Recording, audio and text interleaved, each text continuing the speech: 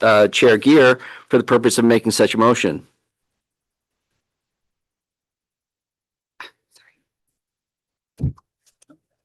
Thank you. I move that the Joint Standing Committee on Housing and Economic Development recommend confirmation of Ms. Renee Lewis of Hollis for reappointment as a commissioner of the Maine State Housing Authority. A copy of the statutory requirements for this position is available at the rostrum. The chair now recognizes Mr. Bushy for the purpose of making a statement concerning the nomination. Welcome. Good to see you again. Good to be back. Fun and exciting new session of confirmation hearings. Good morning, Senator Curry, Representative Gear, distinguished members of the Joint Standing Committee on Housing and Economic Development. My name is Joe Bushy, and I'm the Director of Boards and Commissions for Governor Mills. I'm happy to be here today to present Governor Mills' nomination of Renee Lewis of Hollis for reappointment as a member of the Maine State Housing Authority Board of Commissioners. As I'm sure you all know, the Housing Authority Board of Commissioners is composed of 10 commissioners, 8 of whom must be appointed by the governor. The 9th commissioner is the treasurer of the state of Maine, who serves as an ex officio voting member, and the 10th commissioner is the director of the authority, who serves as a non-voting member. Renee Lewis of Hollis is a graduate of Duke University and is currently the managing partner of VAR Capital Advisors, a real estate consulting firm she founded in 2014. Previously, she served as principal and managing partner of Bloomfield Capital, a nationwide lender and investor in commercial real estate. During her career in real estate and finance, she has been involved in projects that include multifamily, senior housing, manufactured housing, and affordable housing opportunities, and has worked with housing authorities across the country. Additionally, during her career, she has served on the board of directors for the Maine Real Estate Development Association, Avesta Housing, Breakwater School, Big Brothers and Big Sisters of Southern Maine, and the advisory board on the Saco River, and as a corporator of Gorham Savings Bank. Renee Lewis's expertise in real estate financing has made her a valuable addition to the Housing Authority's Board of Commissioners. On behalf of Governor Mills, I would urge you to support her nomination for reappointment, and I'd be happy to answer any questions if you have them. Thank you. Do members of the committee have any questions for the governor's representative? Seeing none. Thank you very much. Chair now recognizes Ms. Renee Lewis, my apologies for butchering your name earlier, for the purpose of making a statement concerning the nomination. Welcome. Thank you. I tell people it's Renee rhymes with meanie, and then they know at least there's something different. So Senator Curry, Representative Gear, distinguished members of the Housing and Economic Development Committee. I am Renee Lewis, resident of Hollis, and I sit before you to provide written statement in connection with my nomination by Governor Mills to serve a second term on the Maine State Housing Authority's Board of Commissioners. I really appreciate this opportunity to discuss my qualifications. I'd like to focus on some of my past experiences, as I believe you've been provided my CV. And I think that some of the experiences I've had have been very germane to my work at Maine Housing. You want these? Absolutely. In fact, I recently capped a 3-decade career in institutional real estate investment and lending as I stepped down from my role as a managing partner in Bloomfield Capital, a national real estate lender and investor. My career spanned a wide range of real estate finance and investment, as noted, including multifamily, senior housing, manufactured housing, affordable housing, and residential development projects and programs, as well as complex financing structures. For example, I was privileged to serve as a senior member of the financial advisory team retained by HUD to execute its mark-to-market program that restructured Section 8 properties and their government-insured loans. The role included working with housing authorities across the country to implement the program, including Maine Housing, and our work contributed to the long-term preservation of thousands of units of affordable multifamily housing throughout the country and significant savings to the government on the order of $2 billion. I have led the underwriting and asset management of loans and properties, including thousands of units of multifamily, single-family rental, and manufactured housing projects, and was fortunate to plan and oversee the disposition of hundreds of rental homes from an institutional investor to individuals. I've completed financial and banking transactions involving complex ownership and financial structures with Wall Street investors, banks, and other institutions. And I'm very happy now to be able to retire and concentrate my efforts back at home, working to do impactful things here in Maine. As noted in the position description for the commissioners of the Maine Housing Authority, individuals bring together a wide range of skills and experiences on the board. I'm pleased to bring skills in the real estate market and in banking and finance to this committed group of professionals. It has been an honor and a pleasure to serve for the past nearly 4 years. Can't believe it's been that long. And I've been impressed with Maine Housing staff and leadership's efforts to address critical issues, stress continuous improvement, and make tough decisions. And I've been impressed with the board's thoughtful consideration and forthright approaches to the same. During these years, I've been a consistent voice for increased production, whether through improved internal processes, expanded programs, and through the pursuit of more efficient construction methods. If I'm reappointed, I look forward to further progress in those areas. The need for housing, particularly for affordable housing, is so acute. It's affecting our state's ability to grow and our citizens' ability to thrive. And Maine Housing continues to play a critical role in addressing housing production, rent and energy support, and home ownership support. I myself was a beneficiary of the first-time homebuyers program in 1985. I'd be honored to continue to work with this board to encourage and enhance its work for many others to enjoy. So thank you for your consideration of my nomination. I'm happy to take any questions. Thank you very much. Are there any questions by committee members? Chair Gear. Thank you, Mr. Chair. And thanks very much for your service, Ms. Lewis, and for being here today. I'm curious because I know that we've all been focused on ways that we can improve processes and streamline the regulatory environment broadly to make sure that we can increase the production of affordable and attainable housing for people in Maine. And I'm wondering, where you're sitting right now and with your long history, if you have any thoughts on what the key priorities should be at the moment for Maine housing going forward. I mean, key priorities from a process standpoint there's capital A affordable housing, those projects that come through the housing authority, for instance, in low-income housing tax credits, et cetera, and then just general housing development. Time is a killer of real estate projects. Carry costs are extremely expensive. So understanding what the process is going to be and being able to make that process as streamlined and as fast as possible is very important.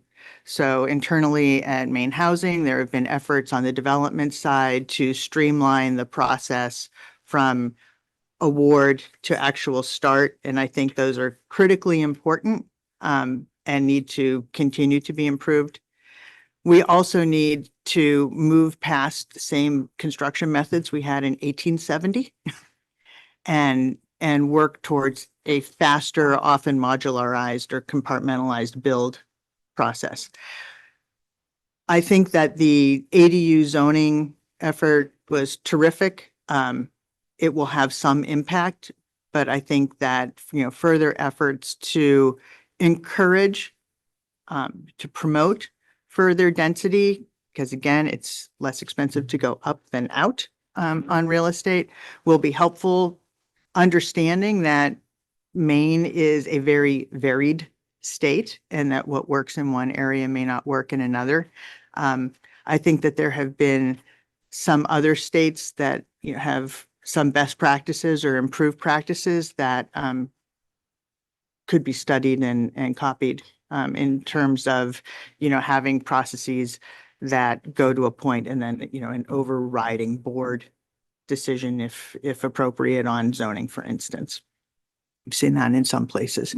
Those are some of the areas, but again, it's time and cost that have to be brought into line. I've been spending a lot of time looking at different modular manufactured stackable options and look forward to exploring it more. The other thing that I've been seeing lately, and especially in the last few weeks, is a lot of startups in the real estate industry focusing on AI as a tool to kind of cut through some of the paper-intensive processes for real estate development more broadly. I'm just wondering if you've done any looking at that, and if is that something that, to your point, Maine's kind of a unique environment in terms of our rural nature and spread out geographies and that sort of thing. Are there ways that that could be applicable in our situation? It certainly could, as we take a look at places where time is wasted. Again, on the paperwork side, if building codes were either more standardized or able to be searched more appropriately, using AI for something like that makes a lot of sense. I am sure that the engineering side will find ways to use AI to enhance building design and speed for construction.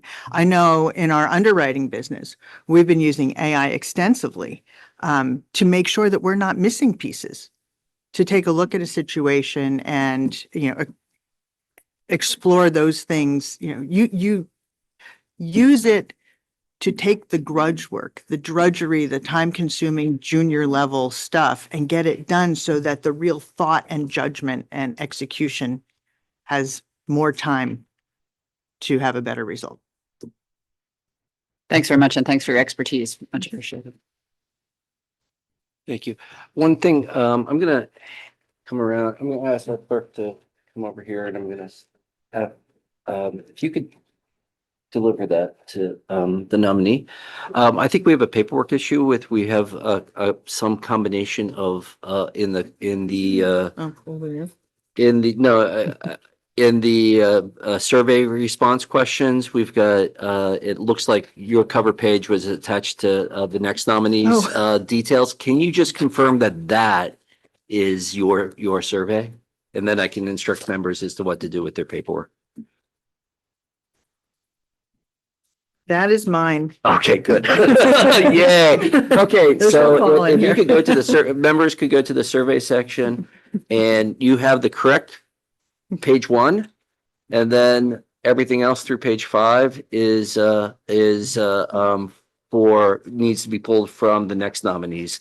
We have page 1 for the nominee, and then everything else grab from the next one and just flip flop them. So thank you, Senator, for catching that. Senator Bennett. Thank you. Thank you very much for your service. Appreciate it.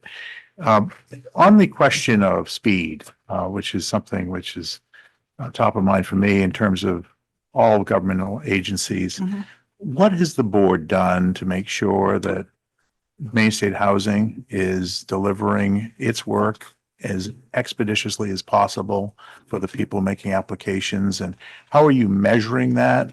And what improvements have you seen at the agency? So the board is working closely with leadership and the strategic planning effort that is consistently underway and is underway today at Maine Housing. And in particular on speed, there are consistent questions as to everything from processing of, we hear about LIHEAP and as well as the production of housing. And so those are regularly reported, regularly questioned, and continuously paid attention to. On the housing production side, that is something that we have been quite vocal about. And so recent changes to the process, which are underway now on the current applications that are in, have been implemented, and I think will make a huge difference in the timing for getting projects started. So it sounds like the board is like really pushing management on this particular thing and demanding some changes and facilitating those, is that right? Yes, I think that there's an expectation and discussion, and, I think it's more collaborative than demanding, but it is certainly something that is given regular attention. well, whatever you want to call it, I'm happy to know that you're doing that, because I think that's really a critical part of a board oversight, is asking the tough questions of management and saying, how can we do this better? And speed is really important with the crying needs that we have for housing. So anything we can do to speed up the processes at Main State Housing and any other place.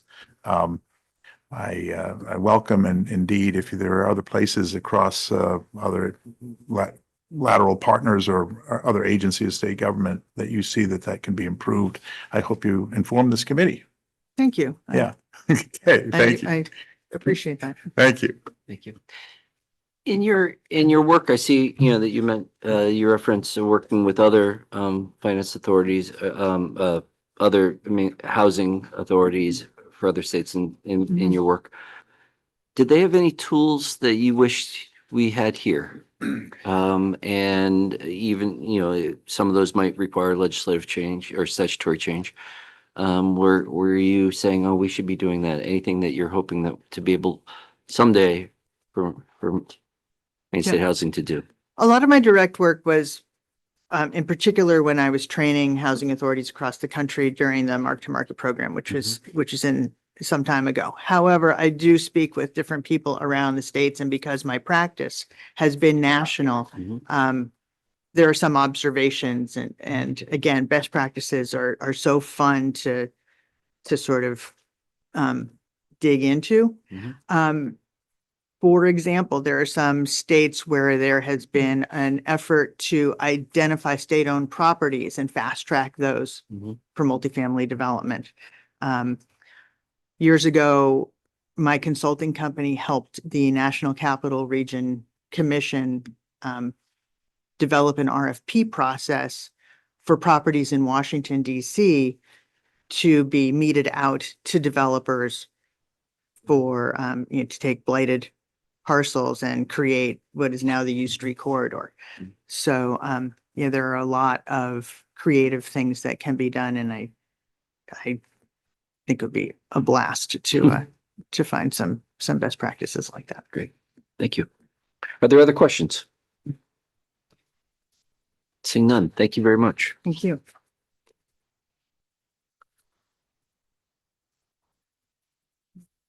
Is anyone here? The chair will now take comments from persons attending the hearing who wish to speak for or against the nomination.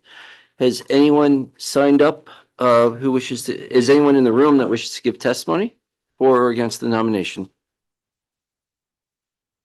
Okay, I will skip the instructions that we will give to them since no one is here.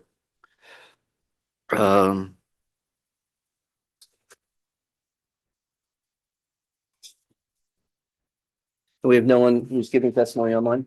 Okay, thank you. Thank you. Thank you. We have a few new members in if they'd like to introduce themselves. Morning, I'm Grayson Lookner, I represent House District 113 as part of Portland. Hi, I'm Amanda Collmore. I represent House District 68, Pittsfield, Clinton, Burnham, and Troy. Apologies for being late. I have doctor's appointments on Thursdays. Good morning, Representative John Eder, District 136, Alfred, Lyman, and Waterboro. Welcome. Welcome. All public comments having been taken, the committee will now proceed as follows. Review any additional written comments on the nominations that have been received by the committee. Vote on the nomination, and notify the President of Senate pursuant to Title III MRSA Section 157 of the Joint Rules. The votes must be taken within 35 days from the date of the governor's written notice. The hearing by the Joint Standing Committee on Housing and Economic Development for Ms. Renee Lewis of Hollis for reappointment as a commissioner for the Maine State Housing Authority is now closed. In accordance with the law, the committee may not take a vote on this nomination sooner than 15 minutes after the close of the public hearing unless all committee members who are present agree. Does anyone disagree? I disagree. Okay. Just needed time to review. Okay. We will pause and thank you. We will pause now and start the clock. Thank you.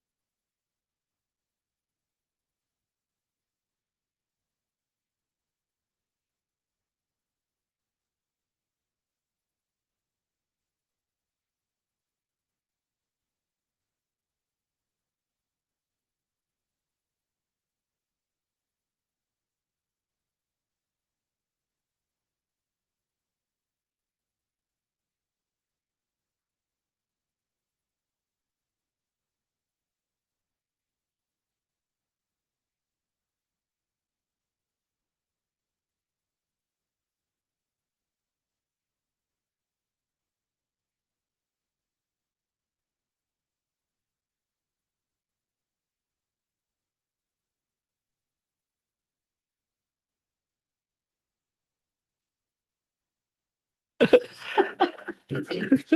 right.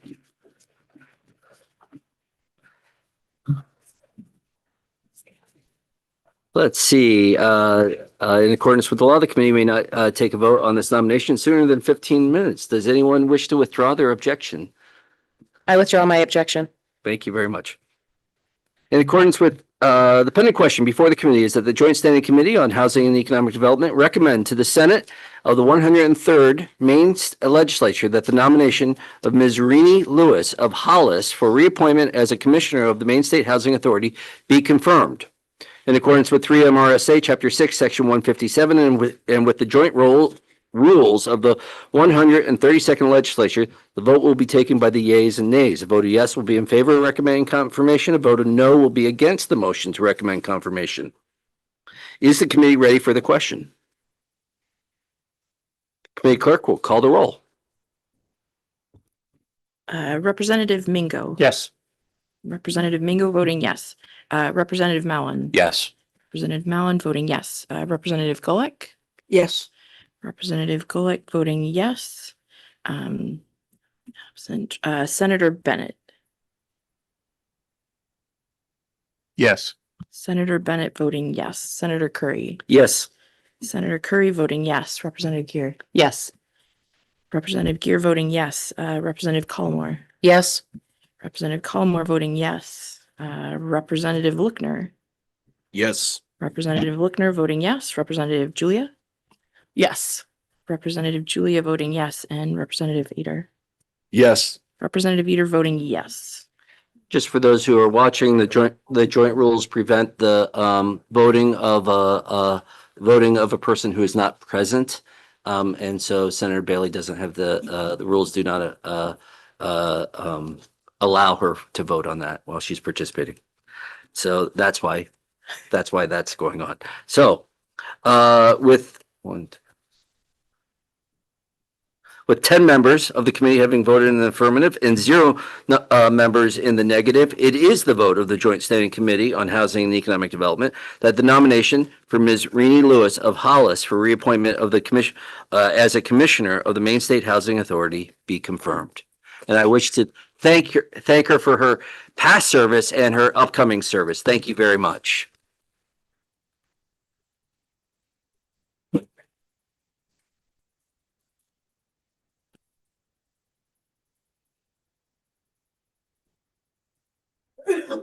We've closed that confirmation. We'll now open up the second confirmation. This is the public hearing for the Joint Standing Committee on Housing and Economic Development for the purpose of considering the nomination by the governor of Mr. Paul Shepard of Belfast for reappointment as a Commissioner of the Maine State Housing Authority. Under the law and the joint rules of the legislature, the committee is required to hold this public hearing and to recommend confirmation or denial of the nominee by majority vote of the committee members present and voting. As chairs of the committee, we will then send written notice to the committee's recommendation to the president of the Senate. The committee will hear testimony from and have an opportunity to question the governor or her representative, the nominee, and any other persons present who wishes to speak for or against the nomination. Persons testifying at the public hearing today are advised that the hearing is live streamed and may be seen and heard by persons watching online, and that a recording of the meeting will be archived. Pursuant to Title III, Section 157 of the Maine statute, which requires that there be an affirmative motion to recommend confirmation of the nominee, the chair recognizes Chair Gear for the purpose of making such a motion. I move that the Joint Standing Committee on Housing and Economic Development recommend confirmation of Mr. Paul Shepard of Belfast for reappointment as a Commissioner of the Maine State Housing Authority. A copy of the statutory requirements for this position is available at the rostrum. The chair now recognizes Mr. Bushy for the purpose of making a statement concerning this nomination. Welcome back. Thank you once again. Senator Curry, Representative Gear, distinguished members of the Joint Standing Committee on Housing and Economic Development. Again, my name is Joe Bushy and I'm Director of Boards and Commissions for Governor Mills. Happy to be here to present Governor Mills' nomination of Paul Shepard of Belfast for reappointment as a member of the Maine State Housing Authority Board of Commissioners. Mr. Shepard has a degree in architectural studies from the Philadelphia College of Art. He's now retired and was the co-owner of Penobscot Home Performance Contracting Company in Brewer. He is also a certified energy auditor and has performed hundreds of energy efficiency retrofit projects and heating system replacements for homeowners of all income levels. Prior to founding Penobscot Home Performance, he was a senior energy auditor for Penquist Cap and served as an energy auditor and weatherization specialist for Coastal Community Action, among other roles. He has been twice awarded by Efficiency Maine Trust for outstanding contributions in residential efficiency programs, as well as receiving the Sierra Club's Business Leaders for the Environment Award and the Bucksport Chamber of Commerce New Business of the Year Award. Paul Shepard's expertise in residential energy efficiency has made him a valuable member of the Maine State Housing Authority's Board of Commissioners. On behalf of Governor Mills, I urge you to support his nomination for reappointment. I'd be happy to answer any questions if you have them. Thank you. Do committee members have any questions for the governor's representative? Seeing none. Thank you Thank very you. much. Chair now recognizes Mr. Paul Shepard for the purpose of making a statement concerning this nomination. Welcome. Good morning. Morning.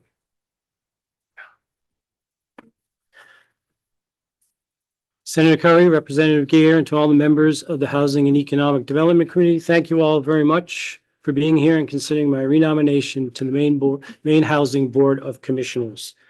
As I'm sure you all know, the board is required to have a member with a background and expertise in residential energy efficiency.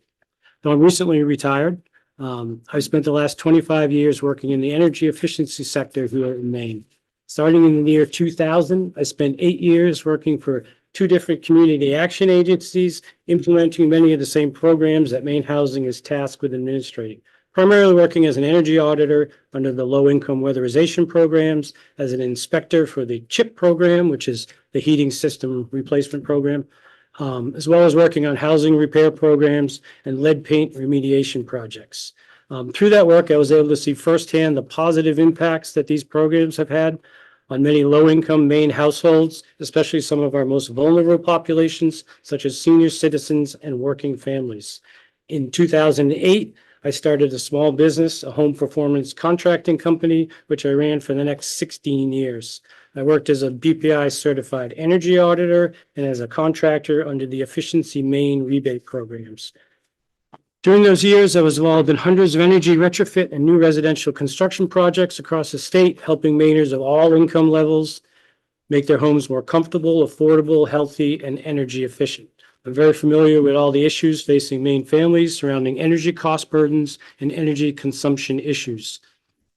Over the last 3 years on the Maine Housing Board, every decision that I've been involved with, I've always tried to keep in mind the needs and challenges facing low and moderate income Maine families in terms of their housing and energy needs and concerns. Maine Housing is facing many challenges and opportunities over the next few years, especially around issues involving housing affordability, housing production, and potential cuts and changes in programs at the federal level.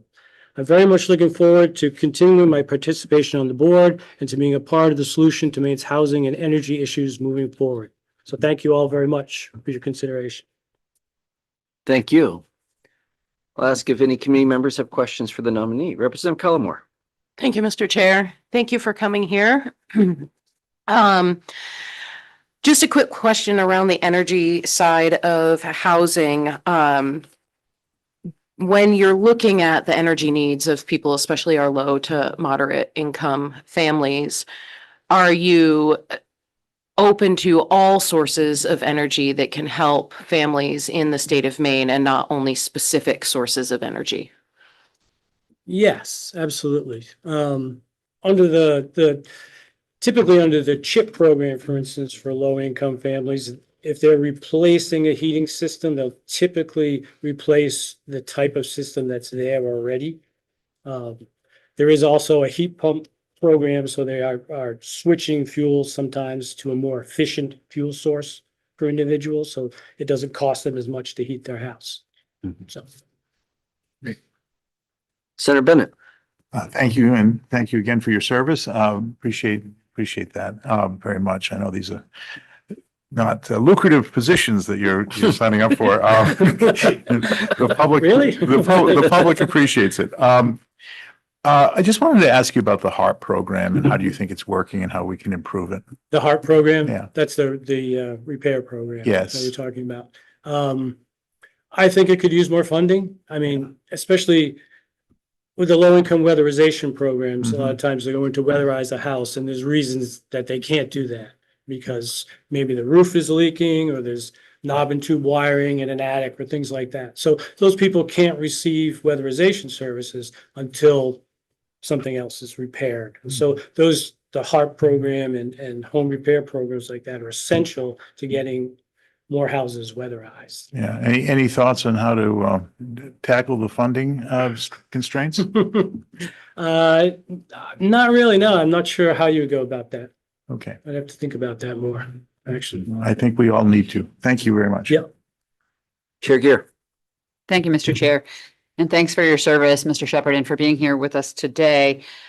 When we look at the housing production side of things, one of the challenges in trying to lower the cost of producing housing is balancing the cost of measures that improve efficiency within the overall cost of the build. And, I think it's a real challenge. And, for me, I'm always thinking about the total cost of ownership and the effect of the resulting home on the energy costs of the folks who live there, but that's not considered when you're looking for financing and that sort of thing. Yep. So I wanted to see if you had perspectives on how are we striking the right balance there in terms of what we require?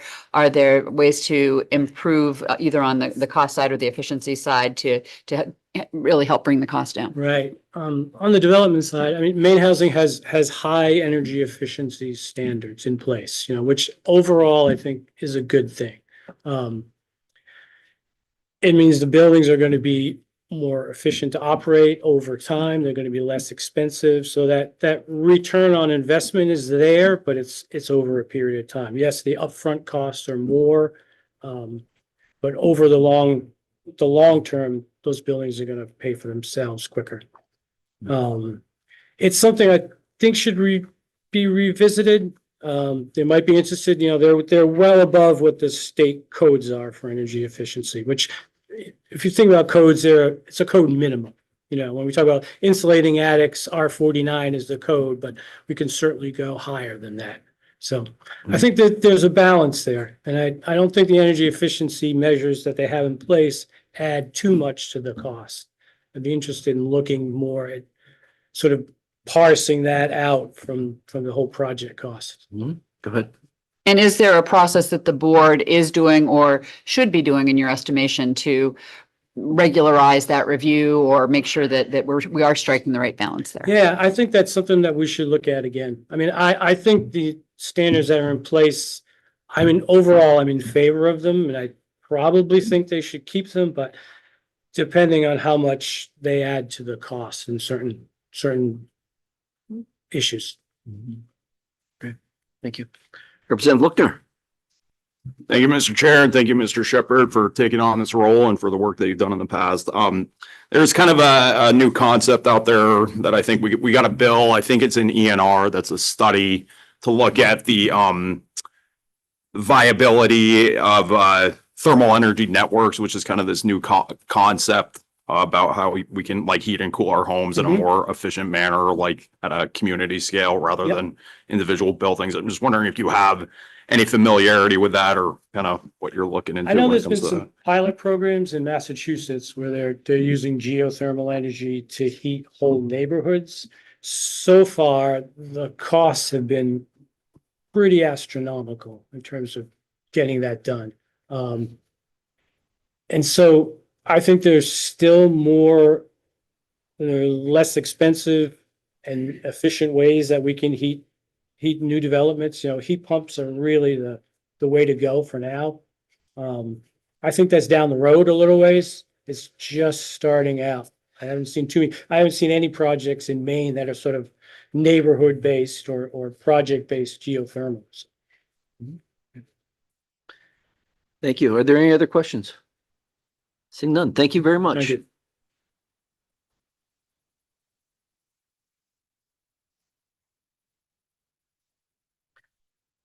Chair will now take comments from persons attending this hearing who wish to speak for or against this nomination. Is there anyone here who wishes to speak for or against this nomination? Seeing none, I will skip the instructions. All public comment having been taken, the committee will now proceed as follows. We'll review any additional written comments on the nomination. Actually, I'm going to invite the nominee to come back because I forgot to ask a question that I wanted to have on mic.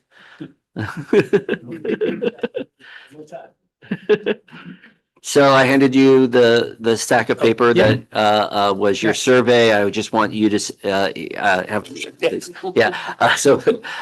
was that accurately your survey? That was accurately my survey. Okay, Yes. excellent. So the stack was this, it was the same issue that we had with the first nominee. Thank you very much. Okay, yep. Same issue we had with the first nominee where we had the first page of the nominee and all the remaining pages were from the first. Rip that out, put it with Mr. Shepherd's application. With that said, I'll get back on script here. Well, the committee will proceed as follows. Review any additional written comments on nomination that have been received by the committee, vote on the nomination, and notify the President of the Senate pursuant to Title III MRSA, Section 157, and the joint rules. The votes must be taken within 35 days of the governor's written notice.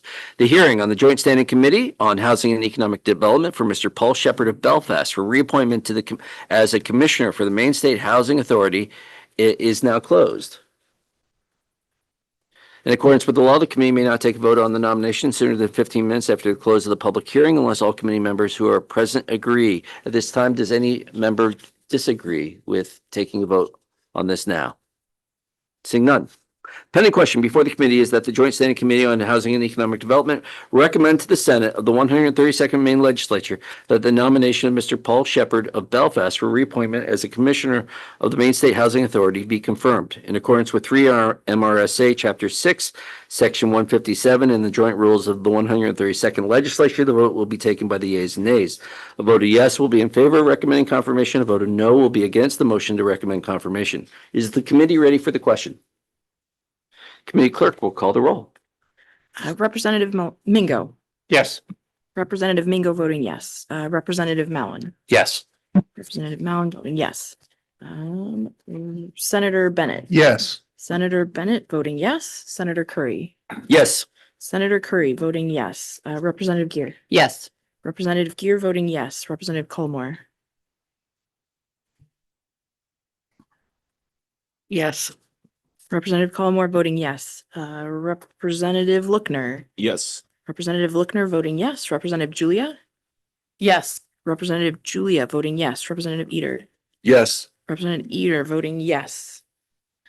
With 9 members of the committee voting in the affirmative and 0 members in the negative, it is the vote of the Joint Standing Committee on Housing and Economic Development that the nomination of Mr. Paul Shepherd of Belfast for reappointment as a commissioner of the Maine State Housing Authority be confirmed. And I wish to thank him for his past service and thank him in advance for his upcoming service. Thank you very much.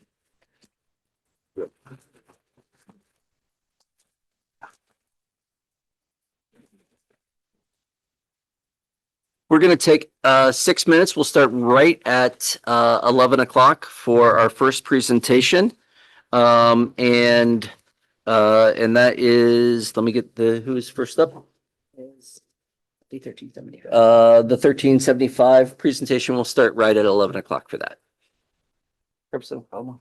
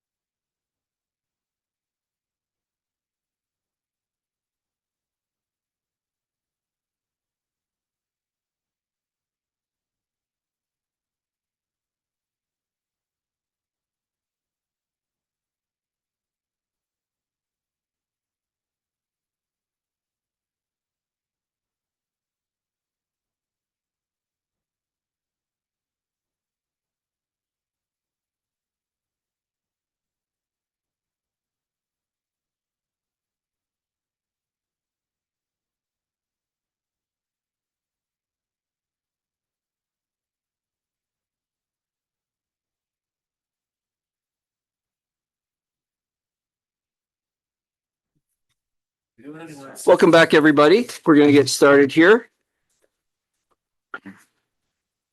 This next section of our agenda is to go over reports. I'm going to ask for those who are reporting back on LD 1375. Is that Mr. Payne? And who's joining you? Good morning. It's Molly Siegel, is my colleague at GoPIF. Great, welcome. Thank you. And I'll ask our clerk to pass out. Oh, it's already on our desk. Okay, thank you. 1375.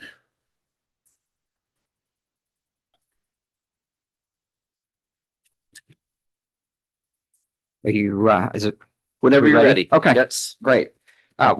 Good morning, Senator Curry, Representative Gear, and esteemed members of the Joint Standing Committee on Housing and Economic Development. My name is Greg Payne. I serve as the Senior Advisor on Housing Policy in the Governor's Office of Policy, Innovation, and the Future. And I'd like to have Molly introduce herself as well.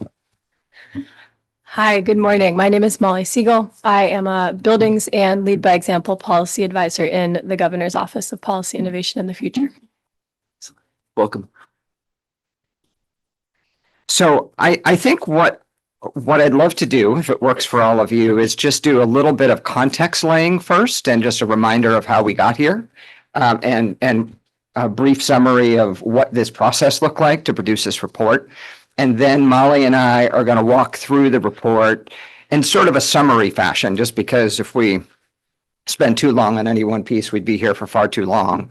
After that, though, we'd like to provide to you some specific recommendations for legislative action coming out of this report. So if that all works for you, I'll go down that road. I guess I just wanted to, as a reminder, it was probably just about a year ago that we were all here and HRNA was in front of you as a committee with their roadmap for housing production in Maine. One of the pieces of that roadmap was an exploration of regulatory barriers to housing production. They suggested we look into issues like sprinklers and elevators and other pieces of the process that might sometimes be inefficient or cost quite a bit, and take a look at whether there's progress to be made there. The way that Senator Curry, who introduced LD 1375, and I think all of you wanted to proceed, was rather than to say we ought to do X or Y or Z as to sprinklers or elevators or other issues, what we should do is have a working group dive into these issues, understanding that they're complicated. People who are in the fields have varying positions and feedback to offer. And so the idea was that group would meet and make specific recommendations after having a fulsome conversation and come back with a report and recommendations. And that's where we are today. So I guess just process-wise, the way we worked on this was we reached out to stakeholders that we knew were interested in these issues. We looked at certainly people who testified on the bill itself, other people who have been involved. They spread word with their colleagues. And we, in the end, had about 70 people who participated in this process. We had an initial meeting of everybody and asked people to identify the regulatory barriers that they saw in the work that they do, and put it all on the table in that first meeting. In that first meeting, that bore fruit in terms of a large number of different ideas people had. We decided process-wise to break those ideas into 4 different subgroups, so that individual people who had something they wanted to talk about on any of those subgroups could attend those meetings, and we could be in a position to offer you recommendations in a more specific way. So that's why, as you look at the report itself, it's laid out with 4 different subgroups. Those subgroups met over the course of the fall from 3 to 5 times. And so I think hopefully that helps in terms of background as to what we're looking at. So I think what we'll do, Molly and I sort of broke those 2 subgroups up such that I facilitated 2 of them, Molly facilitated 2 of them. So what we'd like to do is just walk through these sort of briefly and in a summary sort of fashion. And after that, get into specific recommendations. The first one is around fire and life safety codes. There were some kind of big issues that people wanted to raise. One was around single stair egress that formally in Maine law, if you wanted to have a building of more than 3 stories, you had to have 2 egress stairs. There were certainly folks on the development side who pointed to that as an issue where we were losing a lot of square footage and adding a lot of cost by requiring a second stair. And our safety protocols have been improved to the point where it's not necessary to have a second stair. There were fire and safety officials who cautioned about the circumstances under which we would allow that. We had a really good conversation about that. It led to consensus that going to 4 stories with a single stair under certain conditions around fire rating and sprinkler systems and the rest would be acceptable. The folks at MOCA and the State Fire Marshal's office pushed that process along, and actually just a few weeks ago, the MUBEC board voted to move forward with that change from 3 to 4 stories. And so that is now law in Maine. So the process sort of proceeded a little farther than we expected.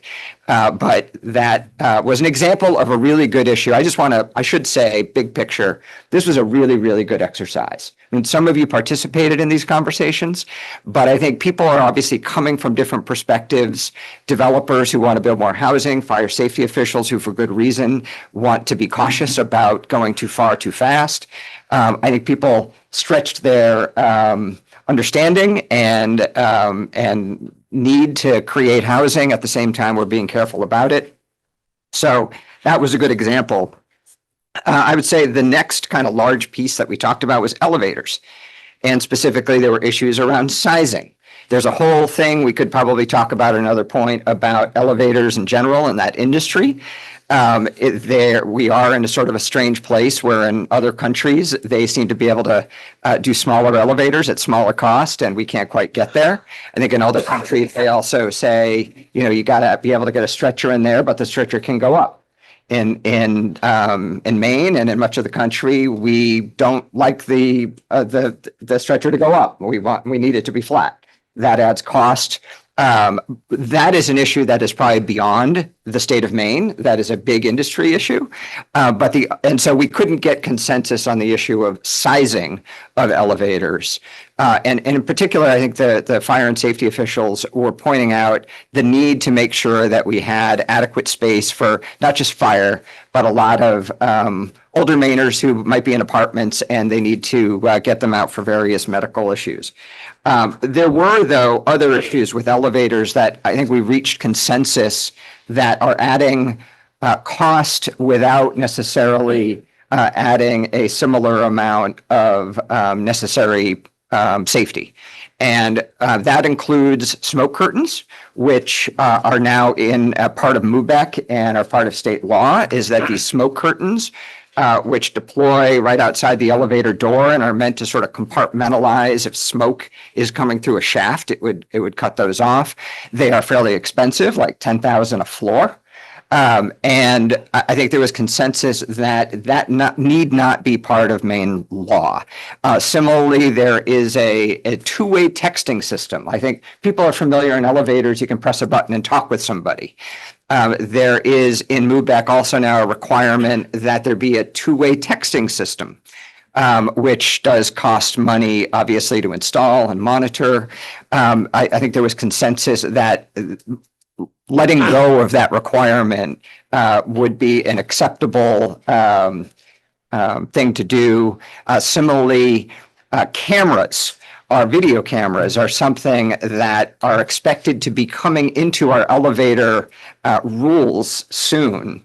And I think there was consensus among the group that those video cameras, which again, it's not even just the cost of of inserting it, it's the cost of monitoring it all the time and the monthly cost of having a internet connection just for the camera. So I think big picture, the consensus was that smoke curtains, two-way texting, and cameras need not be there. that they do add a lot of cost. And so, well, I'll talk a little bit about the specific recommendation on that. But that it was a helpful conversation. The other issues that we talked about included interconnected wireless smoke detectors. You'll see when we get into specific recommendations that the fire marshal's office has a suggestion on that. There was an issue around bulkhead basement doors. That was really just a matter of helping code enforcement officers understand current law. And MOCA has already put information out as a result of that conversation to code enforcement officers. And finally, sprinklers. Which was, a difficult conversation because everyone knows putting sprinklers in housing costs money. I think fire officials were really clear about the fact that sprinklers also are really important and save lives. And so the conversation really focused on, like in Maine law right now, you have a 2-unit, which does not require sprinklers. You add a 3rd unit, which many people might want to do. And Maine law says that you have to now sprinkle all 3. And there was a lot of conversation about, is that necessary? Could we just sprinkle the 3rd one? Or how could we minimize the costs involved with that? In the end, just because of the complicated nature of sprinkler systems, the recommendation coming out of the group is that the legislature direct the state fire marshal's office to do a year-long study on this issue. There are cost implications that just require more time. And issues that require more time than we could fully get through in just this part of our working group. So again, with some of these at the end of this, we'll talk about the specific recommendation, but that's just a summary of where that first subgroup went with our conversation. I would suggest, why don't we do questions after each subgroup? Does that make sense? Sure. Yep. Are there any questions about the subgroup of I think life safety and fire code regulations? Senator Bennett. Thank you very much. What's the difference between 4 floors and 5 floors? What did the?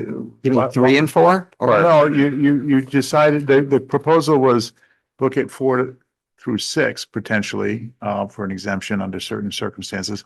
Why did you settle on 4 rather than 5 or the 6? It's a good question. I think that this is something that organizations and officials all around the country are wrestling with right now. There's a lot of places where they're going up to 6, for example, and I should have pointed that out. At the back of this report is a table of state reforms related to this very specific issue. And what you'll see, for example, is Montana decided that statewide they're ready to go to 6. I think fire officials certainly were pointing out that in some Maine communities, we don't have the fire apparatus to handle, say, at 6 floors, if they needed to get at somebody who couldn't get to that single stair, they were afraid they wouldn't be able to rescue that person. I do think that this is an ongoing issue, and we can see what happens in Montana and Colorado and other places that are going a little higher than Maine is right now, and learn from it. And it may be that we come back to this, but it's a very fair question. Yeah.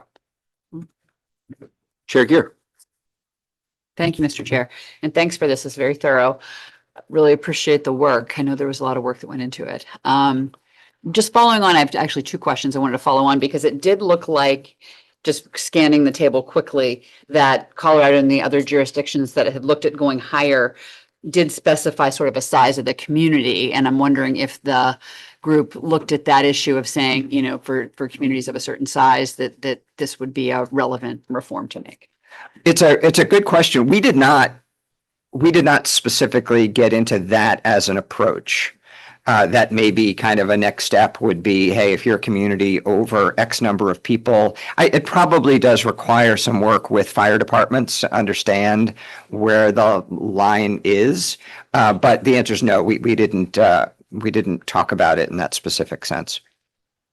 So that could be something that the stakeholder group would delve into then. Yes. And then, oops, I lost my other question. Hold on.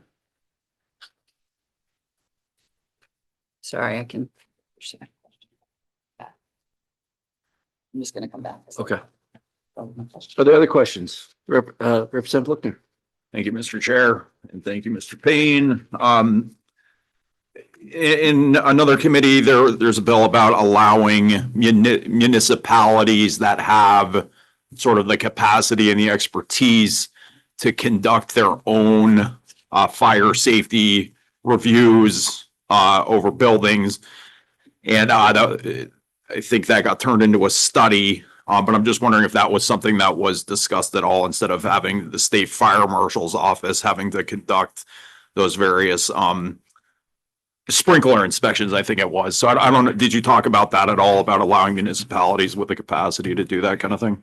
What we did is at the beginning, when people all put their ideas on the table, we realized that there were some that were already being taken in other studies. And so there was, for example, the LD 1453 study that I think you already received around construction innovations. And we decided, okay, we hear you, but we're going to let that study take care of that. Similarly, I think with that issue, that was raised.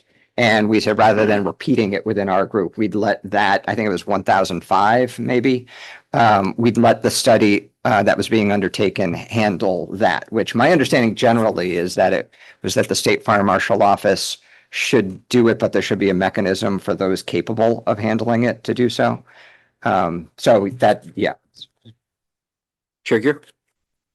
Sorry, because I got two questions in my mind at the same time, I was conflating the two issues.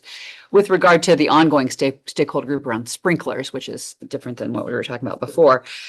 It does seem to me to be that I've heard that the costs of sprinkler systems are coming down. So it seems like that might be a pretty fluid environment. So I'm wondering if the fire officials had some perspectives on, hey, costs are continuing to come down, and let's really take a look at how we can reduce the cost impact of this. So that would be one question of whether that was discussed. And then also, because of that, I know that in so many events that I've gone to, there have been the fire sprinkler companies there really lobbying and doing demonstrations in the parking lot. And I guess I'm just wondering, as to your perspective on sort of how much is this sort of, is the industry really driving that you've got to do this, versus thinking about the cost implications and sort of that balancing act that we're all trying to get at. Yeah, I think I'm a little limited in my ability to answer that. I don't like the sprinkler industry itself. I don't believe participated in this. Certainly one of the things that came up is people were discussing why are costs so high. Part of it was, okay, in some cases, if you're hooked up to a municipal water system, the cost is going to be different than if you're not. There was, I think, recognition of the fact that there is the sprinkler, the labor involved. There aren't enough people in that sector, and that is driving costs up significantly. I think that those were all raised as reasons why it's so high. And I think, the State Fire Marshal's office point was, yeah, there's a lot that goes into this, and different sprinkler systems that have different cost implications to them. And when you have to do one kind versus the other, I think I've kind of reached my ceiling in my understanding of the issue. And the State Fire Marshal's office point was, let me take the time needed to really dive into it adequately. Thank you. Let's move on to the next subgroup, or wherever you are next in your presentation. Great. May I borrow the Yeah. full report? Thanks so much. So I had the pleasure of facilitating the Maine Uniform Building and Energy Code subgroup, which really focused in on other aspects of building codes that were not related to fire and life safety. And so we covered a lot of ground in this group. We had a robust group of stakeholders. We had folks from the code enforcement community, developers, folks from state agencies involved with the building and the plumbing codes. And we talked about areas ranging from the energy code to the plumbing code, to overall code adoption and enforcement. And, wide ranging topics. I would say that just at the top here, the overarching big picture that I want to convey is that the group reached a strong consensus that, this working group is really interested in responding to the need for more robust support for code enforcement officers. And I think that's an area where the administration and the stakeholders were really in agreement. And so you'll see that some of the primary recommendations in this section of the report relate to how we're providing support to code enforcement to do the many, many jobs that are being asked of them. And so we've done quite a bit of work, and we've thought really in particular about what it would take to make that support possible for code enforcement officers. And we can get into more specifics when we talk about next steps for this report. But I do just want to convey that we've worked really closely with the folks in the codes division to think about what it would take to make this happen. And I think they are ready to sort of move forward and really take the code enforcement support that the state is providing to another level with some additional resources. So, you know, we talked about just across every meeting. I think we met 3 times. In every single meeting, it came up that codes are extremely complicated. Code enforcement officers have many jobs. They are expected to be experts in the building code, the energy code, ventilation, radon, shoreline zoning, plumbing, subsurface wastewater, and more. So it's a huge job. There are a lot of different codes, and they're adopted at different times, and they overlap in some areas. And a role of the state is really to improve both the consistency of the adoption of the codes, and then also the way that we're training and enforcing the codes across the state. So that was kind of overarching. We also talked about many, many specific recommendations. There was some discussion around venting for plumbing installations and providing some more flexibility there. We discussed several requirements related to septic tanks.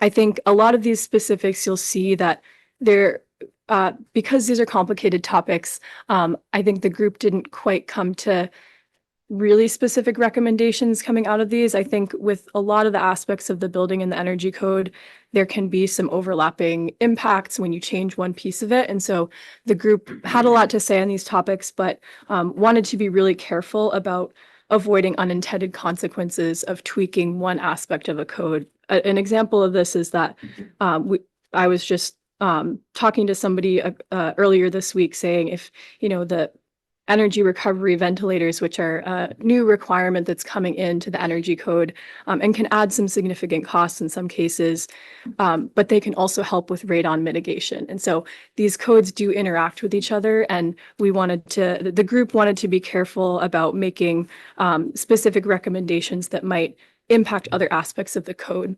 So that's why you'll see that some of the recommendations in this section, there's a lot of information, maybe some further study, but the really, I think, strong consensus and overarching recommendation is to provide additional training and support to code enforcement.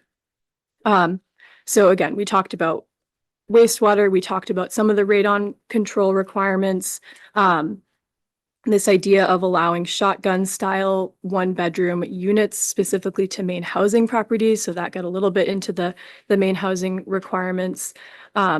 We did discuss tiny homes, although you'll probably note that came up in the LD 1453 report that was delivered earlier. So we did have some similar conversations here.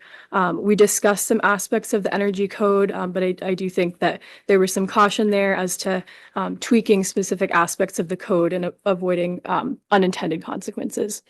So again, just really want to emphasize that the consensus coming out of this group was that we want to really go big on supporting code enforcement officers, and we are happy to discuss the specifics of that that we worked on with the codes division when we get into the next steps and recommendations. Okay. Thank you. Thank you very much. So no consensus on almost all of them, except invest more in code enforcement officers in training and regionalization. I would say so, yes. Okay. Thank you. Any questions on this subsection? So a lot of more work to do in this area, correct? Where is that work best done? Is that in the MUBEC board? Is that where, are they having these discussions? They are having these discussions. I would say most of it falls in the MUBEC board. The plumbing stuff is separate because that's the plumbing board. I think one of our recommendations that we can get into is the taking a look at the overall landscape of the timing of adoption of codes and standards. And that was some overlap with the LD 1453 report, which I think recommended doing a study to look at when we're adopting these different codes and changing them, and if there's any way that we can maybe better align those different adoption cycles. And so I'm not sure that could potentially get into some of the more specifics about what is in the codes to try to harmonize those for consistency. So that may be where this falls, where this area of study. But I think certainly if the committee is interested in taking a deeper look at those specifics, we could think about ways to do that. But those conversations do happen mostly in the MUBEC board, which is meeting right now, actually. And that's why you don't see any of those folks in the room. I'm just thinking out loud, it's like clearly, your recommendation is like, we don't have a consensus for change in the group that you put together for sprinklers, but we're also, there's some movement happening in what you're recommending and you're asking for, and having fire marshal's office be able to do some more research and bring and find opportunities. Is there anything parallel happening on these other issues in the MUBEC board, or is no work happening? It's like pretty much people don't think that the changes that were presented or recommended are worthwhile pursuing. I would say that a lot of it relates to costs and benefits, and that is whenever the Codes and Standards Board looks at adopting a new version of the codes, particularly the energy codes, there is a lot of work that is done around costs and benefits. Typically that's been done by the U.S. Department of Energy. We're a little bit unsure about in these upcoming code cycles how much support is going to be provided there. But we've been talking with the Department of Energy Resources about they may be supporting MOCA with some analysis on costs and benefits. So those conversations have been happening between the agencies and thinking about how we can support the Technical Codes and Standards Board with the information about costs and benefits, because that is really what most of these issues come down to. The discussions that we had about the insulation requirements and the new ventilation requirements, those do come down to costs and benefits. So I would say, yes, that work is being done. And, mostly in the MUBEC board, but we've been providing support. And some of the recommendations around funding for code adoption and enforcement are providing additional capacity at MOCA to do some of that analysis to support the board. Thank you. Chair Gear. Thank you, Mr. Chair, and thank you for introducing this line of questioning, because this is always the tension that I feel when we're thinking about the role of technical boards that very appropriately dive into the technical details of things that clearly the legislature is not equipped for or appropriate for handling that kind of level of information. At the same time, it's always a challenge of where do the policy goals that govern, cost benefit to whom? I mean, there's a whole set of questions of how the context in which they should be making their recommendations and their decisions about the code, for example. So I'm just curious, is there anyone, and I haven't looked at the makeup of the MUBEC board exactly, but is there anyone on the MUBEC board, with specific expertise in housing development or affordable housing development or, Maine's housing stock, really the residential aspects of this that are so inextricably all tied together in all this complexity, and how that should be considered when they are having those conversations and making those decisions? Yeah, I would say yes, there were at least a couple of folks on the Codes and Standards Board that participated in this working group. So there is overlap there. And in fact, I would say one of our more vocal members of the working group is also on the Technical Codes and Standards Board, and does bring that expertise. So I think yes. And if, we could take a closer look at some of the specifics in the report, if there was an interest in getting a little bit more directive in terms of study. We did say that on the attic and roof insulation requirements, the group did not reach a broad consensus on this proposal, but agreed that continued study could be helpful. So there are some pieces that we could get specific on, but yeah, I would say yes, that expertise is there. Yeah, and I just add to that, I don't know every member of the MUBEC board. I know that there definitely are some people who are practitioners as builders or practitioners as an architect or what have you.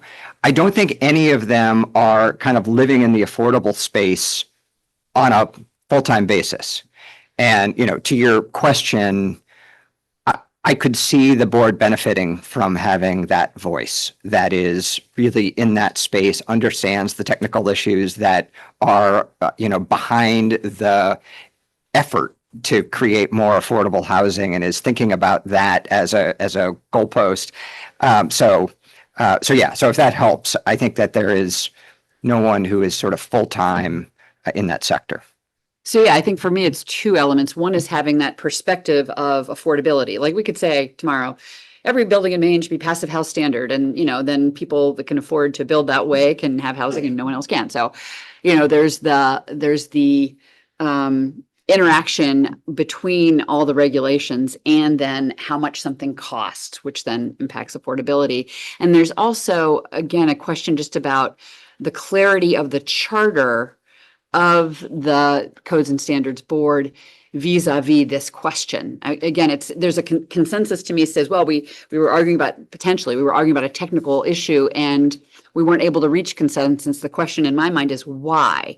Is that because you don't have the same goals and in the perspectives that you're bringing to that question? And that's always a challenge when you're trying to reach consensus. If someone's trying to do X and someone's trying to do Y, they're not going to agree, when they're in that setting. So there would be a question about membership of the board and making sure a perspective is there around affordability and affordable housing specifically. And then also, is there clarity about how they are to weight even certain considerations when they are making those decisions and how they're to view the cost benefit analysis that they might be getting from whatever source. So those are, I think, two separate questions, but I would love to, hear if there are perspectives on that, or if that's something that this committee or MOCA should look at moving forward as well. Yeah, I mean, I would say, I do think that is a great question for like Director Horn to be a part of, the MUBEC board falls within MOCA now. And I think it's a really good question that while we're in this topic, we should make sure we're getting to the bottom of. Thank you. Let's continue. Yeah. Oh, I'm sorry. My peripheral vision is following. Hi, thank you guys so much. This is awesome. I just wanted to talk for a second about the shotgun style 1-bedroom housing. I can think of a few buildings off the top of my head in my district that would benefit from being qualifying for Maine housing builds utilizing that model.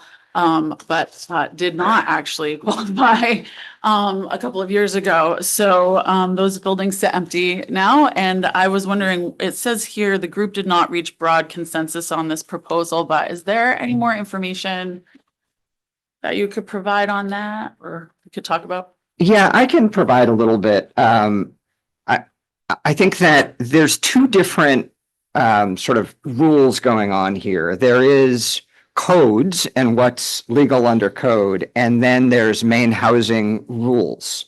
Like for example, on energy efficiency, Maine housing tends to be a step ahead of where the rest of the state is.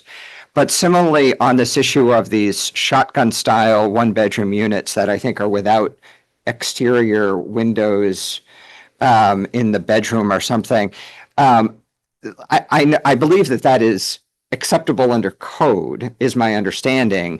I think that it has not been acceptable under Maine Housing's rules. I believe that there was a specific project in Portland that asked for a waiver, an exemption from that, and received it. And, the architect builders would say they saved a bunch of money that way. I think Maine Housing is trying to figure out whether that should just be acceptable or whether it should have to go through some kind of exemption process. Mr. Jorgensen, I think, is here. He may be able to offer something. Maybe he's not. But maybe able to offer something more on that, or somebody else from Maine Housing at the work session. Because I think that was the point of the architect who sought and received the exemption, is we can create more units for the same money and actually pulled that off. You know, I do think from Maine Housing's perspective, they just want to make sure that these are quality buildings and want to make sure people have natural light too. And so there's that balancing going on. Let's proceed. Okay, the third subgroup was around zoning and land use, and this is starting on page 18.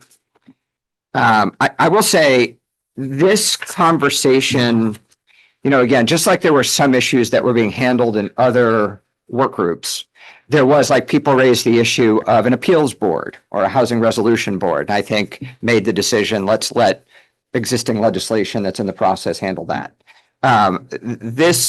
The topics that we covered included pre-approved building types, which I think this committee has talked about before.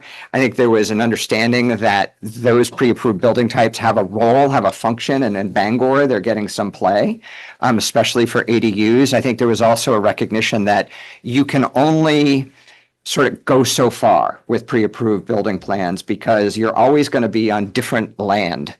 And, you know, you've got to have, and you end up with siting issues that you can't necessarily plan for and accept to be uniform in every situation. I think there was also the point that these should include 3 to 8 unit plans as well. But overall, I think the sense was this is a good tool. We should keep moving down this road. MoCA certainly is, but MoCA also is looking at some other models, like a toolkit that exists in Vermont that really provides support to developers trying to do 1 unit, 2 unit, 8 unit properties. That's another tool as well. So there's not a specific legislative recommendation coming out of that. Similarly, we had a conversation about the comprehensive plan process and making sure that zoning reforms that have been approved already kind of are implemented in a way that reflects what the legislature and governor were trying to do. There certainly was agreement that as municipalities build out and have more growth, there are infrastructure costs associated with that. And we're going to need to find a way to help communities with that infrastructure. There was a conversation about local inclusionary zoning laws, which for those unfamiliar is the general sense that if you're building housing, some municipalities have a requirement that some of the units be affordable. And then you have to define affordable and how many of them, et cetera. Much of this conversation was really centered on Portland's inclusionary zoning law, which I'm sure Representative Grayson knows quite well. I think the concern that was being brought to the conversation was if those inclusionary zoning laws are written in a way that just fundamentally the math doesn't work, it has the unintended effect of dampening housing production.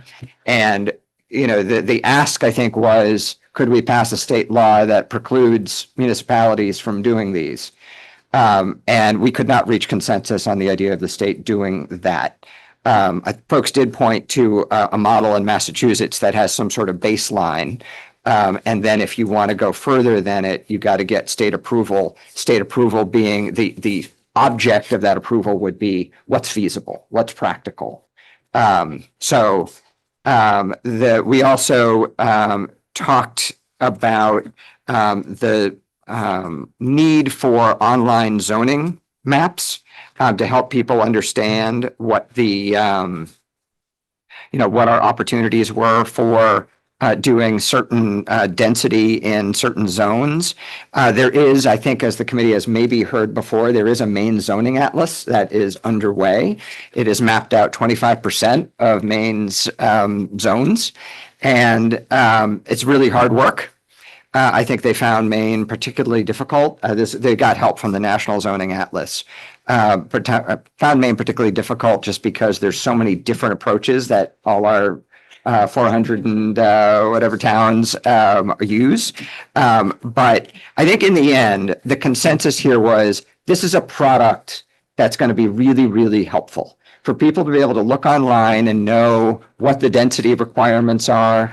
In New Hampshire, they have this built out already, and they also have laid in where water and sewer lines are. which also points to where housing might go. And so I think there's really not a recommendation coming out of this other than we ought to keep supporting that effort and including the water and sewer lines. So that's all we had in that subgroup. Again, I don't think with any of these, there's necessarily legislative action that anybody's proposing. There is, however, work going on in a non-legislative way relative to these. Questions? Representative Lookner, by the way. What did I say? Thank you. No, you can call me Grayson. Just- Next, Representative Cassidy. Yeah. Thank you, Mr. Gregg. Mr. Payne. I got two questions that, I, kind of want to go down a little bit. Just, I didn't see anything in this subsection about working with land banks. So obviously we have the statewide land bank and how they might contribute to this, but then, certain municipalities have land banks and they have, at least in Portland, more of the mission of preserving green space rather than, sort of, making housing more available. So I was just wondering if, discussing land banks came into this at all, or how you might leverage those. It did not. Nobody raised their hand and identified that issue. And then interesting, I guess. And the other line did have to do with inclusionary zoning and obviously a fraud issue in a lot of ways. Something that I've encountered quite a bit over and over again is just the HUD standard of AMI and how that, certain HUD standards might work in Portland, but don't work for the rest of the state. And, people get it in their heads that like affordability means. I'm very interested. I don't know if this came up at all about sort of the state establishing its own standards for AMI for different areas. And is that something that's come up at all? It didn't come up in this conversation. I totally hear you. I think Representative Bullock has in the past raised this too, because these AMIs are set at the federal level. Annually it gets updated. They, I think, are using data that sometimes isn't great, which has led to conversations about doing something locally. So I guess the answer is that it didn't come up in this, but I do agree with you that there is an issue there that could use some work. Thank you. Please continue. I also had the pleasure of facilitating the permitting subgroup. This was also a robust subgroup. We had more than 50 people participating, and we discussed permitting issues primarily at the state level, although there were some issues that came up relative to local permitting. I would say we spent the bulk of our time talking about the DEP site law, as well as some of the Maine DOT traffic movement permits. So we deliberated on 5 specific ideas. The first one was really around the Site Location of Development Act, or site law, noting that these timelines can be really challenging for affordable housing projects. They can increase costs. They can, because of the many different funding sources that these affordable housing projects are cobbling together, having a long permitting timeline can cause these projects to lose funding. And this is particularly challenging for affordable housing projects that are subject to Maine housing deadlines. So the group focused primarily on site law, although we also talked about stormwater law a little bit.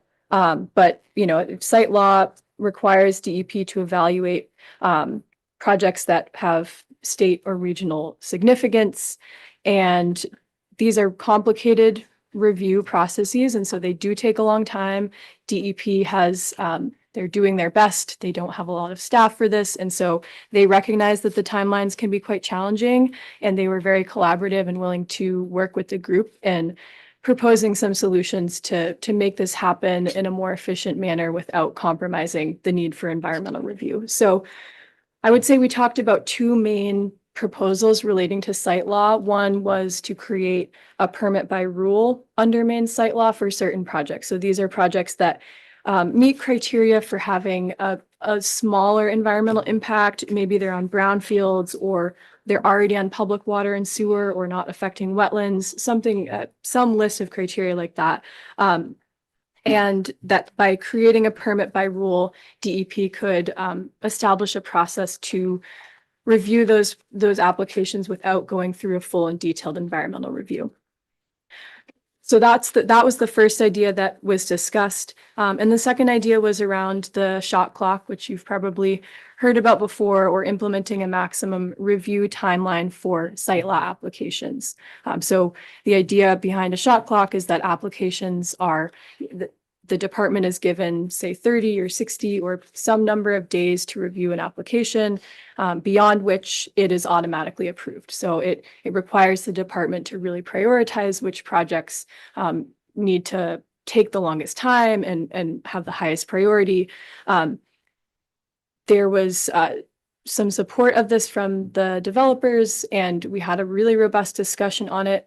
There's some concern from DEP around this idea because they feel like they don't have, the resources to do this. And it would be, with current resources, it would be nearly impossible to meet a 30 to 60-day deadline for most projects. There are other states that have done something similar. New Hampshire has recently passed a bill implementing a 60-day maximum timeline, but they also included fee changes and additional staff. And we also noted that New Hampshire doesn't have the same site law that Maine does. And so their environmental review requirements are just very different, so that it wouldn't be quite comparable to the process in Maine. So while some members did advocate for a shot clock, after robust discussion in the group and with DEP, it was decided that the group wasn't able to reach consensus on this approach, but rather to move forward with the idea of a permit by rule, which DEP is already working on, and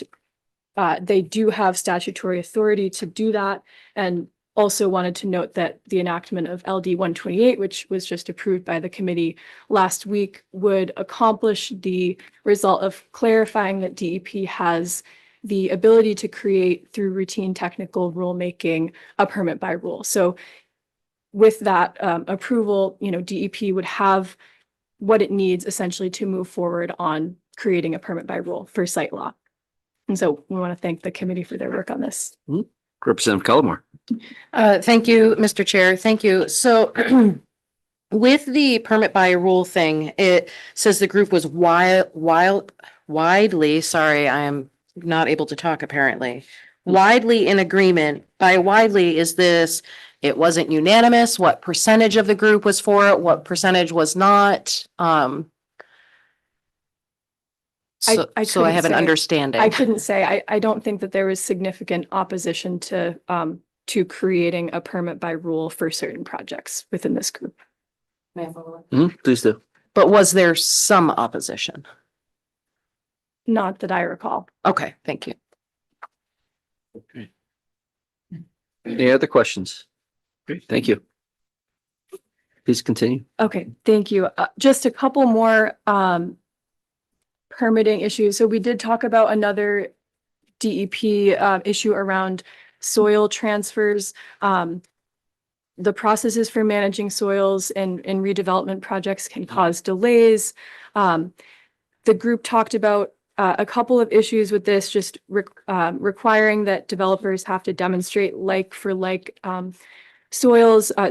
We could offer a simplified permitting pathway. I would say this, initially, there were some folks that came into this group feeling strongly about this, and they sort of tapered off a little bit towards the end. So I would say the group not reaching consensus on this was more that there were some other issues that felt more important to the group.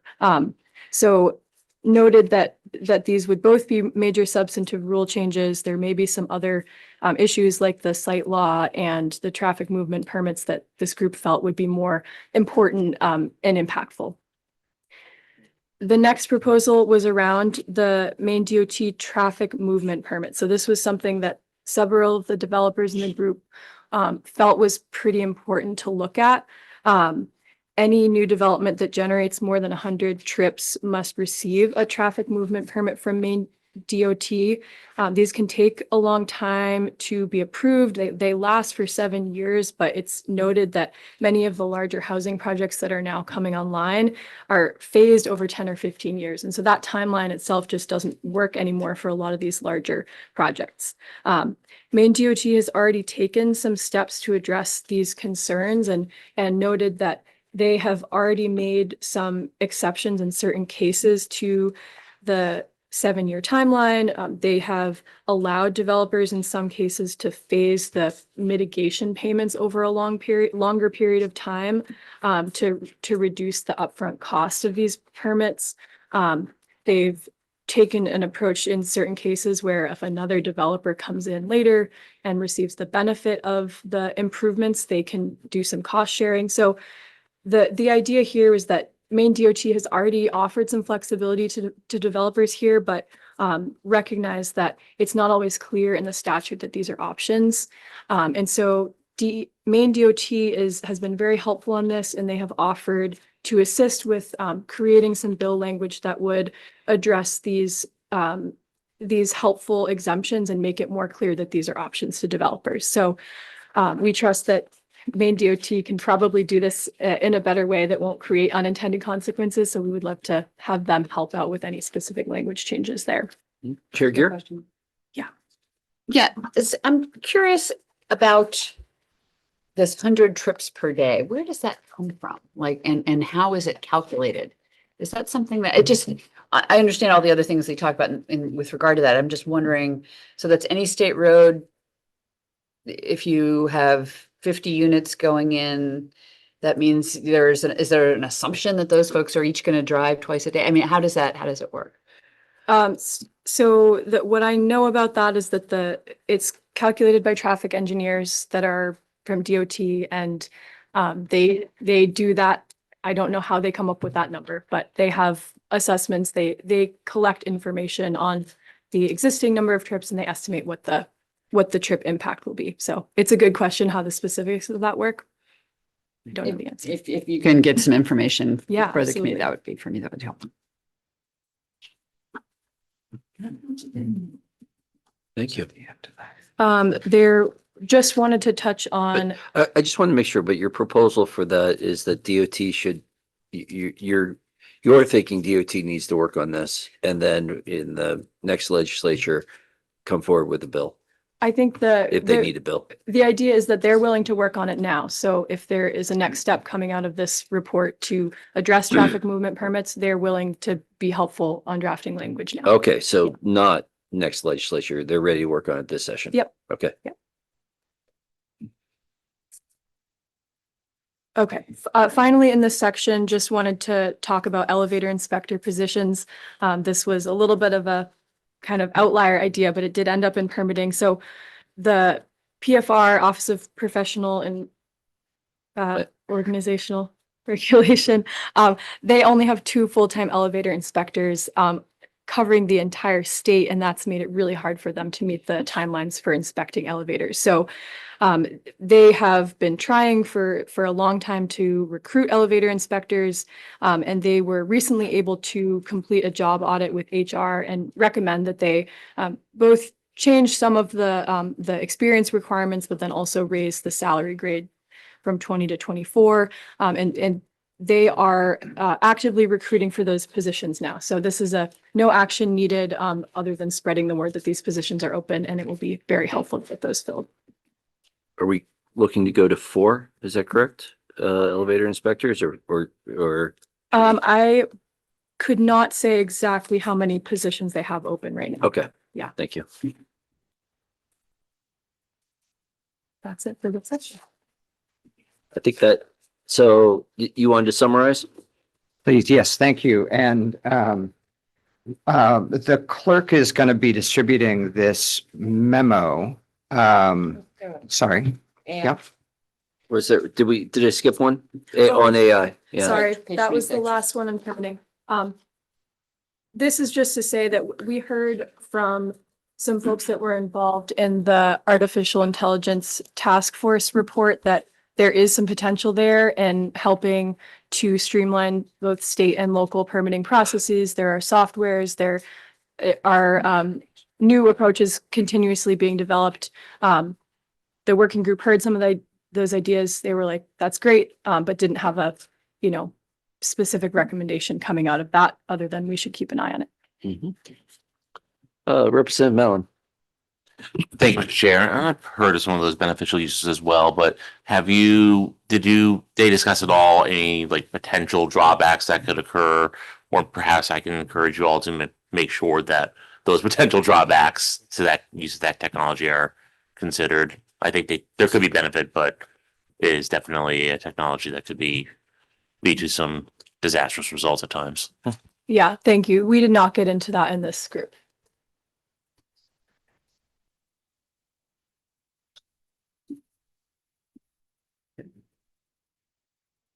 Summary. Thank you. Okay. So obviously there's a lot of pieces and parts here. I think, again, just in summary, there are pieces of this that aren't necessarily coming out as recommendations for legislative action. There's some things like we talked about that have already happened. The going from 3 to 4 floors for single stair egress, some communication out to code enforcement officers to help with uniformity of application of code.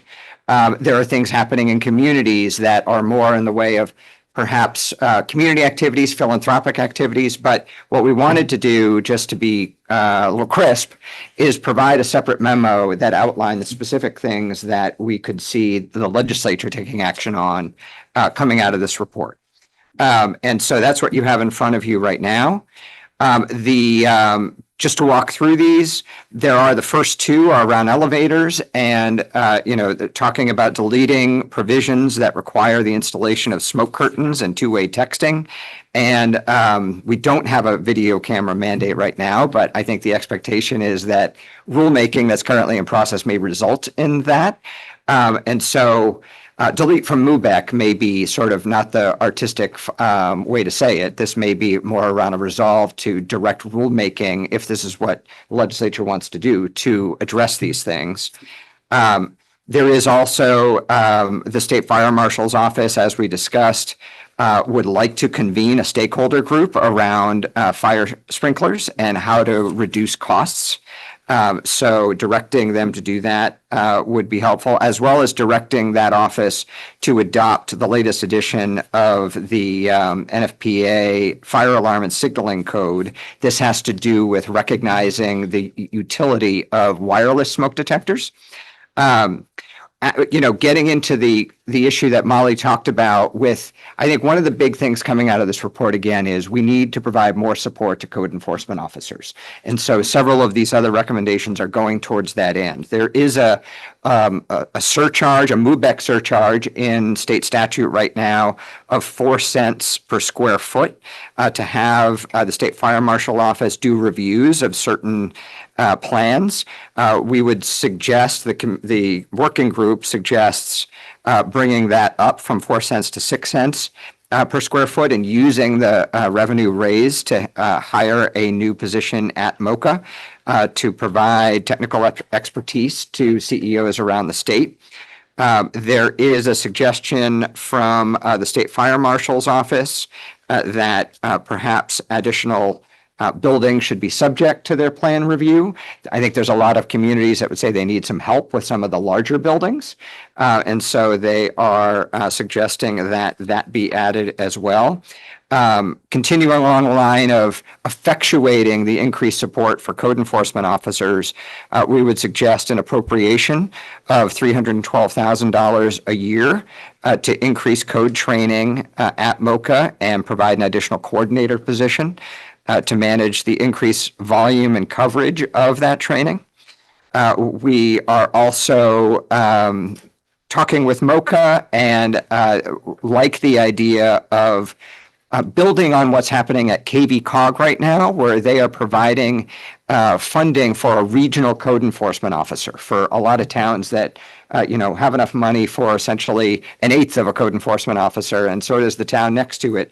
They have somebody that they have used some funds with who I gather it's going quite well to have a regional code enforcement officer that is full-time serving a certain set of communities. Building that out a bit is another idea that we thought could be supportive to communities around the state. We are suggesting the commission of a study to improve consistency in building code adoption for site-built and off-site manufactured building. This, you may recall, aligns with a recommendation that was in the LD 1453 report that you already received.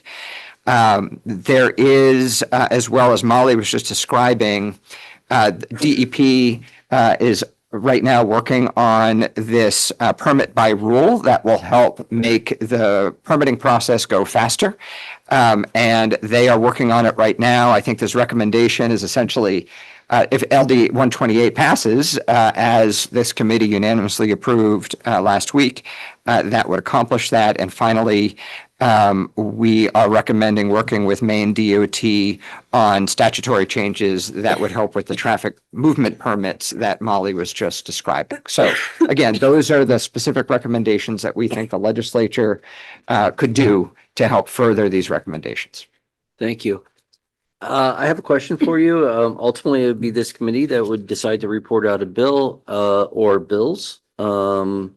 Do you see a division in here? I am a little concerned about including a study in, because I don't want to get other things stuck on the study table. Do you see a division in bills based on these recommendations and natural connection, or do you see this as one? Are you thinking this would be one bill? I could see some of these being separated. I mean, there are clearly certain things that are grouped in different categories. I think we certainly want to follow the lead of the committee and where you want to go with this. Totally understand that it may make more strategic sense to do this in several bills than to lump it all into one. Okay. Would you concur or be concerned with the idea of separating out the commission a consultant study? So that would be a study table. Well, I think what we're talking about there is allocating funds for the study. Okay. That would be. So not a, okay. Yeah. All right. Thank you. Questions about these recommendations? Yep, Representative Cullimore. Thank you, Mr. Chair. So you gave a recommendation for the 4 cents to the 6 cents to raise the money for MOCA to help with that. But where are we looking at raising $312,000 a year for the other position to help increase code training? I think that this is a initiative that may come in the form of a supplemental budget. The governor is obviously still working on that, but certainly that is, I think, one option on the table to make that happen. And I don't know if what you're asking is, where does the money come from? If It is, because we have no money. So where do we cut or how do we raise? Yeah, I think I'm going to have to defer on that. It's just for me, that is important. My town has a part-time code enforcement officer because he's shared with all of the other towns. It's a great model. We're part of KB Cog. I think it's wonderful. I'm grateful for what they're doing. It does make it very difficult for our citizens to actually reach them. If you're covering 1/8, that means they're covering 8 towns. Yeah. There are not 8 days in the week, so they're not in town every day, or at least a week. So I find that to be one of the most important recommendations if we're going to have safely built homes. But how do we pay for it? And one thing I would add on that too is that, there is already a housing opportunity program that already gets funding. And, formerly DECD, now MOCA oversees that. And this is one of, I think we're trying to figure out of possible additional general fund appropriations or out of existing appropriations, could we expand on that model? And it may be that that is one approach to take here, is that of the funding that's already going there, maybe that should be a priority to continue to do that and expand out that model. But I think sort of everything is an option right now. And I guess I just put that out there, that even if an appropriation doesn't happen, there may be a path to doing it through existing appropriations. Thank you. So, Mr. Payne, I'm inclined to encourage this committee to vote to report out a bill based on these recommendations. There may be some things that you didn't reach consensus that ultimately I want included in that. But I think that's a discussion for amendments once it gets to public hearing and work session. So I'm going to ask would a member move to, is there a motion? Representative Gear. Chair Thank you, Gear. Mr. Chair. I move that the Housing and Economic Development Committee take the action to report out a bill or bills as deemed feasible and appropriate, based on the recommendations out of the LD 1375 And this memo? working group. In this memo. This is not a reported vote. We just need a majority and that can be a hand vote. And so is there a second? Is there discussion? Can we have a caucus? Sure. Yeah, absolutely.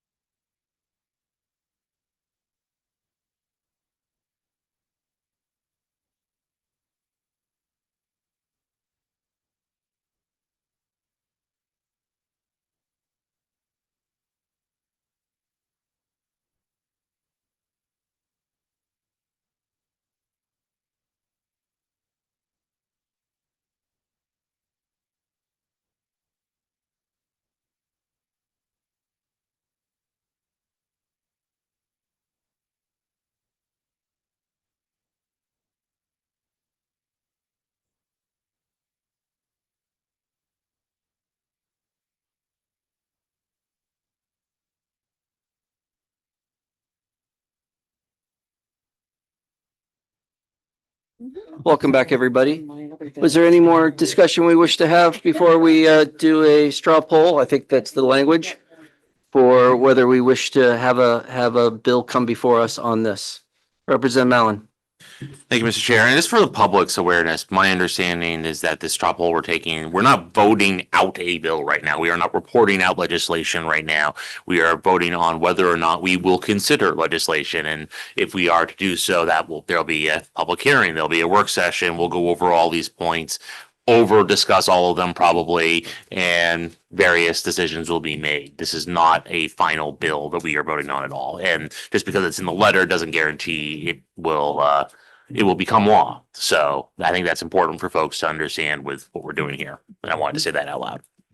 Thank you. We're process-wise, we tell you what we'd like to be included in the bill, and then it will come back to us. That's correct. It will Okay. go to both of the chambers to be referred back. Great. At which point you have a public hearing and work sessions, as Representative Then Mallon it, said. then it follows the bill process. Representative Collmore.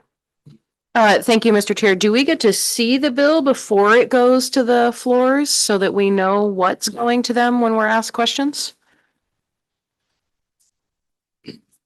Committees do it differently. I can say some committees don't and some committees do.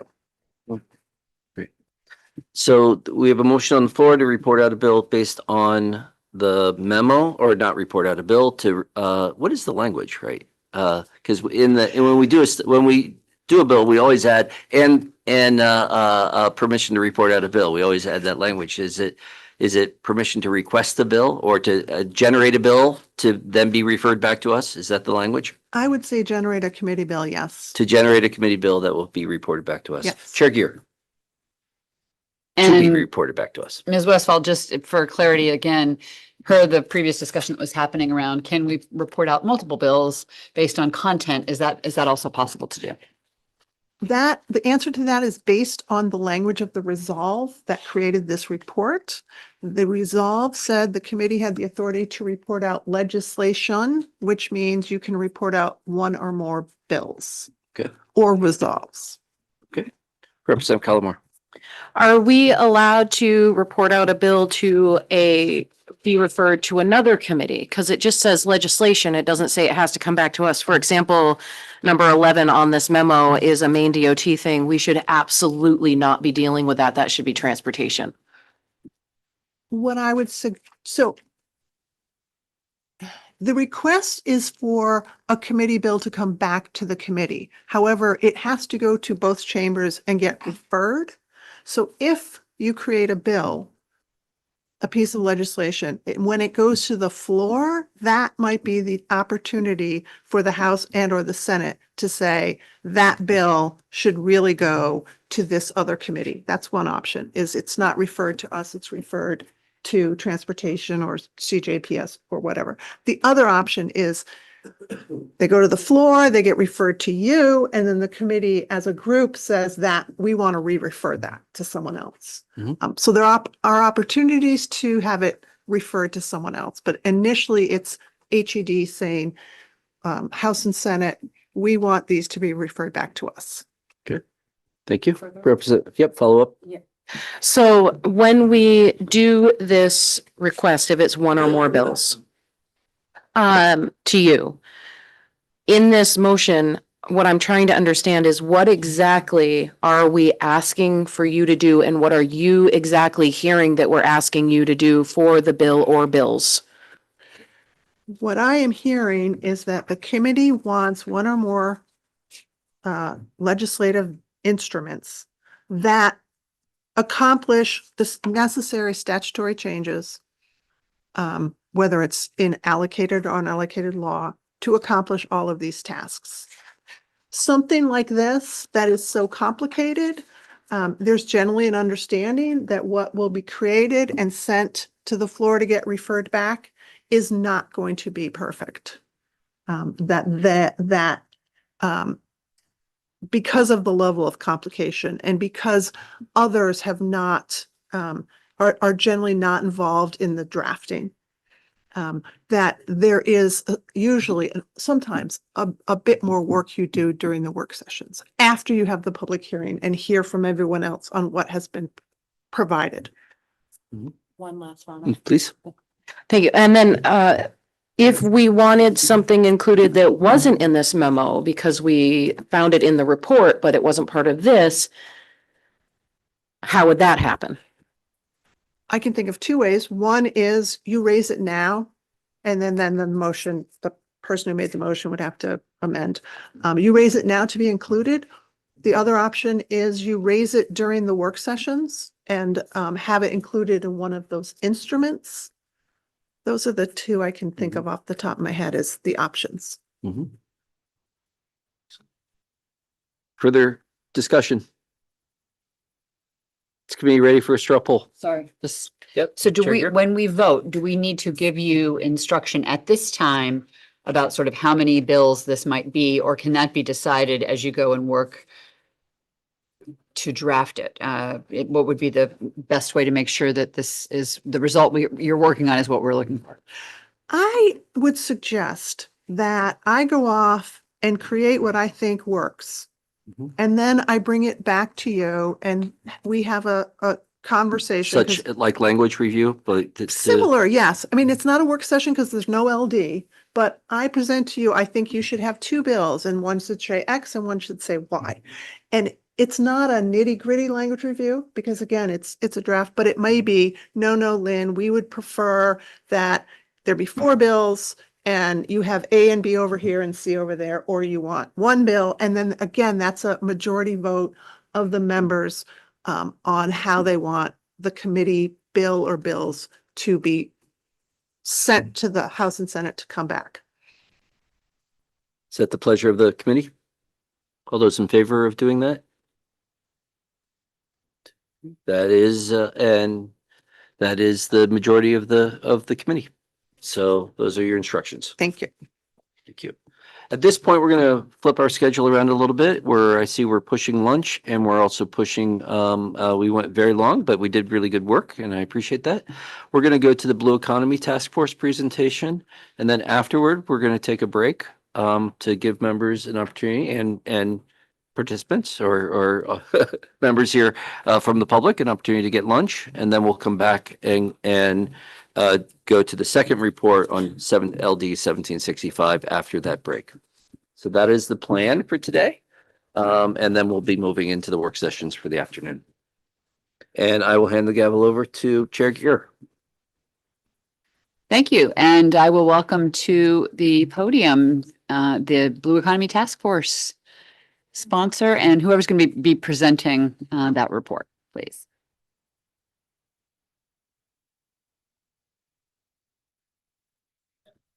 Welcome. Please introduce yourselves and go ahead. Thank you, Madam Chair. Thank you, Chair Curry, and esteemed members of the Housing and Economic Development Committee. I'm Jill Dooson. My primary role is just to introduce to you a couple of members of the Blue Economy Task Force, and we all appreciate the opportunity to present the report from the task force in abbreviated fashion for your consideration. I represent Senate District 27, which includes part of Westbrook and Portland, and I'm pleased to be in the room with a fellow member of the Portland delegation. And I am pleased to be back here in front of this committee. This morning, members of the Blue Economy Task Force will help present the report and serve as subject matter experts to answer your questions and provide information to inform your next steps. Joining the committee today are Mike Conathan, Managing Director of Upwell Collaboration, Nick Batista, Chief Policy and External Affairs Officer at the Island Institute, who served as co-chair of the Blue Economy Task Force, and Mr. Charles Cogan, Director of Research for the Center for the Blue Economy at Middlebury Institute in Monterey. But many of you may recognize Mr. Cogan and his long-standing involvement in policy issues, particularly economic policy here in the state of Maine. Their collaborative leadership on the task force has been instrumental in guiding a thoughtful, interdisciplinary, statewide conversation on the future of Maine's blue economy. I was honored to work alongside our colleagues, Representative Tiffany Stout of Harrington and Representative Morgan Riley of Westbrook on this effort. Representative Stroud and Representative Riley's immersive experience in the blue economy were instrumental to the task force work and the final report before you. I thank you for your attention. Thank you in advance for your attention to this topic, and for your policy leadership in the conversations of advancing our ocean economy. I look forward to this morning's discussion and would now like to turn it over to the task force representatives. In addition, I am sorry to say that I will need to slip out in order to get to another meeting on the other side of the complex. And again, just thank you very much for accepting the report. Thank you for your leadership on this topic and the report as well. Senator Dusan, thanks for being with us. And everybody's running in different directions today. So Such that it happens. welcome to you both and thanks for being here. Thank you. Representative Gear, members of the committee, as Senator Dusan said, I'm Nick Testa, Chief Policy and External Affairs Officer at the Island Institute. Island Institute's a 40-year-old community development organization. We're located in Rockland, Maine, and we work to boldly navigate climate and economic change with Maine's island and coastal communities. We work with some of Maine's smallest communities and some of the most rural and isolated communities in the state. And these are also communities that are incredibly dependent on our natural resources. Here today as co-chair of the Blue Economy Task Force, and just wanted to say a couple of things before turning it over to my colleague Mike to give the more substantive report out. I took on the role of chair because I see an incredible economic opportunity for the state in our blue economy and in paying more attention to some of these sectors. We have strong advocacy work. We have strong stakeholders and groups and lots of people working on our fisheries and our aquaculture sector and making sure those are going well. We have much less well-coordinated action across other very important sectors of our blue economy. And so I think there's significant opportunity there for the state. I also wanted to make sure that the task force work reached the full state and in particular the rural parts of the state, and feel confident that over the course of our discussions that we did have a good representation from rural Maine. Representative Strout was a strong advocate for our Eastern Maine communities. Just last thing, just in terms of making some of these opportunities tangible and real. Yesterday had an opportunity to attend a meeting with about 30 people involved in different aspects of understanding the chemical properties and the components in seaweed, kelp, macroalgae, and to start thinking about how we can be extracting more of those products here in Maine and commercializing that. And that there were entrepreneurs with some small startups in there. There were our research universities, FAME, MTI, Maine International Trade Center were all represented, as well as other folks involved in this sector. And it was, there were international experts presenting, there were investors in this sector, and everybody was looking to Maine saying, there's a great opportunity here for this small part of the blue economy sector. One of the investors in the room said Maine could be the Napa Valley of seaweed. Maine could be the Silicon Valley of seaweed. He was pretty rosy on the prospects for Maine. The challenge that we face is that there isn't a clear person to carry those conversations forward. There's not a clear entity to say, great, we've got 30 people and everybody's got a different piece of the puzzle. Where do these conversations go? How do we then do the hard work of taking some very good ideas and very helpful conversations and pulling them together into something actionable that meaningfully moves the state's economy forward? And so that for me was a very tangible example of why we need the Center for the Blue Economy. Turn it over to Mike. Great. Excellent. Thanks, Nick. Good afternoon, Chair Gear, members of the committee. My name is Michael Conathan. I served as the lead consultant managing the work of both iterations of Maine's Blue Economy Task Force. And thanks for the opportunity to appear today to summarize our work and the report and provide some suggestions about how this committee and the legislature can take the next steps to grow Maine's ocean economy. To put this in a little bit of big picture context, the Organization for Economic Cooperation and Development, OECD, international organization, in 2025 report valued the global ocean economy at $2.6 trillion. Maine is one of the top 5 U.S. states currently in the proportion of employment in the blue economy, and it has been growing slightly faster than the U.S. average currently as it stands. Much of that employment is in the recreation and tourism sector. Yet other states, such as Rhode Island, Massachusetts, Washington, Alaska, we talked about these during discussion of the previous resolve, they're outpacing Maine when it comes to investing in their ocean economic development with concerted effort and concerted directed spending. And it's paying off for them in the form of substantial federal funding, investments, and philanthropic funding that Maine has so far failed to land. So to put Maine back on this chart, LD 1023 called for a second convening of the Blue Economy Task Force to deliver this report to you and DECD, building on our initial report delivered in January of last year, about a year ago. So following the charge from this committee, the second version of the task force has made specific recommendations on 2 points. One, the establishment of a Maine Blue Economy Center, which Nick was alluding to. And secondly, steps to improve and expand education and training programs for the blue economy to make sure we have the workforce to do the jobs that these industries will represent. So I want to start this testimony by commending the entire task force, and especially our legislative representatives, Senator Duson and Representatives Strout and Riley, on the collective commitment to the process. This was a lot of work in a very short period of time. Everybody was extremely open to hearing different perspectives and ideas, and recognition that each of their businesses, organizations, or industries could benefit from implementation of the recommendations that we ultimately came to in this report. The group included a really wide range of stakeholders, a diversity of industries, communities, and experiences. I encourage each of you to review the list of the participating individuals, fishing and aquaculture businesses and trade groups, research organizations, entrepreneurs and industry leaders, investors, research labs, nonprofit organizations, all along communities from the full sweep of Maine's 5,000 miles of coastline. And further, to ensure that we had significant engagement, particularly from the down east and rural communities. My fellow consultant on the project, Dr. Colgan, who's here with me today, he and I traveled to Beals and Prospect Harbor for some site visits and held a listening session outside of official committee meetings there at the Down East Institute, and heard from practitioners in the blue economy space in that part of the state.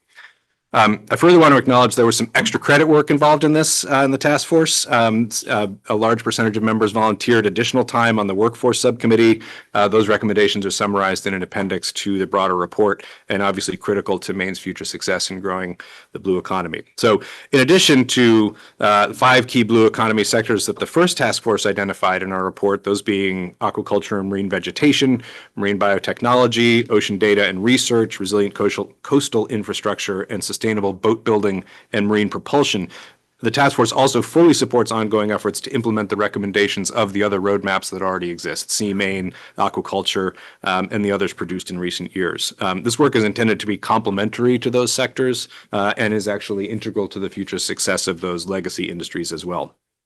And so important to note that even with that wide scope of membership, the group approved this report unanimously. Everybody came to yes on the recommendations that were here. Yes, the opportunities are real in their hometowns. Yes, they want more focused engagement from policymakers and investors to help them capitalize on those opportunities. And yes, they want their counterparts in the others. They want what their counterparts in the other states I mentioned are in fact already getting. So what exactly is it? What do they need? And how can this committee help moving forward? I briefly want to touch on the whys, the whats, and the hows that this report contains for creating a center and supporting Maine's blue economy workforce. So why? First of all, ocean-based businesses have inherent differences from land-based businesses, primarily stemming from the simple underlying reality that no one can own the ocean. So this leads to really complex and time-consuming regulatory hurdles, which this committee has dealt with some, and other committees such as Marine Resources certainly have dealt with others over the years. Add to that the inherent challenge of operating in this hostile, unpredictable, and only partly understood environment, and you get an exponential rise in degree of difficulty. But the economic development opportunities are very real. And as OECD and others have pointed out, they are growing, in many cases outpacing economic growth as a whole. Secondly, our traditional ocean industries are experiencing significant changes and new industries are emerging. These innovations often arise as enabling technologies that provide new ways to access and understand the ocean and enhance our sustainable use of available resources or find value in what was historically considered waste. The 100% fish movement coming out of the Iceland Ocean Cluster is a good example here. And we talked about that in our previous work sessions. They also reflect the reality that the ocean is undergoing unprecedented upheaval, warming, acidification, and sea level rise that will only accelerate as our climate continues to change. And third, Maine does have a robust set of education programs in some areas of the blue economy, such as aquaculture. These were brought to the committee by many of the members who represent those sectors, but there are other segments which need a clearer workforce development strategy. And we must be proactive about identifying the future trends and preparing the next generation to meet the jobs, not just where they are today, but where they will be in the future. So how do we do this? What does it look like? What is a center going to do to capitalize on these emerging opportunities? The report identified 3 key functions for the center to do to inform, coordinate, and strengthen our blue economy. So first, the center would compile and create data, building tools such as an ocean account for Maine that combines economic and environmental data to highlight these emerging trends. Key to answering the questions that you asked us in the previous work session, Representative Geer and others. Effectively, what does Maine stand to gain from doing this, and how big can this get? What are we actually going to see if these industries become developed? We know the gains can be substantial, but as the business saying goes, you can't manage what you can't measure. And so we have to start by creating this ocean account to measure what exists and where it's headed. And Dr. Colgan is here to, again, answer more questions on that point if you'd like. And there is an economic analysis as well included in a second appendix to the report. These ocean accounts are the global standard for measurement. We certainly need one here in Maine. Secondly, coordinating and strengthening partnerships and strategic collaborations across the blue economy will be critical. Nick alluded to this in the report from the meeting that we both attended yesterday. Connecting these entities operating in complementary spaces creates a whole that is inevitably greater than the sum of the parts. Third, to grow our capacity by attracting investment and guiding promising ideas along the path to becoming successful businesses. We've watched literally hundreds of millions of dollars in federal funding opportunities get snapped up by other states and regions. The task force noted that there are many individual entities that are deeply focused on their own component of Maine's blue economy. But in doing so, they don't have the capacity to look at the bigger picture, to track what their peers are doing, or time to invest in coalitions or consortia. It was hard enough to get them into these meetings of the Blue Economy Task Force itself, taking time out of their daily operations. So this is what we really need in a Blue Economy Center to position Maine to take on that leadership role in these federal funding opportunities. So how do we do this? The center will serve as a hub for organizing this collective capacity and its advantages across its mix of industries and geographies. Specifically, the task force recommended that the center should be housed at a quasi-public entity with experience and capacity to be a liaison between the government, the executive branch, and the private sector. Members also recognize strong parallels and some overlapping priorities with the Life Sciences Innovation Center, which was established earlier this year at the Maine Technology Institute by executive order, and also through legislation that you all worked on in the last session and will be looking at again, I believe, in this session. Many of Maine's blue economy sectors do overlap to varying degrees with this life sciences work, particularly in marine biotechnology and some work in the aquaculture space. So replicating the LSIC process for the blue economy, including appointing an executive director and an advisory board and housing the Blue Economy Center alongside the Life Sciences Center at MTI, Maine Technology Institute, would allow the greatest efficiency of operations. It prevents reinvention of the wheel. We already have a good template that's established, that's been approved, and it will augment the state's earlier investment and effectively ensure this coordinated effort leads to a 1 + 1 + 1 + 1 = 3 outcome. So to leave the committee, I just want to leave the committee with the understanding that this task force's focus on emerging opportunities in the blue economy is grounded in Maine's centuries of experience working in and around the ocean. Engaging proactively with traditional and emerging industries will be critical to ensuring a bright future for Maine's centuries-old maritime traditions. So I want to thank you for your time and happy to be here and answer further questions. Thank you so much, Mr. Conathan and Mr. Bautista. Thanks for being here today. And thanks for the report. I like the fact that it's succinct, it's clear, it's got a clear recommendation. Can you just speak to a little bit? It sounds like the vote was unanimous. Were there particular points of feedback that people said, yes, we can see it working this way, and here's how we, to your point, everyone's got their own work that they're doing. Yeah. Here's how we see ourselves participating in it. Yeah, I mean, I think in general, particularly because we had so much overlap between the first task force and the second task force, folks were coming in with a really good understanding of what the intention was in the first version. And as you know, we had a fairly short time period in which to compile and deliver these reports. So we were able to pick up on where we had started from that standpoint. And then it really became a question of, what's the structure that makes the most sense? And we had we spent several of our task force meetings really digging in on this question of structure. The functions, I think everybody pretty much rapidly agreed to, that these were the pieces that were needed. And then the question was, how do you most effectively deliver on what's needed? And so we looked at different options. Do we have a department fully ensconced within the executive branch? Does this need to be an independent entity that somehow, takes its own funding or establishes state funding and operates outside of it? And really, after looking at all of the pluses and minuses of each of those potential permutations, the idea of staying in the format and the framework that was established in life sciences really rose to the top and very quickly made sense to, I think everybody, in our breakout sessions, we had different groups, and in one of our sessions, we broke out into the smaller groups. And when we came back to hear from what each of the groups had talked about, there was sort of immediately unanimity that this was the right approach. And so then it was a question of, which organization suits it best. And given the degree of, or the stage of development and implementation of each of these sectors, we were very quick to land on this as the solution. But Nick, other thoughts? Yeah, I would also add, in this space, there are a number of strong institutions doing their own work. And I think as we were going through this process, people recognized that state leadership is really important. It's great that we have strong marine labs in the state. And when somebody external is coming to Maine and looking at it, it's like, okay, you've got a whole bunch of institutions, but where is the state? And so having the entity be a state sponsored or have the imprimatur of the state was important.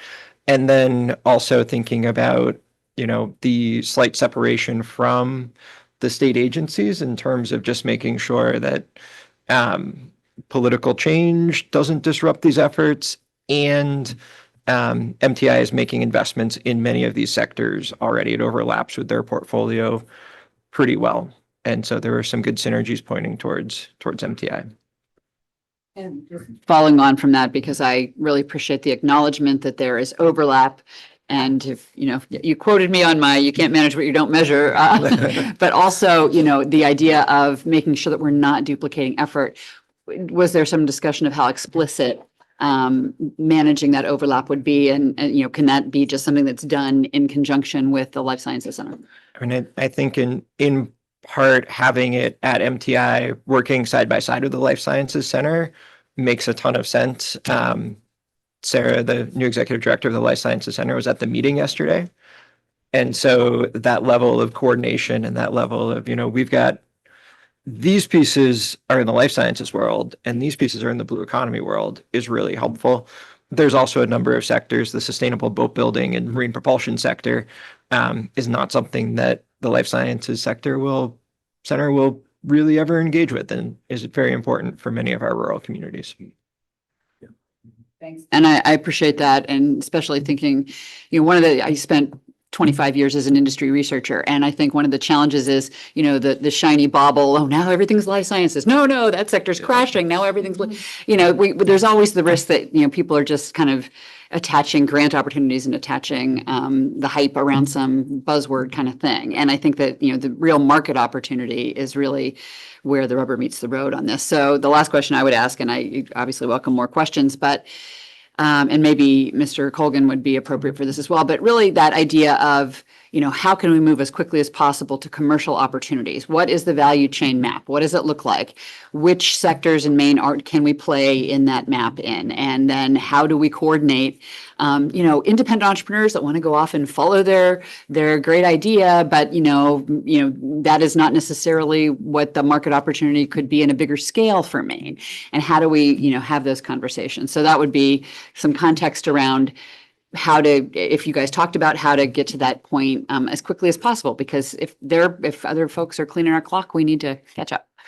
Yeah, I think, I don't, the good news is I don't think our clock's getting fully cleaned. So that's good. We definitely have some opportunities here. And I'll use the example, since we just talked about it and spent so much time on it yesterday, with this marine vegetation, the future of the seaweed industry.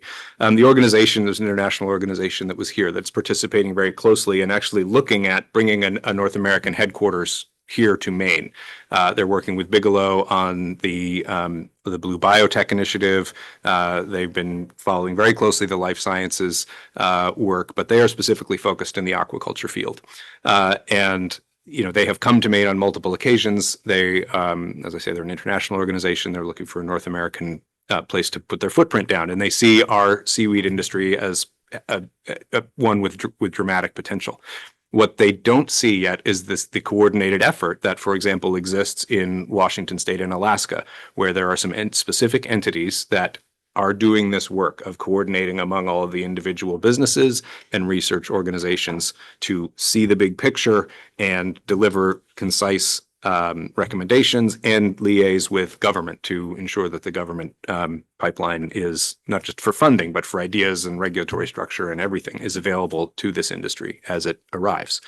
And, the representative from that organization, I was talking with her last night, and she said, Maine looks great. It has all the tools. Everything's in place. Seaweed is ready to go, and we can produce agricultural products and biostimulants and cosmetics and pharmaceuticals and plastic alternatives and all kinds of things. But if the effort's not coordinated, we can't deal with 30 different entities as an investment structure. So there has to be that concise single point source delivery. And that's what the Blue Economy Center would do. Thank you. And I'll stop monopolizing the committee's time. Representative Lookner. Thanks, Madam Chair, and thanks, gentlemen, for giving us this presentation. I'm somebody who makes a living on the water in the summers. I'm a sea kayaking guide. And I think, when I think about the blue economy, what we're talking about here, I'm thinking about, resources in our marine environment. And to me, that says, and then I had the thought, oh, wait, we have a Department of Marine Resources.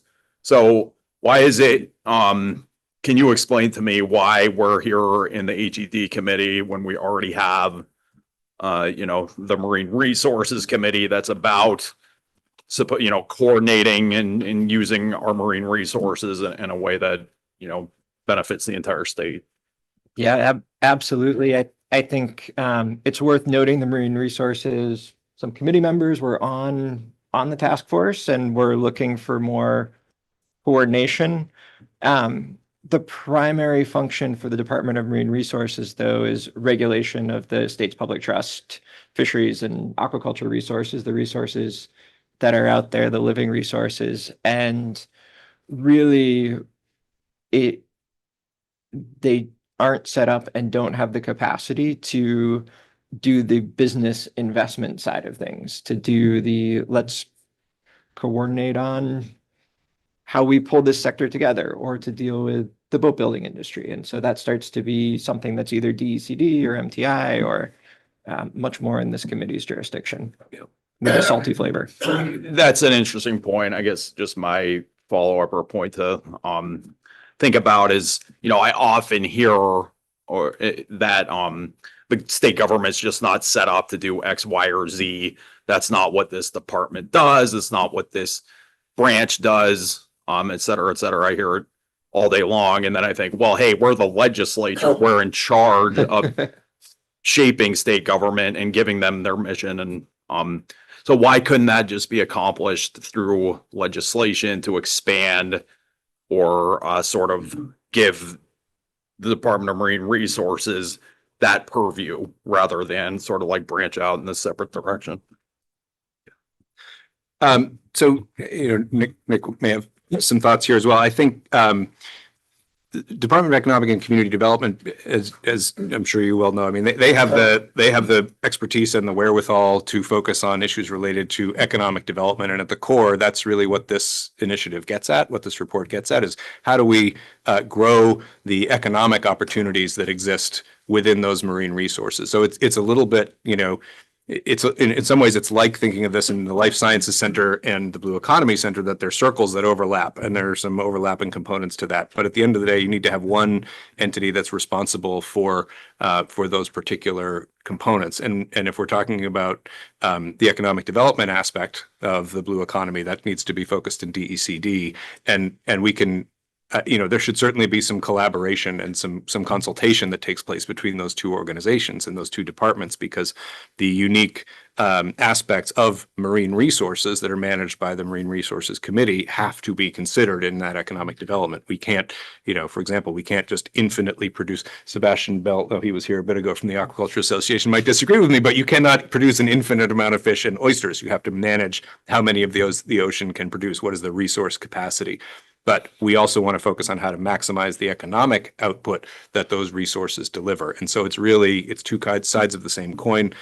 Both components need to be involved, but that's sort of how we've been looking at it. I absolutely agree. And I also think, tantamount to that is, the ocean, as you're aware, is, a unique resource and extremely central to Maine. And it's something that we need to also preserve for the public in a lot of facility, so it's not just about having those resources and making sure that we're utilizing them in the most profitable manner, perhaps, but also to ensure that everybody can benefit from our state's resources. So that's one thing to consider.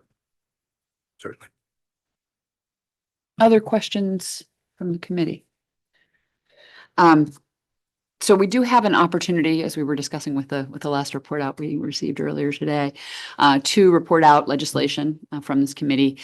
I wasn't able to see it, so if I'm missing it, let me know. But is there a specific ask? What would you like the committee to do? And I assume in support of the vision that you've laid out. Yes. So it's a fairly I think it's gonna be a fairly low lift, frankly. The recommendation from where we sit in this task force is that we have some authorizing legislation that can align very closely in structure and content with the authorizing legislation for the Life Science Innovation Center. The structure can be very similar, set at MTI with an executive director and an advisory board of folks who participate in various aspects of the blue economy from the organizations. We can provide some additional background in terms of a list of categories similar to what's in that Life Sciences Innovation Center bill, but that's a fairly simple ask of what we've got here for next steps of legislation. There are some members of the task force who I think would be ready to serve in those advisory board roles, and we'd like to get moving on that as soon as we can. And I would just add, in terms of the workforce recommendations, the task force and the workforce subcommittee was envisioning similar reports to those that MDF had created for CMaine and in other fields, with just two new sectors. And so that is less of a legislative language change needed. There's just, funding needed for those to happen, and whether that's through the legislature or through other funding sources, we hope that moves forward too. And just a clarification, my understanding, because I've been to a few of the life sciences meetings, are they producing their own workforce and market footprint numbers, or is that also something that MDF is doing? I didn't know if you knew that. Okay. I don't know the answer. We could get back to you on that. Yeah. Yeah, because I think that would be helpful too, because I think, to the point about measurement, this is also one of those times to have you all take the knowledge that you have, as well as all of the input from the folks who participated, to really get a sense of what the opportunity is, what the goals are around the specific opportunities, and then how progress will be measured. I would find that very helpful to be able to have in any enabling legislation that we put together and consider. So great. Any other thoughts? Would we be ready to take a similar straw poll vote to what we had done on the previous bill, just to see if we would want to work towards reporting out a bill for this legislation? Representative Mellon. Thank you, Madam Chair. I would be ready, but I'm not sure we have a quorum. Excellent point. I don't know. Oh, Sophie, can we take a straw poll vote without, or do we quorum for that as well? And can she vote remotely on a straw? Yeah. So I would just, would the committee be ready for a vote to have our analyst draft legislation to then be considered for referral to Representative Mount? So moved. Does it need a second? No. Okay. So I would ask the committee to just vote by raising your hand if you support the drafting of a bill pursuant to the recommendations in this memo. And the vote and Senator Bailey. So 1, 2, 6 in favor, and that would be a majority of those present. So we will take that under our analysts' abilities to create that bill. Thanks very much for being here and for all the work in a short period of time. And with that, we will close this report session, and then we're going to take a 45-minute break for lunch. So we'll be back in the room at 1:45. Great. Thank you very much. Thank you.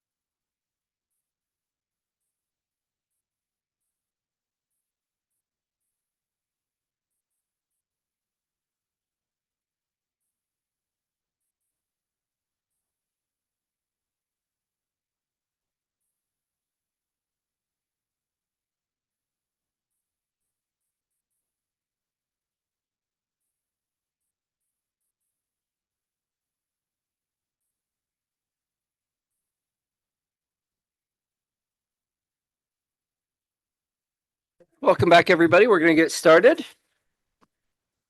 We're way off schedule, but doing the good work. So now we're going to invite the presentation for housing affordability and stability. The working group that was based on LD 1765. We'll invite those presenters up to the podium or the table. Yes.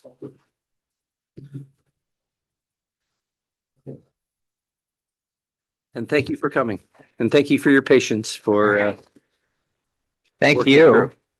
Thanks, Senator Curry and Representative Gear and esteemed members of the Joint Standing Committee on Housing and Economic Development. My name is Greg Payne, and I serve as the Senior Advisor on Housing Policy in the Governor's Office of Policy Innovation and the Future. And my name is Dana Todman. So good morning, good afternoon, Chair Curry and Gear and committee members. I work with Greg in the same office. Thanks. Thank you. I think what I'd love to do, if it works for the committee, is a similar approach to what we did this morning with LD 1375. And, just do a little context laying briefly first and then walk through the report. And then again, we have some specific ideas for legislative action that we could talk through as well. I do just want to say, big picture getting started here. I feel like last session, there was a lot done on this issue. A lot of it was hard and weighty, and there were a lot of things to kind of weigh from, one perspective or another around trying to protect residents of mobile home parks from what can often be predatory behavior by some actors. And we've seen that play out in communities across our state. And those were some hard conversations. What we were trying to do with this exercise as we undertook the activities that the 1765 asked us to do is really think about this in terms of identifying the ways that residents and owners could find solutions together and be in common interest moving forward. I think we understand that while work needs to be done to prevent bad actors from harming people, there's also good owners, and they get caught up in this. And we are trying to identify some ways to support them too. So just generally, that was part of what we were trying to accomplish.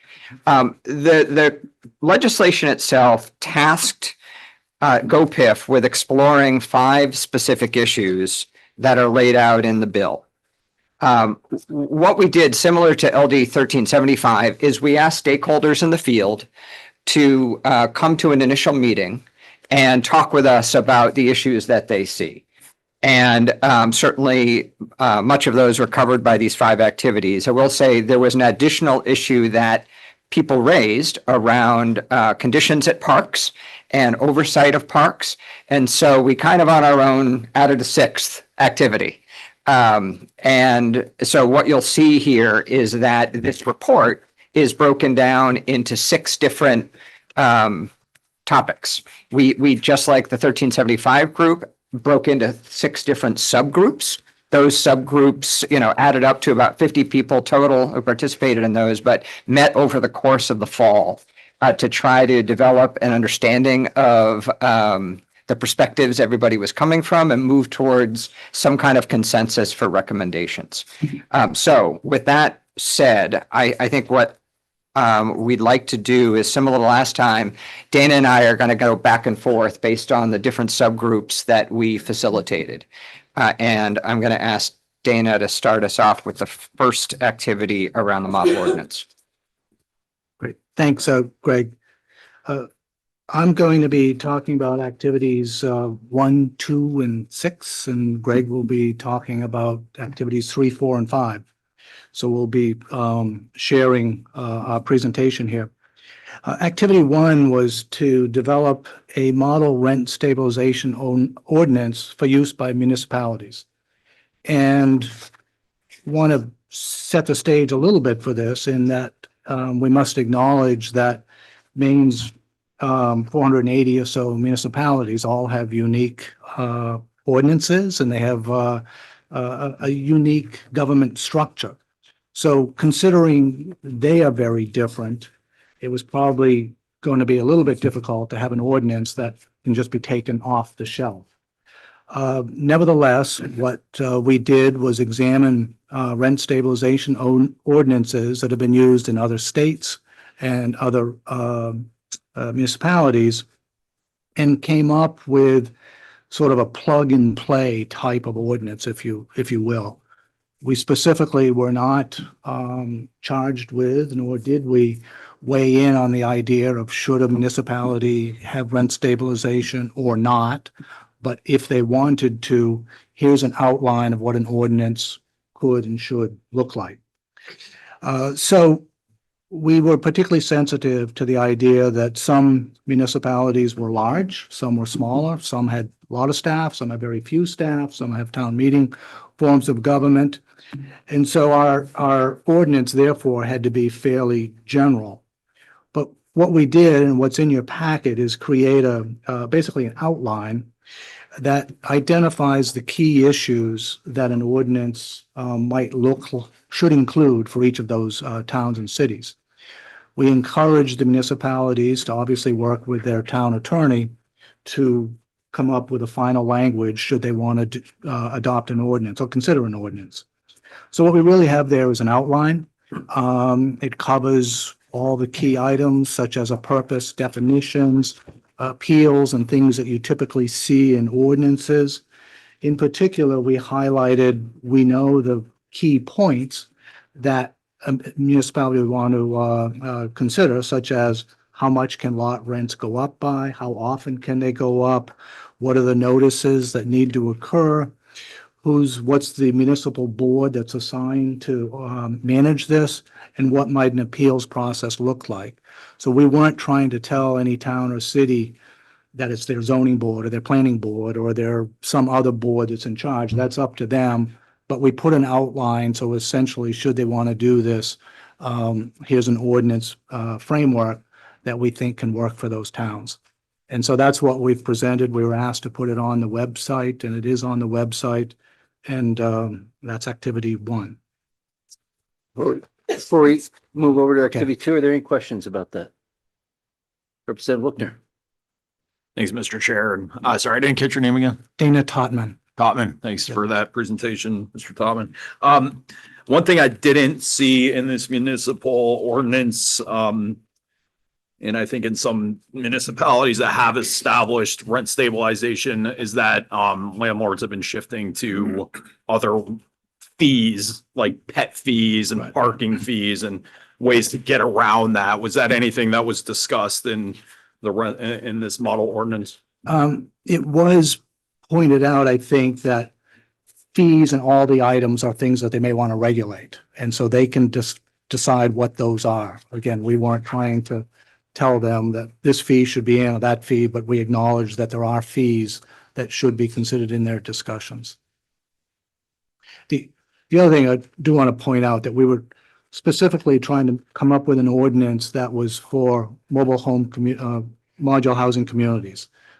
Sometimes a municipality might want rent control for all apartments, and this was not meant to be anything that went further than manufactured housing communities. Manufactured, okay. Excellent. Representative Gulick. Thank you. I guess I'm just kind of commenting, looking for some public clarity from a conversation that I had earlier today.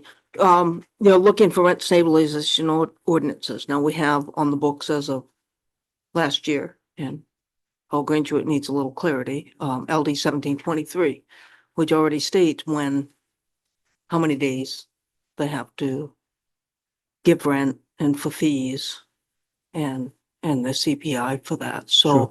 I just want to clarify that whatever the municipality puts together can't be less than that. Exactly. We agree. Thank you.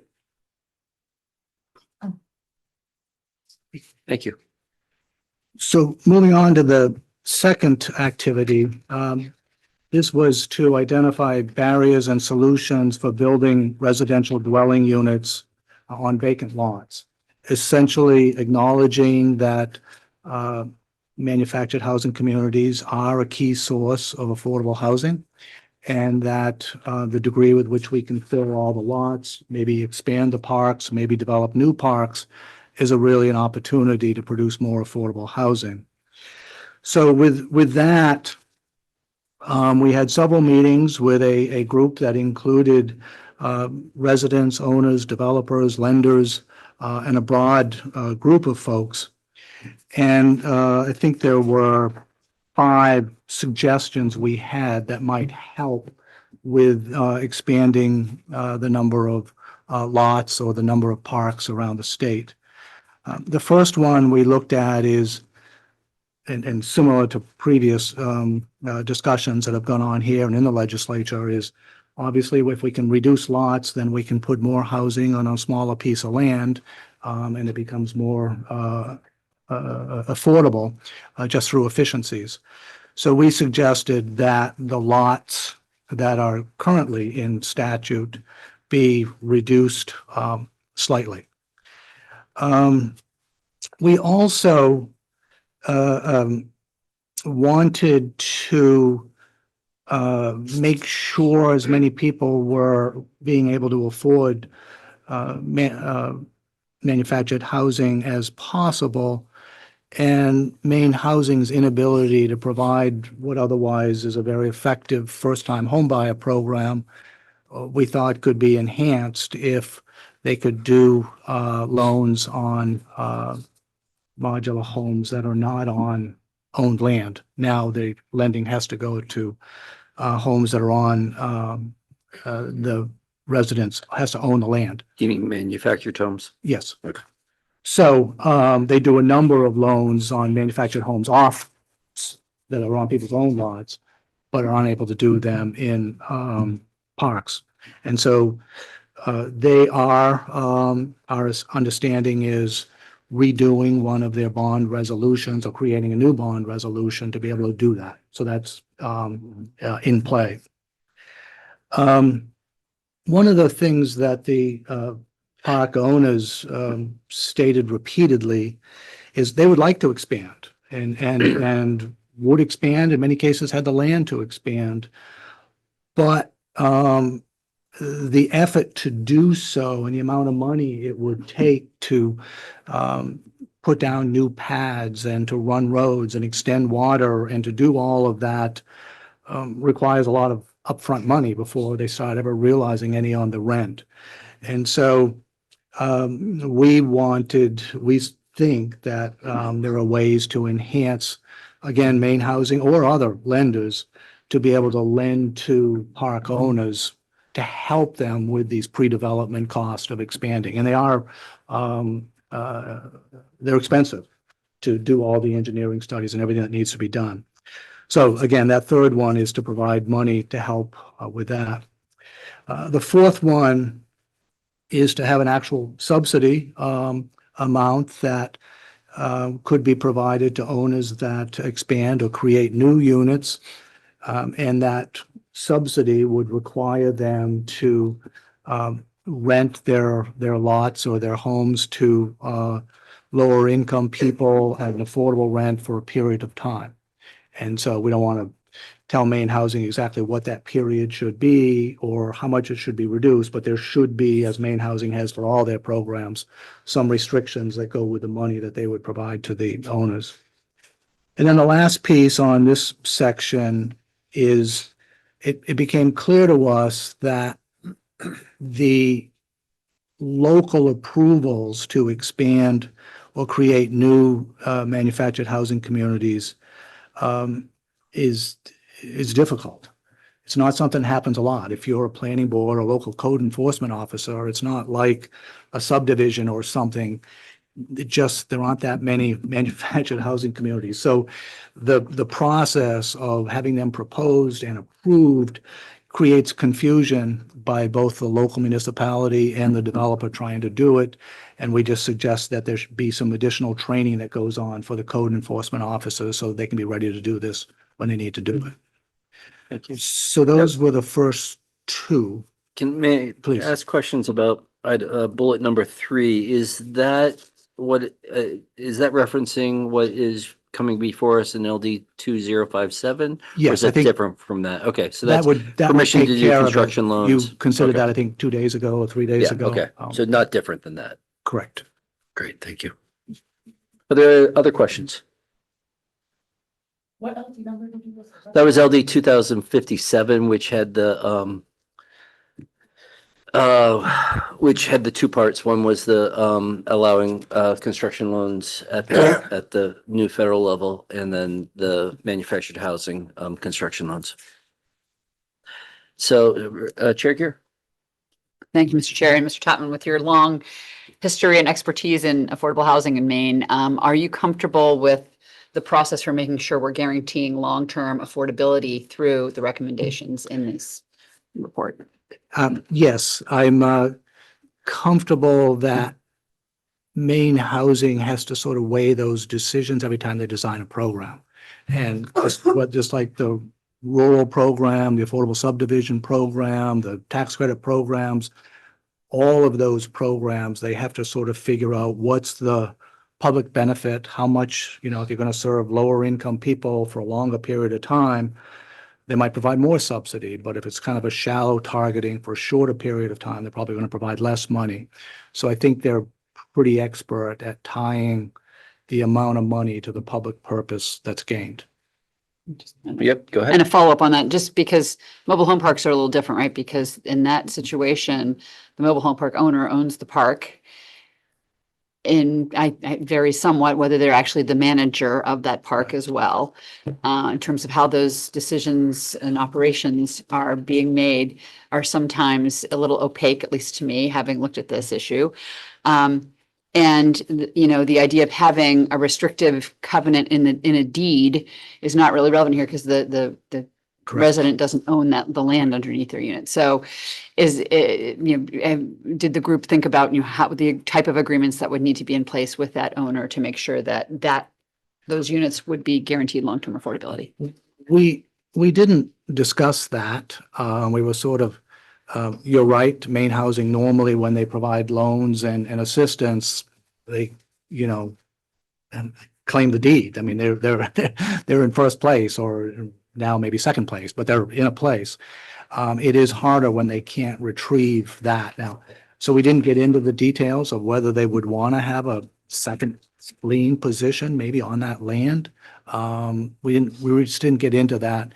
There's also kind of a need to balance that. If you become too restrictive, then nobody will participate in the program and you won't create any units. So there's a balance there that needs to be met so that whatever is designed is something that is of interest to those owners to participate. And so it's a tricky balance, but it's what they do. Mm-hmm. Thank you. Let's move on to activity 3. Thanks. The third activity was exploring opportunities to provide technical and financial support to community homeowners to maintain the affordability of rent and fees within the community. We'll say in a practical experience, what we did was made this about both the homeowners and the park owners, and just trying to identify ways that we might suggest rents could be reduced. We talk through a few different ideas here. One of them is the bill that Representative Golick just referenced from last session, LD 1723. Folks on the committee may know that there has been some confusion around this bill since it was passed, and it has led to park owners taking some action to increase rents, I think, under the assumption that it said something that it didn't. There is also beyond that, I think, just some clarity that would be helpful to both residents and to owners in an opportunity perhaps to do a fixed bill of sorts. And specifically in that bill, what it does is it asks owners when an owner is saying to their residents, there's going to be a lot rent increase. In that notice, they're supposed to lay out what the average lot rent is in the area. And I think understandably, a lot of owners have struggled with what's the area. Is the area my town? Is it my county? Is it, what is it? And that seems fair. I think one suggestion I'd make is to consider the idea of just removing the element of area and just having an owner explain what the rent increase is going to be. And then if you're talking about when the option for mediation attaches, let it be CPI +1 is what's in there now, but as to just whatever the rent is there at that park at that time, rather than having to talk about the area at all. There was some confusion too around the specific CPI data point. I think there's also a little bit of confusion around whether you're having a lot rent increase that impacts some residents without impacting others. And so are the residents not impacted? Like, do they get counted in the 51% that trigger the mediation? That's another example of something that could be made more clear. I do think in the non-legislative side, there's probably more we could do at the administrative level to help people with the mediation process. To help people, connecting people with mediators is part of this. And so that's an element that we're going to be working on. So clarity to 1723 is, I think, something that residents and owners alike would seek, and certainly they told us about that. Our friends at Maine Revenue Services also pointed out that the property tax fairness credit does have an element that a lot of park residents may not understand, that they have the eligibility to claim a credit on both the property tax on their home and a portion of the rent that they pay, the lot rent that they pay. I think there's a belief that perhaps a little bit of public education about that could be helpful and could put more dollars in the pockets of residents who are living in those units. They don't, perhaps aren't taking as much advantage of that credit as they could. So that's something that we can work on from an administrative perspective. Can I just ask a clarifying question? Please go ahead.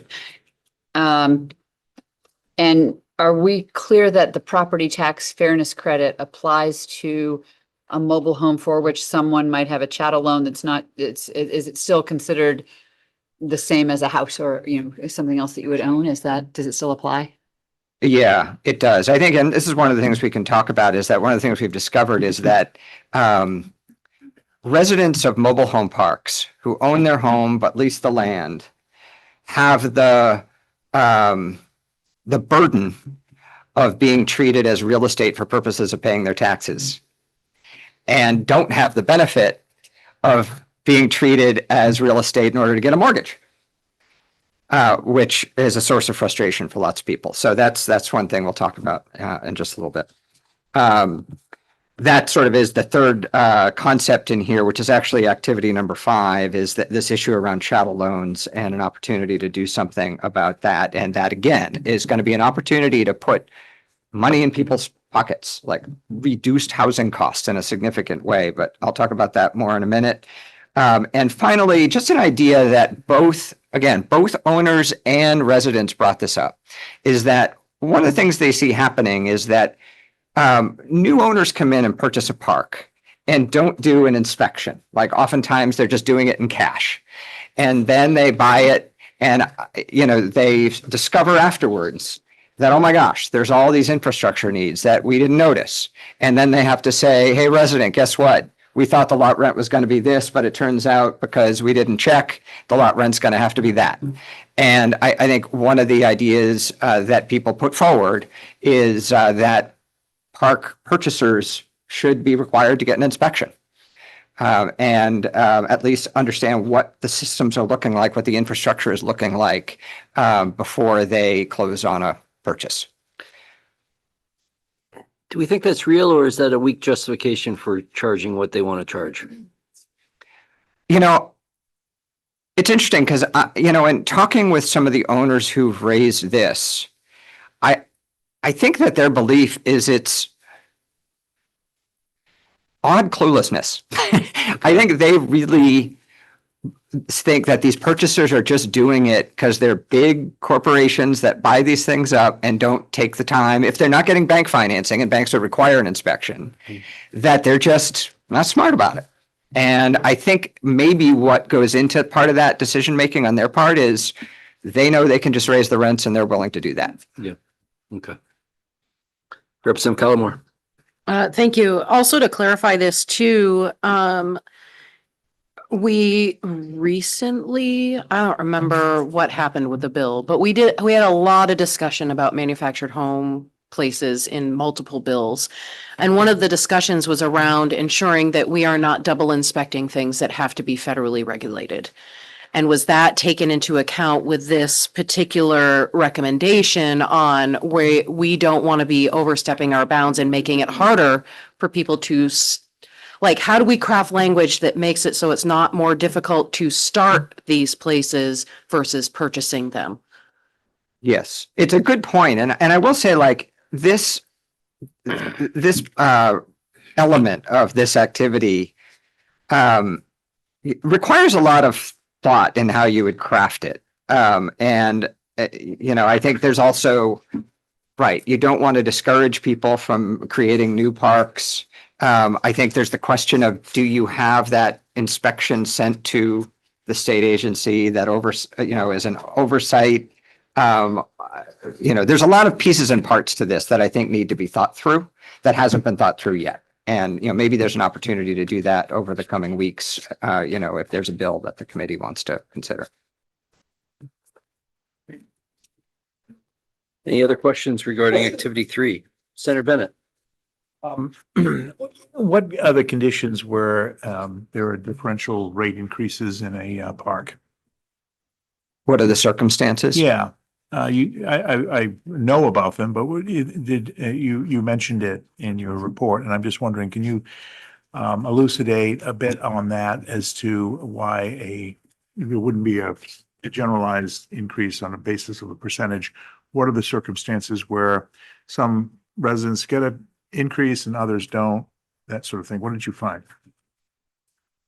My observation on that, and based on conversations with people living in the communities, is particularly when somebody owns a park, and they do, or particularly when a park is sold, is the best example, and there's a vacant lot. They may come in and say, we're going to raise everybody's rent by 5% or 10% or something that seems perhaps modest and reasonable to them. But then they won't make the same assurance to the empty lot.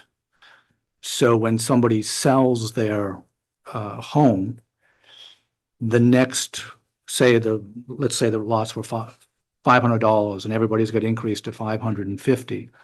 If there was a vacant one, or if somebody sold theirs subsequently, the next family in might pay $650.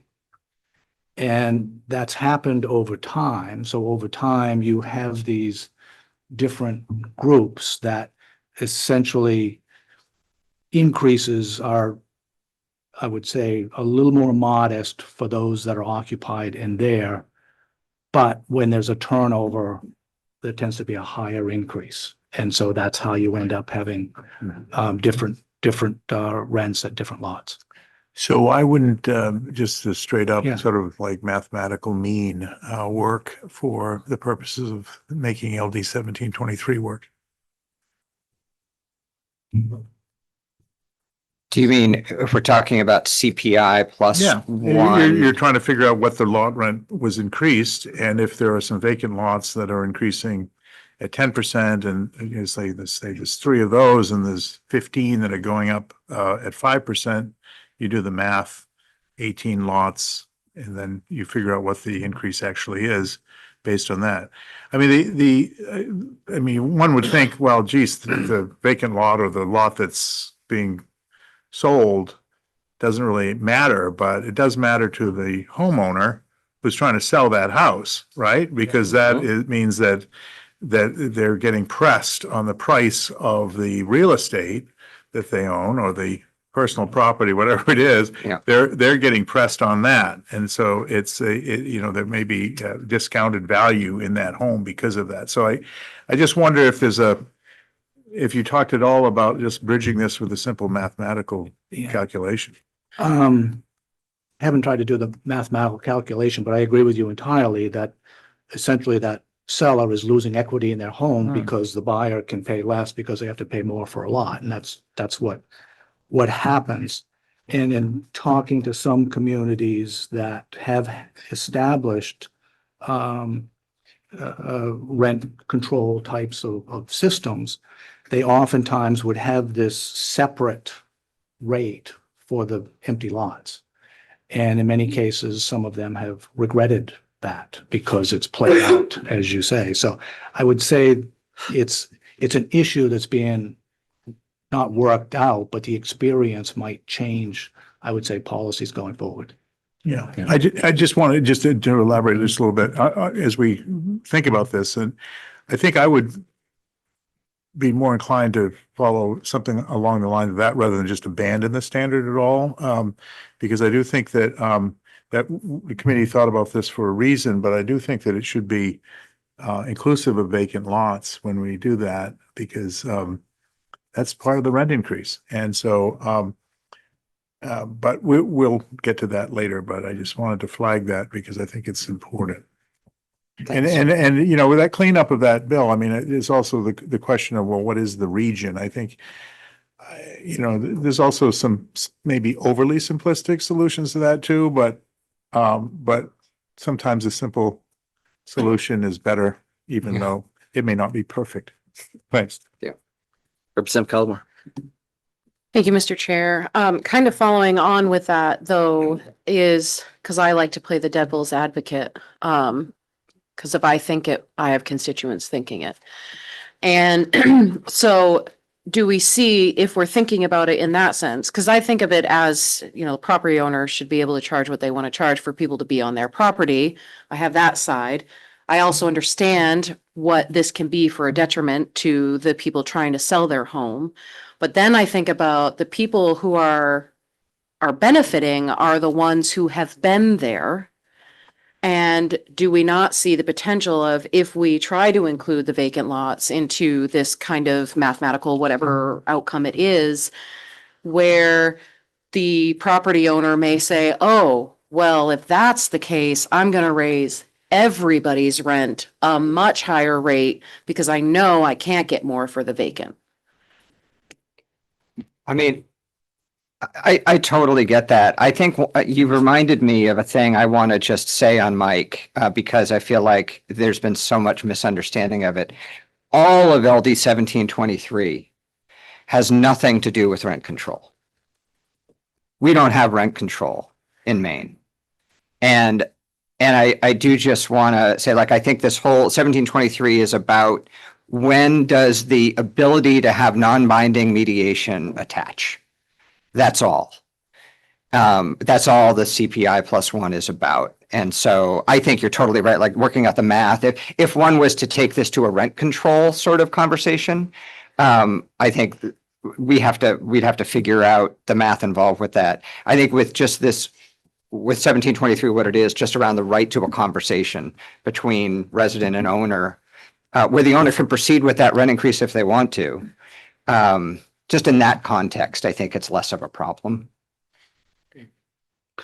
Let's continue. What's there? Thank you, Representative Golick. Let me see if I can remember. I think that's the one we're talking about, 1723. Can you put your mic on? I did, but I'm whispering.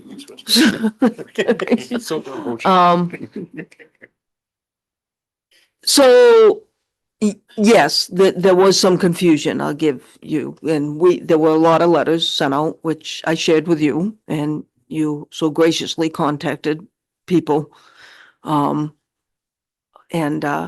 correct me if I'm wrong, but most of the people knew what the law was supposed to do, but so they, Those weren't fun could you just speak conversations. on that just for a minute so we can talk about some of the clarity that's needed and what was kind of willfully done?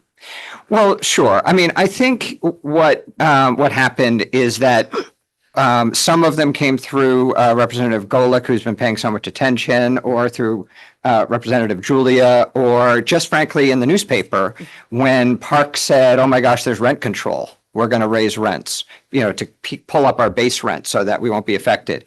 And then, that was this common understanding that kind of rippled through the environment, which of course is wrong. And so with, I don't know, maybe a half dozen of those parks. I did call the owners and said, you know, there is no rent control. And they said, well, here, look at this LD 1723 and look at this LD 1765. It says rent control. And, you know, we had to have the conversation about the fact that a bill isn't law just in the form it's introduced. It has to go through chambers, it has to get signed by a governor, and it changes a lot in between. And in both those cases, it changed a lot. And, you know, let's look at the enacted version. And in the enacted version, there's no rent control, right? You know, and we had that, you know, they'd look at it online while we're on the phone, and we kind of could come to an understanding, okay, yes, there's not rent control. I will say, though, those conversations tended to go south after that, where I said, okay, well, now that we know that, can we back up those rents? Because that's what your letter says. You raised the rents because of this, and that this wasn't real. And the answer was no, every time. And that the hard part is, you know, I think some people said, well, yeah, but it got me thinking that we should have had higher rents to begin with. And so we're just going to stick with that. Or it was, yeah, well, it's not rent control now, but y'all will do that soon. Or, you know, and, you know, people were all over the place with it. But bottom line is nobody was seeing fit to bring it down once understanding that public policy had not changed in that regard. Can I just follow up with one more thing? Please do. I also just wanted to be able to mention about the 51%, kind of a comment and a statement. If you disagree with this, I'd like to hear is clarifying the 51% because of what has happened is not all parks send out all residents a rent increase. They can send out 25. And if you're in a park of 400, you're not going to get 51% of the residents out of 400 people. So it was just to clarify that it was 51% of those affected is what needed to be clarified. And the 51%, is that accurate? Yes, that was a point folks raised in those conversations. That does seem to make a lot of sense. Thank you very much. Let's continue. Okay. Activity 4 was recommending ways to proactively support manufacturing community homeowners who seek to form a cooperative or other organization or align with a nonprofit to purchase a community. I will say this is a piece that the 131st and 132nd both have done a lot of good work on. I think people understand the value of residents owning their own park and thus kind of controlling their own destiny to some degree. I think there's obvious upsides to that. I think owners also point out that probably shouldn't be the only form of ownership, or it won't be, which is also fair. But this legislature and the last one have done a lot of things in this regard, including the creation of the Mobile Home Park Preservation Fund, which I'll talk about in a minute, has been used in several parks already, establishing a right of first refusal for residents to buy the park, and creating some incentives for park owners to sell to co-ops through tax incentives. So there's been some good work done already. The 3 specific things that came out of this conversation were, one, you know, the Mobile Home Park Preservation Fund has worked really well. The suggestion is as those funds get used, to pay attention to that and possibly put more in when necessary. Just for an update on this for folks, an initial $5 million allocation was made to that fund. The 4th park that is likely to need those funds is right now in final negotiations with an owner in J. But an owner in J and the residents there, it looks like they are likely to come to agreement in the next week. Folks who supported the right of first refusal law might want to know that it's largely because of that law that that's happening. And when those 31 units when those 31 units get under the ownership of those residents, that will make the $5 million in the Mobile Home Park Preservation Fund. It looks like we'll be down to about 100,000 of that, but it will have helped to create security for more than 600 licensed lots around the state in Brunswick and Bangor and Monmouth and now Jay, hopefully. So that's really good. Also, earlier this year, another $3 million was allocated to that fund by the legislature and the governor. So there is likely to be a lot more use of those funds as this right of first refusal, which just took effect on September 24th, as people use that right. So that was one recommendation. I will say the second and third are a bit of an aspirational, sort of not legislative action kind of recommendations. And this is, I think, a recognition that there is an entity missing in this sector. And that is an entity that can perhaps more proactively work with owners to develop the relationships with residents so that we're not waiting until a sale is imminent before the talk about ownership happens. And also perhaps the same kind of agency that could help finance the acquisition of a park and buy it if the residents aren't able to. This is a concept that, with the idea that they would hold it until the residents are able to buy it. This is a concept that was tried on a national scale. It was the model at that national scale was for a for-profit. That didn't quite work. But I think there's just an understanding here that, if you're an owner, and one of the things that we did in the last legislative session is put up some safeguards from some of the more predatory predatory companies coming in and buying these parks. If we put up some safeguards, so now if you're a park owner and you want to sell your park, we perhaps have successfully taken away, a predatory lottery ticket, if you want to think about it that way. So an owner might fairly ask, though, well, if the residents don't want to buy it, and I can't use this lottery ticket that I kind of probably didn't expect when I got in the first place, but there's got to be some kind of buyer. Like we need some kind of market. And, certainly when parks go up, they are finding some buyers, sorry. But I think part of this recommendation is this is just like with RD 515 properties all around rural Maine, like the owners are trying to get out. And oftentimes, like their kids don't want to inherit it. And so there's a lack of entities to come forward and buy them. And this is where Genesis Fund matches them up with nonprofits and tries to make it work. But in any case, the issue here is that we may have a dearth of potential buyers that an organization could possibly fill. Again, not as something for legislation, but we all might want to think about. Great. Let's proceed. Nope. Representative Lookner.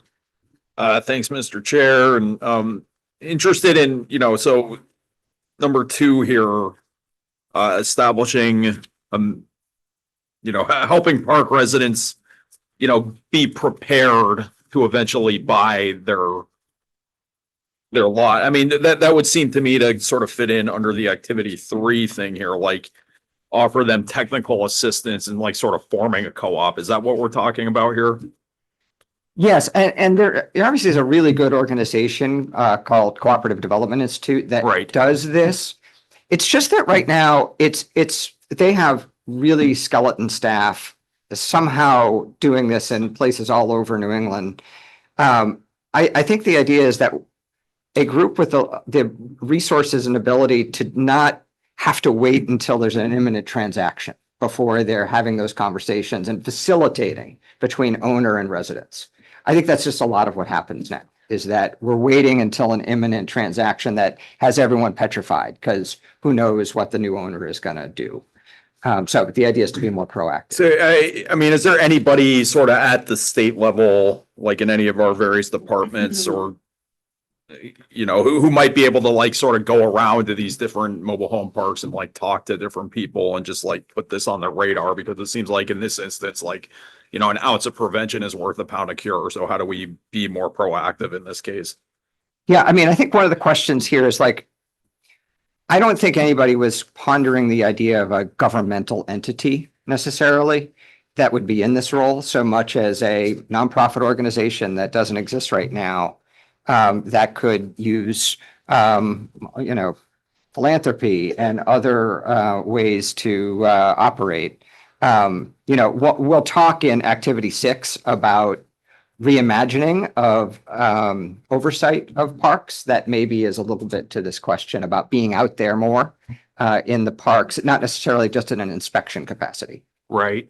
And then I just have one more question on ahead. number 3 here. Am I mistaken in thinking that in certain sort of I'm thinking more in like the LIHTC world when a unit or a development like ages out of its affordability requirements, that Maine Housing has sort of the right to step in and buy that or facilitate a purchase to ensure affordability.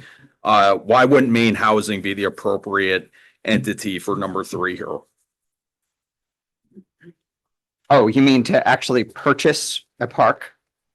They either have the ability to facilitate purchases to maintain affordability, or if I might be misunderstanding this, or they already have the ability in some instances to like buy something to preserve affordability with the eventual intent of turning it over to another owner. But why wouldn't Maine Housing be able to accomplish that? Yeah, I mean, I think that Maine Housing would probably say they don't own things. And in fact, this was what we were talking about, like with the redevelopment land bank may be in a better position to perform that kind of role. Yeah, that's really, the land bank to me is a really interesting candidate for that. Senator Bailey. Thank you, Mr. Chair.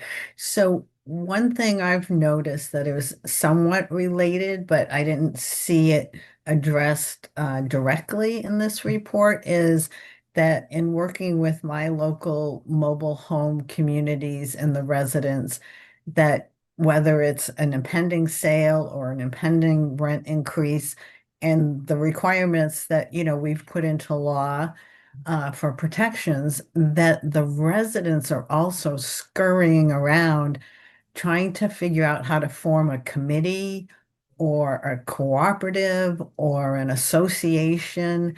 And if we again could maybe put something in place or assistance to help them form a mobile home community association ahead of time, which also would be, as you mentioned in here, kind of the liaison with the park owner, right?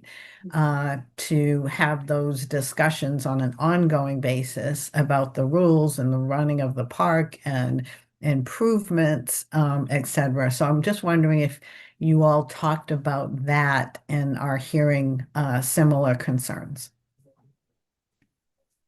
I have seen requests for that sort of support too, which does seem very similar to, the work that like CDI does right now with park residents.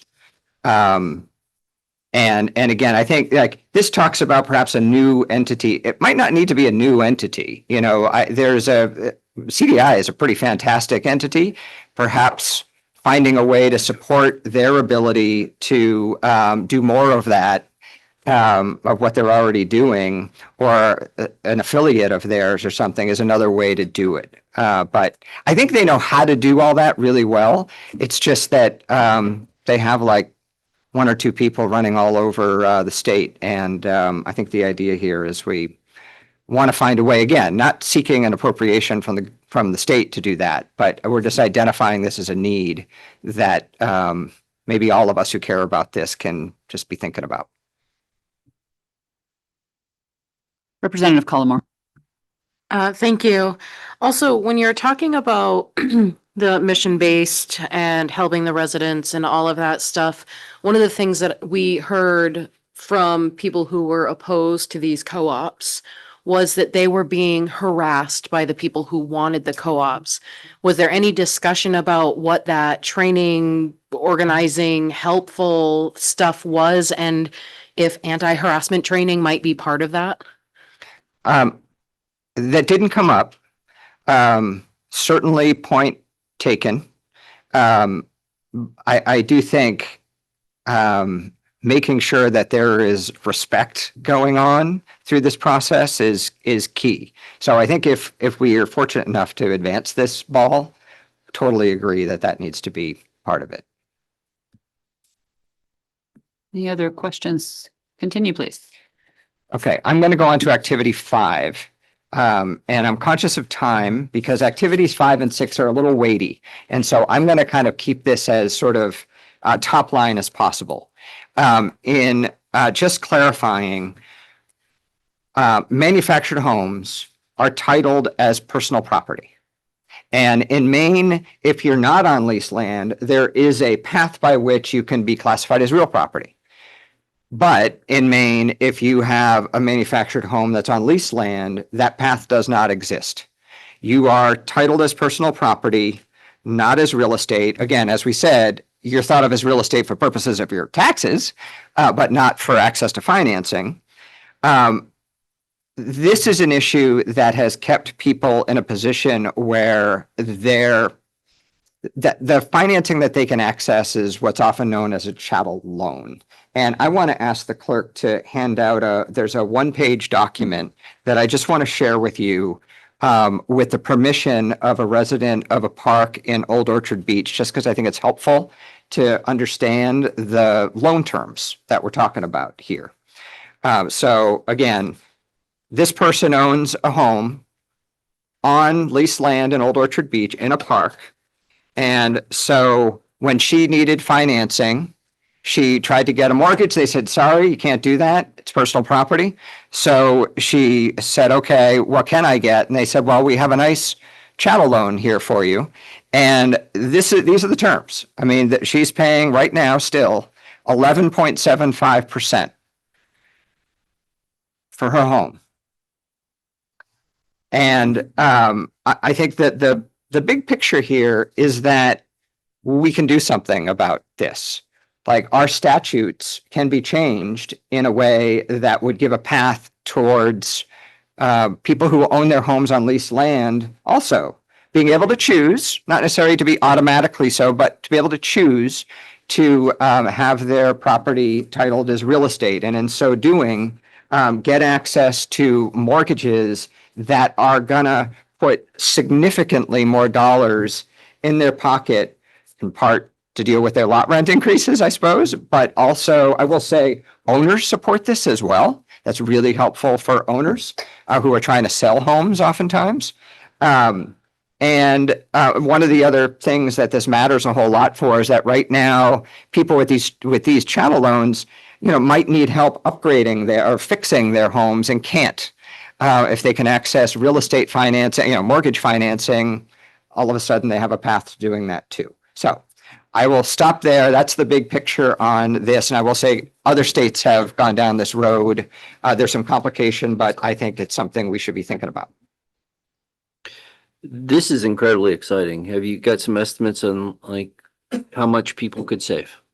I know that certainly with this person calculating, what is just, I think I calculated this at 8% and it was saving over $200 per month.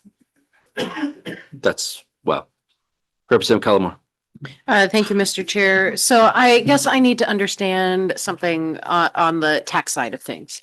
So you're saying a mobile home on leased land, it has real estate tax. So like the town of Pittsfield would collect real estate tax from somebody who owns the mobile home, but they're also collecting real estate tax for the land underneath it.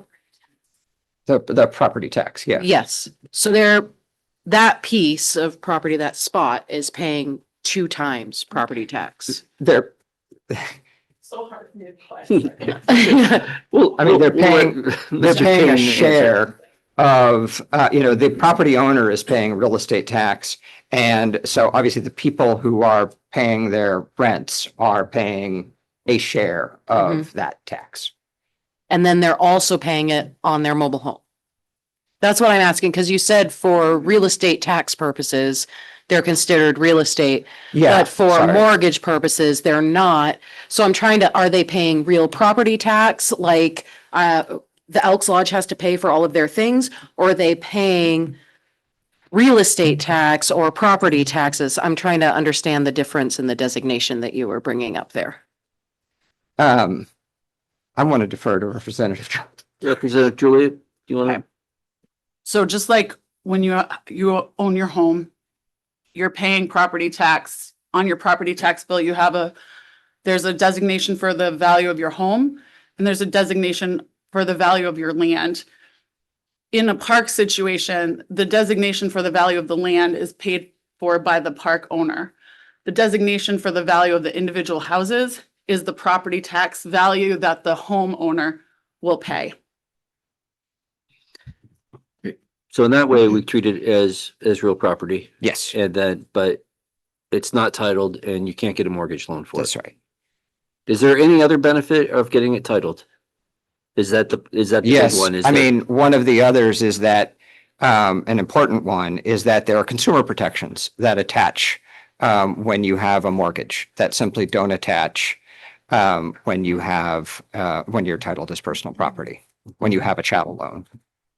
And there are people who can provide a ton of good information about that at a work session if you would like. Does the homestead exemption work right now for people? I hear yes. Yes. Okay, thank you.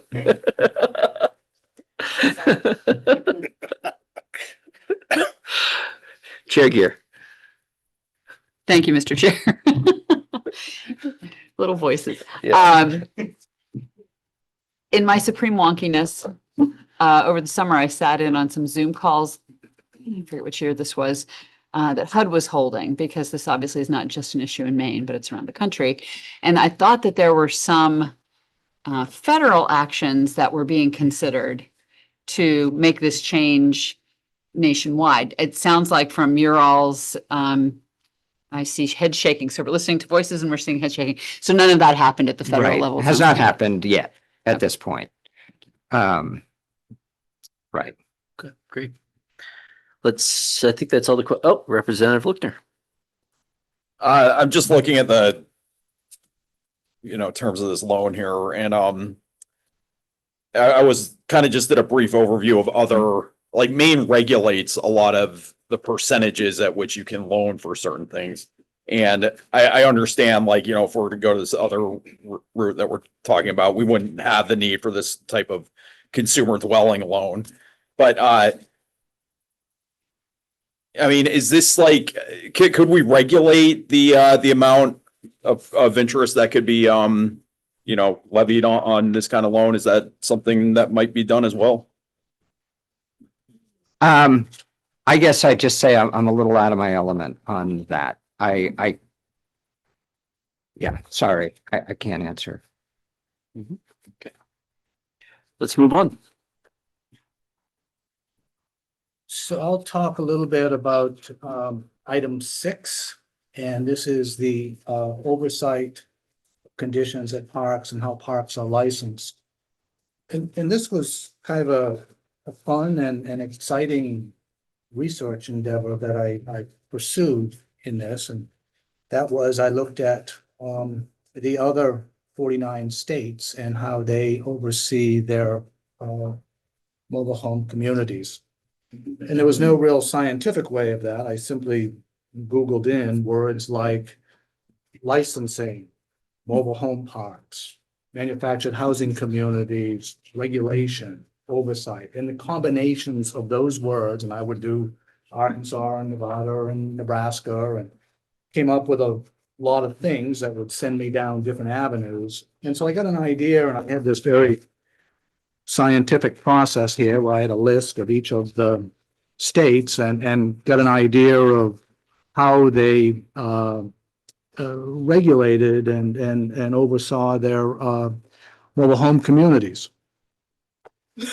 Before I guess the one thing that jumped out at me very early in this process, and it sort of jumped out in state after state, is there's a long history of licensing the manufacturing, licensing the movement, licensing the installation to make sure it has the tie downs. How the mobile homes and manufactured homes have been regulated and inspected is well established. And each state has an excellent process for that. And I would argue probably over the years, the quality of the homes has increased tremendously. But what I also observed is this whole idea of inspecting and licensing and watching over the communities is a much less established system. And so, again, the focus has been on the home, the movement of the home, and the installation of the home, and less so on the communities. And I saw that in state after state. Now, I think what we're experiencing here in the state is now that our parks are 40, 50 years old, the infrastructure is often breaking down, and it is across the country. So there are issues cropping up. So parks are much more in the spotlight now than they historically have been. Similarly, the number of owners, in some cases, older Mainers or older folks across the country, have wanted to sell their parks because they don't really have anything, it's time for them to get out of the business. And so there's been a lot of sales of parks in recent years. And you combine that with sort of the interest of some of the large equity investors that you've talked about and have been talked about. There's a lot of activity going on in the parks, no matter how you look at it, whether it's its infrastructure, its ownership, its rent. There's just a lot going on. But there hasn't been a corresponding increase in sort of the oversight of the parks. And that's because it's kind of a recent thing. And so in Maine, the parks have been regulated by the Department of Professional and Financial Regulation. And that's very similar to probably a third or half the states have a department similar to that providing oversight. In some states, all of the oversight is done by local governments, county governments, particularly in the South often. So there's a real inconsistent methods around the country of who's sort of watching over, who's collecting data, who's licensing, who's regulating, who's inspecting the parks. And for the residents, where do they go to lodge a concern or more information or a complaint? That too has been a little vague here in Maine and elsewhere. So what I discovered, frankly, is that Maine is really no different than other states. And there are many other states that are now starting to say, geesh, the parks are something that have a spotlight on it. How are they regulated? Who oversees that? Maybe it's not a good fit for the professional and financial regulation office. It's a community. It's not a person or an item. And so several states are starting to study an alternative of how they watch parks. And there are 3 or 4 or 5 that sort of jumped out at me as sort of paving a possible picture and path for Maine. Colorado, Vermont, California, and New York, although they're very different states, and Virginia seem to have some pretty interesting activity where they're sort of migrating the oversight to more of a housing and community development department. So that's what I saw over the state. And I would argue that everything that you've sort of been dealing with in the last year or two on this subject might suggest that here in Maine, if there was a different approach to gathering data, to licensing, to inspecting our mobile homes or manufactured homes, now may be the time. So we recommend that the oversight here in Maine be switched and become part of the purview of the Maine Office of Community Affairs. That with that, some staff would be transferred. That department might approach inspections differently on more of a risk-based, where are the complaints, rather than going to every a park alphabetically, you might go, where are the most complaints or where are the bigger issues coming from? But anyway, the method of inspecting, the methods of collecting data, and as well the fees. Maine has way much less than the amount of normal inspection licensing fees. The typical is $10, $15, $20. Sometimes it might be $100 for the park and $15 for every lot. Maine has $50 for a park and $5 for each lot, which for 50 lot mobile home park is $300. Maybe it's time to increase those fees and to help invest in staff and a process that is kind of responsive to where we are today. So that's our recommendation. Additionally, we would point out that there does need to be some enforcement here, and there needs to be a close working relationship between, in this case, MOCA and the Attorney General's office to make sure that each party knows who's inspecting, who's investigating, who's enforcing. But we think that would be a superior approach to managing the parks here in Maine, considering today's evolution of where parks have advanced to.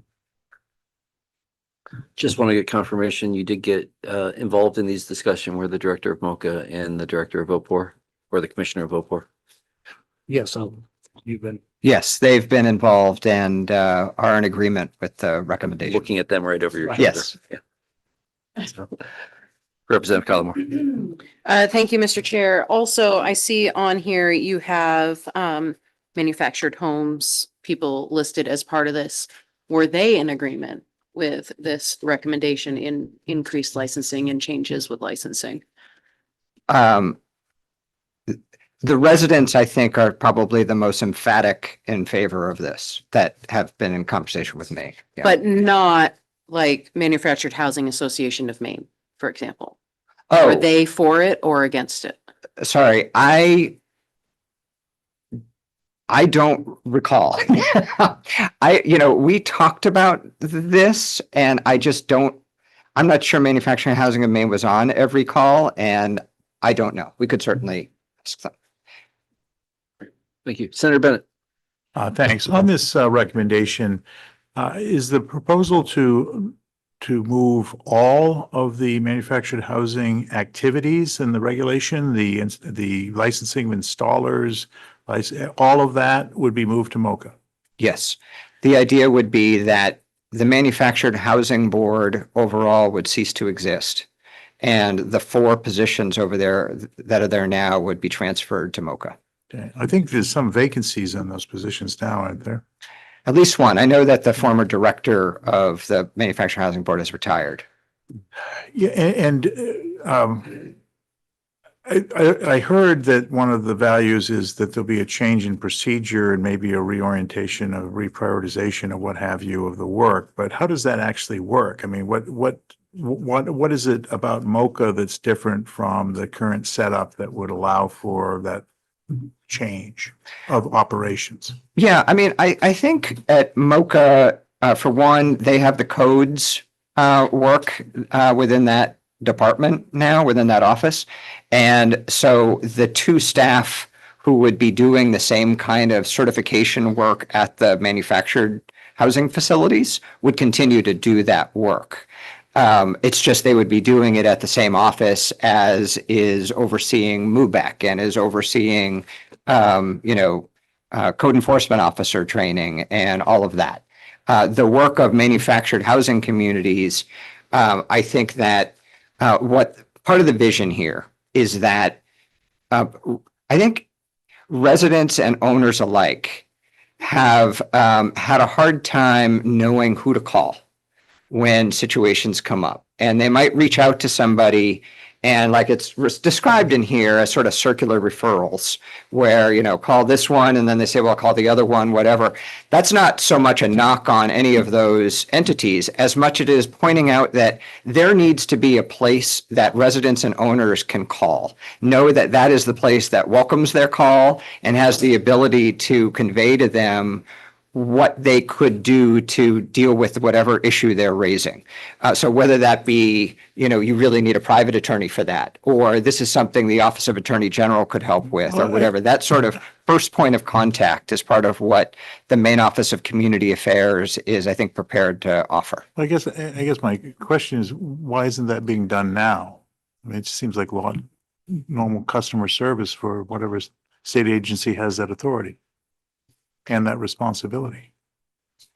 Yeah, I think maybe I'd go back to Dana's point around, I guess I'll phrase it a little differently about the idea that this work with manufactured housing communities is a bit of an appendage, just in terms of the work. Like it really has been about the inspection at factories.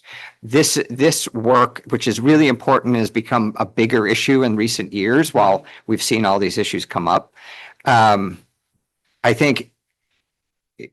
just think that when the Manufactured Housing Board was created and has been doing this work, it didn't really envision this line of activity. And as we look at it right now, we just think that MOCA is in a better position to handle that. All right, I'll let you off the hook right now, but I didn't really get an answer, but thank you. Representative Golick. I have to figure out how to phase what I was going to try to ask for that. That had to do with the Manufactured Housing Board and transitioning it over, and correct me if I'm wrong. There are, because of how the Manufactured Housing Board sees themselves as just a licensing entity, people get referred to them for complaints like septic, sewer, flooding, water, which technically they're supposed to cover. There's no real record, but a lot of those complaints just are deemed as nuisance complaints. So which causes this circulatory thing. By moving it, we would be able to, and like I said, correct me if I'm wrong, create a place that would be more orientated to saying, yeah, this is a licensing issue. This is who you call, or yeah, that's a health issue. We shouldn't. And give places. And right now, when people call, they're not getting that information from, they're filing a complaint. And a lot of times, if it's deemed not a licensing issue, it is just thrown in the trash because it's considered a nuisance complaint. Yeah, I mean, I'm certainly happy to defer to Commissioner Cohen on this. I guess, I would just say again, I think Manufactured Housing Board was set up for more of those licensing things. And now as these complaints come in, I do think there is kind of an institutional, wait a minute, this isn't our thing.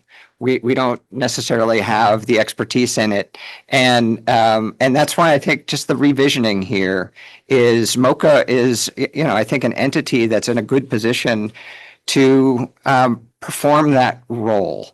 And I think, the data that's going to come in, thanks to the work you all did, I think part of their work is providing good data about housing needs across the state. And I think they're excited to pull that information together and share with all of you and the public. It just, for the issue of manufactured housing communities in particular, it seems to us to be a better fit there. Thank you, Mr. Chair. And on a related question, for me, it's always struck me that, if I'm a resident and I own my home and I have the stormwater drain is flooding and down my street, I call my town and that's their job to address it. It seems like the idea here is to have folks who happen to live in a mobile home park also to have that same recourse. So I'm very much in line with the idea of having the code enforcement be aligned with the local municipality and or the region, if we're thinking about some of the regionalized services there. I guess the question is still about the enforcement part of that, right? Because of the two separate bodies of statute that cover mobile home parks versus, other municipal responsibilities. And so again, I just wanted to see if the group talked about that at all in terms of then how do we assure that the problem gets resolved, investigated and resolved, I guess I should say. Yes, and I think, and for one, before I forget, you may recognize from the DECD report for LD 1453 that there's some crossover here because it had recommended, I think, that those positions around licensing inspections at the homes go over to MOCA. But I think what we're trying to vision here is a scenario that's an improvement for residents and owners alike from what we have now, where there is at MOCA an entity that is call us, we have good information, we want you to call us, and we will help get you to the right people if it's not us, and help with technical assistance, and an Office of the Attorney General, which is going to need some more resources to do this, but to be doing the enforcement work that right now they're not necessarily obligated to do the way things are written, and also have the private sector in terms of legal support, like Pine Tree Legal, for example, would be another entity that folks would call and say, can you help me? And they'd say, well, no, we kind of can't. You should call the Manufactured Housing Board or whatever. I should mention Pine Tree Legal has just secured a 2-year fellow who's going to be working solely on manufactured housing community issues for Pine Tree starting in September. And I think what we envision is MOCA, the Office of Attorney General, the Pine Tree Legal, working with each other in a bit of thinking of themselves as puzzle pieces that all fit and everybody understands where their role ends and the other begins. And yes, including local code enforcement. Like when something is really not for MOCA to deal with, it's for a local code enforcement officer to deal with. But the idea is that the person at MOCA would help them make that connection, which is sort of a piece that doesn't really happen right now. Representative Cullimore. Thank you, Mr. Chair. So first, I'll just start out by saying I think MOCA's been doing a fantastic job standing up this brand new thing. And knowing that it's a brand new thing, and it is very consistent, I feel, that we see the brand new shiny thing and we're like, let's give them everything. And I know the director is very good at what she does, and I am sure if you give her the challenge, she's going to accomplish it. But my Lord, we're giving them an awful lot of stuff. And do we really think that this is the time to give them another thing with more employees as they're trying to figure out what they even do? And so I just want that to be part of this conversation and consideration. Like we did it to Line Bank too. Like, oh, thank you. You guys are doing great. It's like the employee that does a really good job and they're really, really good at what they do. And then they're like, so you're good at what you do. Here's 10 other people's jobs. Please do it. And have we had that conversation about the fact that they're still brand spanking new? It's very fair. Samantha came to us and said, please give me one more thing to do. We are really conscious of that. And I think that what we have in mind here is if the legislature agrees in the end that perhaps this re-envisioning makes sense, that there be some resources provided to them to help them with that transition and to help them with that glide path up, recognizing that it's new staff, it's new work. I think we are very much aware of that. We're certainly talking a lot with Director Horn about that. She, for her, to her credit, is being very careful about those very issues.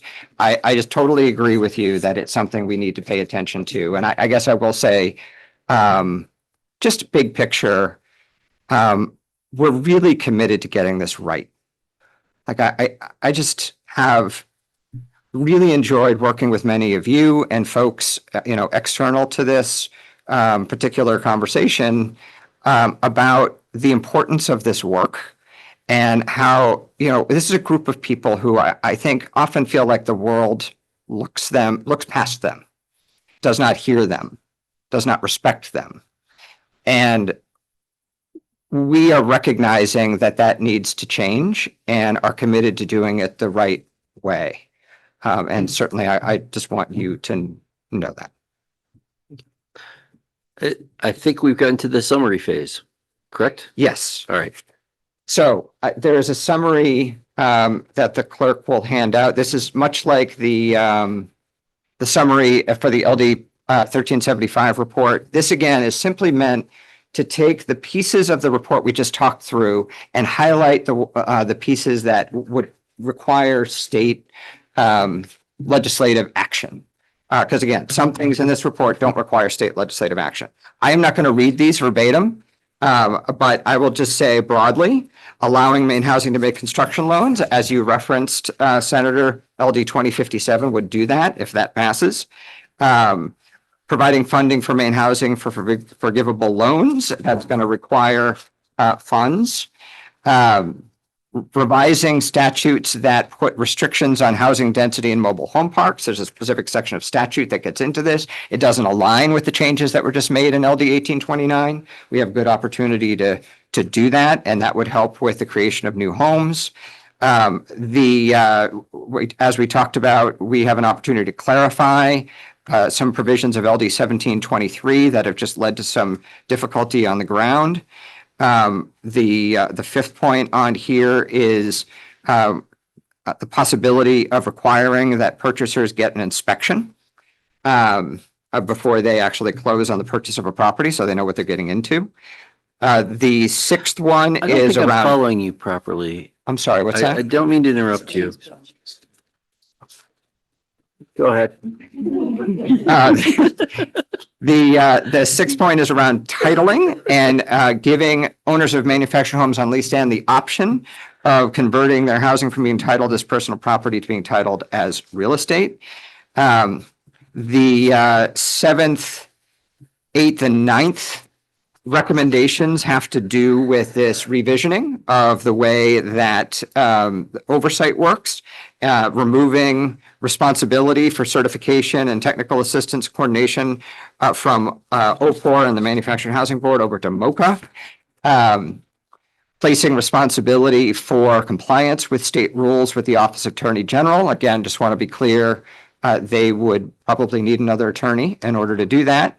And lastly, as Dana described, in terms of how we help pay for some of this work, we do charge much lower per lot fees right now than most of the country. And we could, for example, I think cover the cost of a really good attorney in the Office of Attorney General through increasing those fees to something that's more typical of what we see around the country. It doesn't have to be for that, but that is one, the math would certainly work. So those are the specific recommendations that require legislative action that come out of this report. Point discussion, Representative Cullimore. Thank you. I have two questions. First, on number 3 with the lot size thing, what didn't get fixed in 18? I'm sure you are aware, I have a bill in that's about to come to this committee. As a matter of fact, I have my signatures right here to turn it in today. What has not been covered that needs to be fixed with what we already did under that? Yeah, because there's a separate section of statute that governs minimum lot size requirements in mobile home parks.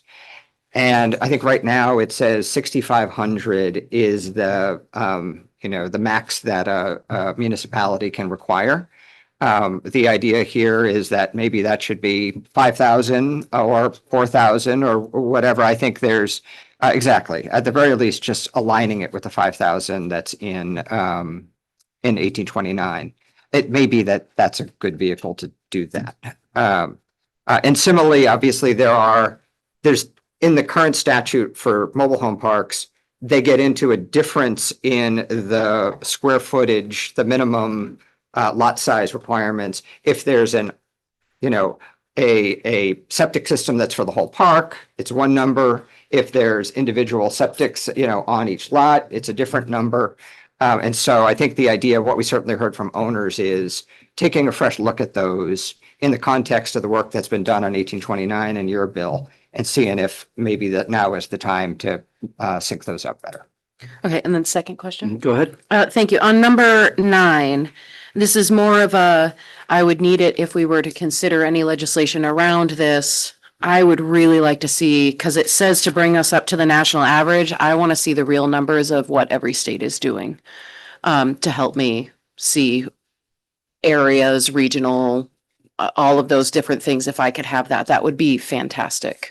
And just to be clear, you mean what is the fee that they're charging per lot in those other states? Correct. What their fee structures look like in their statutes. Absolutely. Thank you.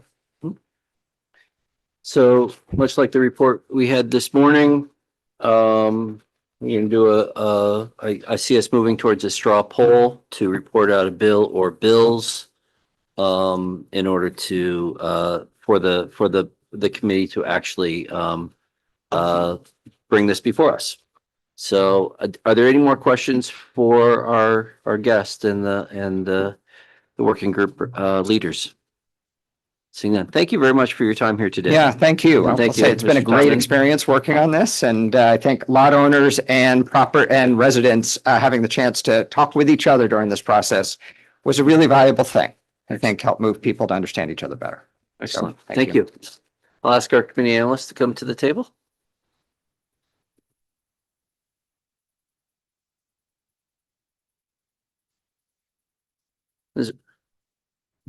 Ms. Westfall, if you had a similar straw vote to what we did this morning, would that do it? A motion to develop bill or bills with the understanding you're going to bring those back to us? Yes. And in order to request the bill that would then go through the chambers with the intention to have it referred back to us. That's correct. I think that would work. Okay, is there such a motion? So moved. Well, second straw vote? Okay, that is a majority, and we will look forward to the language. We've given you a lot of work today. So, thank you.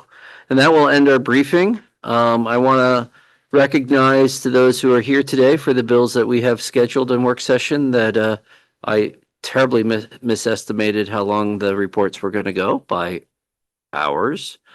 And thank you for your patience. And we are going to shift over to opening up the work session for LD 287. LD 287, and I don't know, is that Ms. Patton?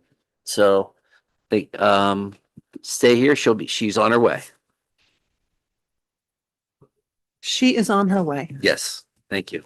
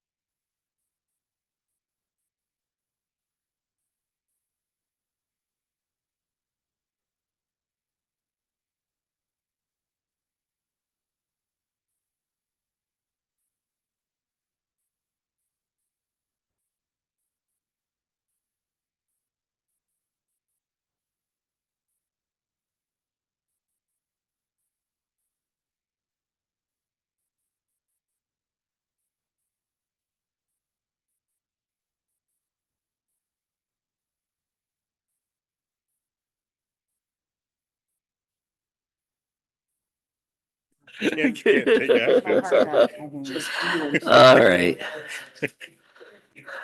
And I didn't find that out. There we go. He's marked this on his way back. Yeah, Don. And welcome, everybody. We're going to open up the work session for LD 287 and welcome our committee analyst that focuses on economic development, Ms. Patton. And I think this is our analysis. Yep. Yeah, so a bill analysis on blue was passed out during the brief little break there. This is the work session for LD 287. An act to require and encourage safe and interconnected transportation construction. Sponsor was Representative Lee. This bill establishes requirements for the safety and interconnectivity of state financed transportation construction projects, including requiring a transportation project, the design of which commences on or after January 1st, 2026, and the cost of which is $500,000 more. 2, perform certain duties, including identifying locations on state highways and state aid highways with a lack of facilities for or designs creating unsafe conditions for pedestrians, bicyclists, and other users not in a motor vehicle. Consult with municipalities about active or planned transportation connections, public transportation, facilities, and management of posted speed limits to reduce motor vehicle crash exposure and severity. Adjust posted speed limits within the construction project to minimize motor vehicle crashes, particularly in locations experiencing a higher probability of crashes, and plan, design, and construct facilities providing context-sensitive solutions that contribute to transportation system connectivity and safety for pedestrians, bicyclists, other users not in a motor vehicle, and persons accessing public transportation. The bill also requires the Department of Transportation to prioritize transportation funding to projects that provide street access for all transportation users, encourage mixed land uses, encourage infill development, facilitate access to affordable or dense housing, encourage walkable neighborhoods, preserve open space, wetlands, parks, farms, and woodlands, and encourage robust community and public participation, opinions, and input in the type and scope of the transportation construction or other project. Moving to the back page, the public hearing was held on January 6th. 2 considerations here in the sponsor's testimony. The sponsor included a provided sponsor's amendment that would strike section 1 of the bill in its entirety and retain only section 2 of the bill. And that would leave only the directive of directing DOT to prioritize funding in the provided criteria. And then the second consideration was in the department's testimony. It was noted that the department anticipates a significant fiscal impact if section 2 were enacted, citing section 2 would require deferring plan maintenance and rehabilitation work, potentially resulting in millions of dollars in additional long-term costs. At this time, there's no preliminary fiscal information determined. Okay. Thank you. Is the bill sponsor here? Don't see him. I'm going to ask if the Commissioner of the Department of Transportation would like to come up.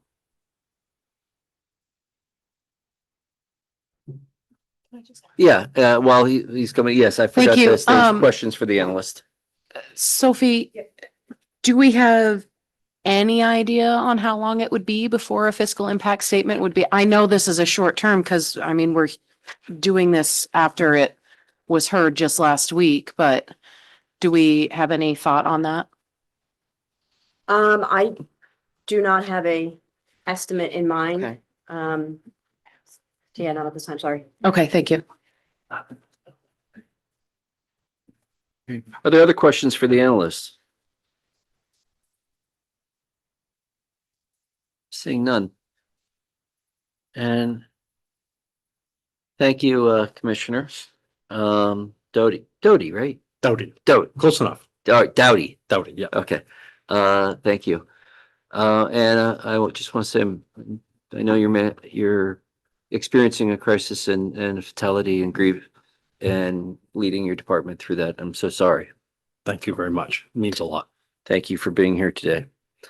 I'm curious about your reactions in the time since the last bill, and if you'd like to spell out what you've Sure. brought to us. I'd love to walk you through it. And we are working on some data for you around the a fiscal note. And we held off a little bit because of where we may get to a different place today or something. Mm-hmm. So we are working on it for you. So what I've provided, I think a couple questions came up during the public hearing around the process, and especially on, I think, on both asset management, but on transformative projects. Since the time we last met, we sat down with the sponsor, spent quite a bit of time with him, and also offered, and I think he's accepted, to meet with us and his City of Auburn management to demonstrate how we operate. So we said after after the session, when he has a few moments, we'll go sit down with him and talk in some more depth. So hopefully that will happen, and that will be helpful. What you have in front of you is a couple process things, some examples, and some other materials that I'll quickly go through. Love to get into any questions you'd like about them. So really what this drives out of, there are two types of projects. There are many types of projects, but there are really two big categories. One is projects that are related to asset management. So those projects, they could be bridge rehabilitation, bridge replacement, pavement rehabilitation, pavement replacement, could be shingling a roof on a rest area. But it's things where we're going through a process to maintain. Our first goal on our strategic plan is to maintain the assets that we have, for public safety and for accessibility. So both of these I'm going to lay out a little bit. The second one is more of those transformative projects, the ones that the bill really seems to drive to. So I'm going to point out a couple things because I'm going to refer to them. One thing you have in front of you is a little rack card. This rack card's on our webpage. This rack card is handed out at MMA conventions. Every time I carry a bunch of them in my car. Every time I run into a town manager, city manager, which is frequent. I know a lot of them, many of them by first name. I keep reminding them of who their planner is, or the subject matter planner. And what's on that card, particularly on the backside, you'll see 4 individuals on the left side. Those are broken up by region. So each town has access to those 4 planners. And we'll talk about why that's so important in a moment. Samantha's organization, Administrator Horns and ours meet quite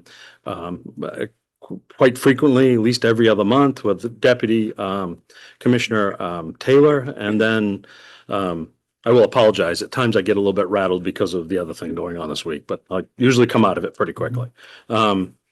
We meet, we talk, our planners meet and have conversations. So we're doing that quite frequently. So those ones on the left really are broken up by those regions, and they're the same as our maintenance regions. So towns are familiar with our maintenance region. Then on the right, there's Nicola Hewitt, who is our active transportation planner. The planners on the left can direct people to him. The next one is Claire Winter. She's our urban planner. She's our emissary to the 3 metropolitan planning organizations in the state. 4 metropolitan planning organizations in the state. Clark Sulloway is our scoping engineer, who's our connection to the rest of the engineering in the department. And then Catherine Ground is really a planner analyst. So she serves all of them. So most communities have these, most of them know them. These people make cold call visits, they make phone calls all the time, but we'll talk about why those are important in just a few moments. So let's kind of walk through the asset management part. So we have some complex systems if you think of a transportation asset, assets go in a cycle. There is build, there's maintain, monitor, and then rebuild, and rebuild may be rehabilitate. So we have a complex system of that monitoring portion. So we monitor all our pavements, we monitor all our bridges, we inspect all our bridges, we inspect our buildings, and those go into a system. And that system, and with a professional engineering judgment, selects projects for least life cycle costs. So we have a budget, a highway fund budget, had a federal budget that's formularized that we get.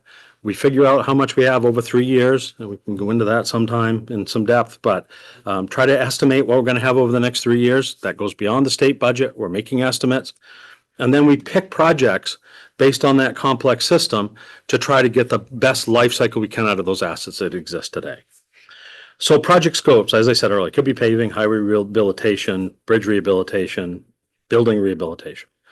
So where do municipalities have an ability to affect those? And there's a couple places, and that's usually through the planner, or once it's in design, through the designer. We we have those conversations with planners, especially, I mean, with municipalities on heavy treatments. A municipality can say, look, I'm building a school. We'd rather have you not pave that road this year because we'd like to wait till the school is constructed. So then we're not beating up a brand new piece of pavement. Or we have this coming into town. We really want to do some restrictions, better crosswalks because we're building a school. We need to delay that or we need to advance that a little faster. Within the asset management thing, we do have a little bit of latitude on space. We're not going to delay it for 3 or 4 years because it's going to go to another treatment option. And that might be very much more expensive. It's right treatment at the right time, but we have some latitude. Once those projects get underway and they move from planning up to project development or out of something we call Rio up to project development, the simple projects move forward. Usually it's a letter to the town. If you have concerns, let us know.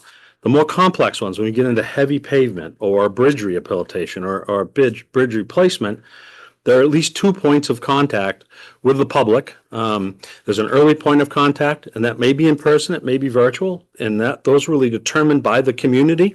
If it's a community that really doesn't have access virtually, or it's maybe an older community that doesn't have the ability to leave their homes and come to a public meeting, we'll do both. And many times we'll do either, and then many times we'll do both. So there are all kinds of opportunities to get things from get information from the public about modifications to those projects or enhancements to those projects as they advance. So those 2 points of contact, again, just some things that can happen on those simple asset management projects. The timing in some circumstances can shift. We talked about that. New improved bicycle facilities, if those need to be enhanced and there's something specific to that project, we may change those, especially the more complex those projects are. We have a complete streets policy where the scoping that goes in and the planners reach out to the municipalities and figure out what's going on and make recommendations. Traffic calming, we'll talk a lot about that later in the next set, but that could be anything from bump outs, village treatments, a lot of kinds of things like that. And then sidewalk upgrades. On the second page, there's a link to our complete streets policy, which talks about that scoping and that initial outreach to a municipality because we have something coming along. And that's by scope type. So if it's just a very light overlay, you can add some things, but not everything. If you get to a much heavier overlay, a mill and fill, that's where things like traffic calming and a lot of those things can get incorporated because now we're getting really into things. Bridge replacements, rehabilitations, those are the same. The second thing is kind of interesting. I think a lot of communities are interested in this, and that's our toolkit for traffic calming and gateway treatments. When you come into a village, one of the problems, and we'll talk about that in a moment, is that you can set speed limit anything you want. You can put what on the sign you want. That'll affect some traffic, but it won't affect a lot of traffic. What you really need to do is change the character of the street. You need to alert the driver that they're coming into a village. You need to make that feel like a village, so you drive like you're in a village. I think a lot of people have driven around here, drive down 27. You come into Dresden, it's at the bottom of that big hill, right? 12-foot lanes and 10 or 12-foot shoulders. People are never going to drive 25 at the bottom of those hills. They do, some do, but a lot don't until we change the character of that village. So that's those entrance treatments. Now let's talk a little bit about transformative projects. Most of our money goes into that first package, right? We're having a hard time. We have 8,800 miles of highway. We have more than 2,800 bridges and minor spans. That's a lot of infrastructure for a state this size with the revenue that we have, right? That the state has, not DOT. Transformative projects, we're looking for ways, we're looking for opportunities where communities can change. Probably, unfortunately, my confirmation hearing got delayed because of the incident that you mentioned. So we'll be having that soon.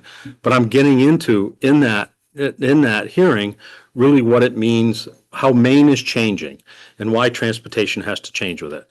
Representative Geer, you mentioned some of that the other day. Maine is a changing place. I've lived here my entire life, born in Lincoln, lived in 5 counties. It is a changing place. So how do we address those, especially in a state where we don't have those funds? The way we do those is we look for these transformative projects. If you look at the other little map I handed out to you, I'm going to describe how those go. These are projects that are just completely finished, planning studies that are completely finished with these communities, or are underway right now. And you can see they start in Madawaska and they end in Elliott. You know, many towns have engaged us in this, and we'll talk about how that happens in a moment. And we'll talk about a lot of the goals that this bill espouses to, especially in that second section, and a lot of the things we talked about in the hearing, and including, Senator Bennett, some of the things you asked about. How would we administer a scoring process over here? Well, I believe we shouldn't do that. We should do something else, and I'll describe what I think we should do that gets to the same end, but gets to it with the community. So transformational projects. There are very large transformational projects and there are little. Some of these projects that I don't have on here, and I will bring a better sheet or send you, because I think you'd be interested, in a sheet that we have actually secured grants for. Many of the grants are $25, $30 million grants. Usually they were something called RAISE grants, they're build grants now. And they were to retransform villages. And we're going to talk about the village partnership in a minute and some other partnerships in a moment. These are all village partnership initiatives. And the way they start is a municipality calls their planning director, or they run into me, or they run into anybody else at the department, should be calling their planning person to start with, or I refer them to them.